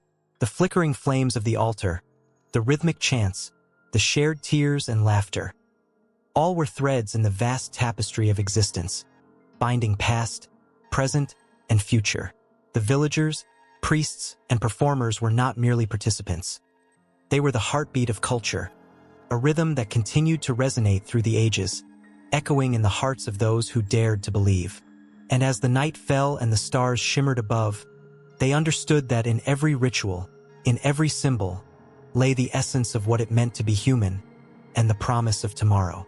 In the dim light of an ancient scriptorium, a scribe, ink-stained fingers poised over parchment, felt the weight of centuries layered in his thoughts. The flicker of a single candle illuminated the stark contrast between the harshness of the law and the fragile nature of human existence. Here, laws were not mere words. They were the heartbeat of civilization, echoing cries for justice and order in a chaotic world. This was a place where the past whispered through the air, and the past was heavy with stories waiting to be told. Across the vast expanse of time, great civilizations rose and fell, each leaving behind the remnants of their laws. The Code of Hammurabi, etched in stone, stood like a sentinel from the 18th century BCE, its sharp proclamations both feared and revered. An eye for an eye, it declared, a chilling reminder of the balance that must be maintained. The very essence of justice vibrated through Mesopotamia, where the lives of the common people were intertwined with the edicts of their king. This was not just a code. It was a lifeline, defining the boundaries of acceptable behavior, instilling a sense of order that echoed through the bustling streets of Babylon. In contrast, the ancient legal texts of the Egyptians, carved upon the walls of tombs and temples, whispered a different tale. The Marat, embodying truth and cosmic order, was more than a set of rules. It was a guiding principle that shaped the moral fabric of society. Here, justice was not merely punitive. It was restorative, seeking harmony rather than retribution. The pharaohs, divine rulers, were seen as intermediaries between the mortal realm and the gods, their decrees infused with spiritual significance. The Egyptians understood that law was not only about maintaining order but also about elevating the soul. Meanwhile, across the Mediterranean, the Greeks pondered the nature of justice in a world that thrived on reason and debate. The 12 Tables of Rome emerged as a stark reflection of practicality, forged from the ashes of class conflict. These laws carved out the rights of citizens, granting them a voice amidst the clamor for equality. No one can be punished without a trial, it proclaimed, a radical idea that sent ripples through the hearts of the oppressed. The Romans, masters of governance, understood the importance of law as a tool for societal cohesion. Yet, even in their empire, the shadows of inequality lingered, reminding all that the scales of justice could tip unfavorably. The echoes of these ancient codes reached further than mere words on stone or papyrus. They were entwined with the very identities of the peoples who adhered to them. The Code of Hammurabi, a stark declaration of authority, was a double-edged sword, wielding justice yet often enforcing harsh penalties. In its shadow, the Mesopotamian populace lived in a constant state of vigilance, aware that their actions could lead to dire consequences. Yet, for all its ruthlessness, it also forged a societal structure that allowed for the flourishing of trade and culture, an intricate dance of cooperation and fear. As the sun set over the Nile, it painted the horizon with hues of orange and purple, creating a backdrop for the legacy of the Marat. Here, the laws guided not only the living but also the dead, ensuring a place in the afterlife for those who lived righteously. The heart of a deceased was weighed against the feather of Maat, a poignant testament to the belief that justice transcended earthly existence. Such was the power of these codes. They shaped destinies and bound communities in a web of moral responsibility. In the bustling agora of Athens, philosophers like Socrates and Plato grappled with concepts of justice that would resonate through ages. Their debates sparked a flame of thought that ignited revolutions and inspired the architects of democracy. The notion that law could evolve, that it could be questioned and reshaped, was revolutionary. Citizens began to see themselves not just as subjects under a ruler, but as active participants in a system that defined their lives. The Roman Empire, with its vast reach, sought to unify diverse cultures under a common legal framework, yet the cracks of disparity remained ever-present. The rich dined in opulence while the poor scraped by, their lives dictated by the same laws that promised fairness. The tension between the ideals of the 12 Tables and the reality of life in the empire painted a complex picture of human experience, one that was layered with ambition, struggle, and the unyielding quest for justice. With every legal code that emerged, the question of morality loomed large. What is justice? Is it merely the enforcement of laws, or is it something deeper? The ancient legal codes, etched into the fabric of time, did more than govern. They reflected the heartbeat of humanity, the relentless pursuit of fairness amidst the chaos of existence. As the candle flickered low, the scribe paused, his heart heavy with the weight of human experience recorded in ink and stone. He understood that the legacy of these ancient laws was not just in the edicts themselves, but in the lives they touched, the dreams they crushed, and the hopes they sustained. Each code carried with it a story, a reflection of the values of a civilization and the struggles of those who lived under its shadow.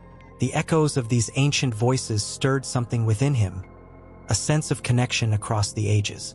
The tales of Hammurabi, the whispers of Ma'at, the deliberations of the Greeks, and the iron grip of Roman law all intertwined in a tapestry of human experience.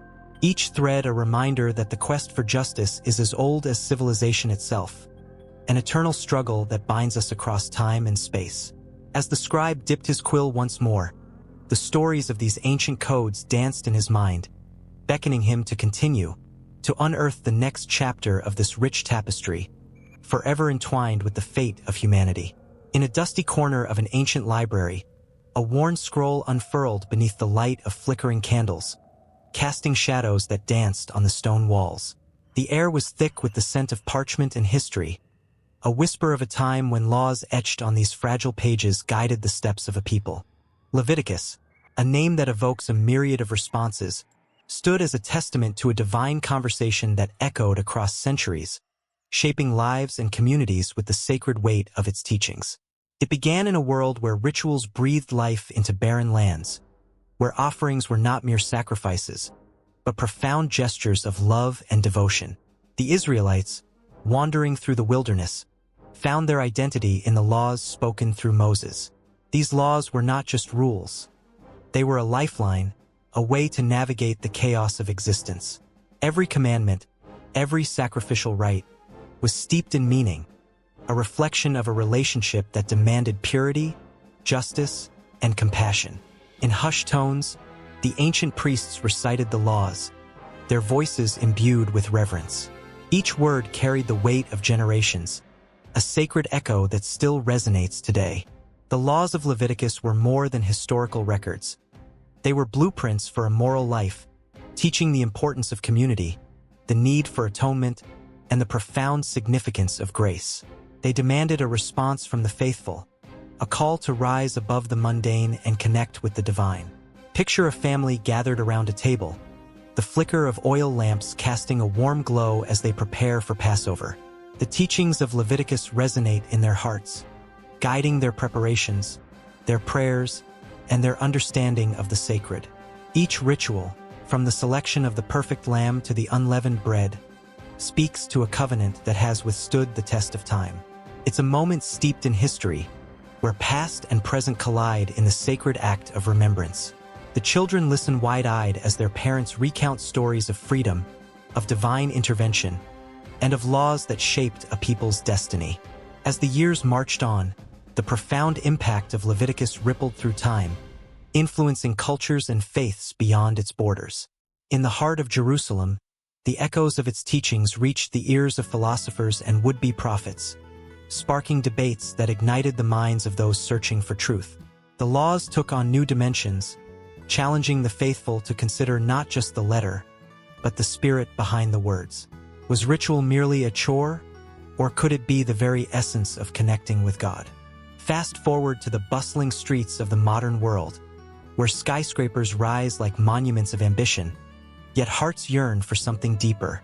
In churches, synagogues, and mosques, the legacy of Leviticus lives on, a guiding light for countless souls seeking solace and direction. The teachings, often overlooked as antiquated, come alive in sermons and prayers, reminding believers of the importance of community, compassion, and moral integrity. The verses resonate in the hearts of those striving to live justly, to love mercy, and to walk humbly, echoing the ancient call for righteousness. In moments of silence, One can almost hear the rustle of ancient robes and the chanting of priests in the temple. The laws of Leviticus were not simply rules for the Israelites. They were a reflection of a divine order, a cosmic balance that sought to weave humanity's fate with the tapestry of the divine. Every offering, every act of contrition, resonated with the heartbeat of the divine, a reminder that humanity was not alone in its struggles and aspirations. As conflicts arise in the world, the teachings of Leviticus remind believers of the importance of peace and reconciliation. The concept of atonement resonates deeply, not just as a ritualistic offering, but as a call to mend broken relationships and heal communities torn by strife. It beckons individuals to confront their mistakes, to make amends, and to rise anew, a beautiful dance of forgiveness that binds humanity together. In classrooms and homes, the discussions around Leviticus ignite passionate debates. What does it mean to live a life of holiness? How do these ancient laws apply in a world filled with complexity and moral ambiguity? The questions pulse like a heartbeat, urging the faithful to grapple with their beliefs and adapt the teachings to their lives, breathing fresh life into ancient truths. From the depths of despair to the heights of joy, the enduring legacy of Leviticus weaves itself into the fabric of countless narratives.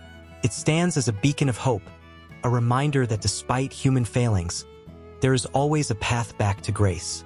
The laws call out across generations, urging souls to choose compassion over indifference, love over hatred, and unity over division. As the flickering candlelight casts long shadows on the walls of that ancient library, the scroll whispers of the hope that still resides in the hearts of millions. The legacy of Leviticus is not merely a relic of the past but a living testament, an invitation to embrace the sacred in the everyday, to find the divine in the mundane, and to connect with one another in ways that transcend time and space. And so, the tale continues, echoing through the corridors of time, as each generation grapples with the timeless truths embedded in those ancient texts. The heart beats on, relentless, a haunting melody that binds past to present, urging each soul to listen, to reflect, and to respond to the call of something greater than themselves. The journey of faith is never complete. It is a continuous unfolding, a dance of discovery that draws on the wisdom of those who came before, while looking forward to a future yet to be written.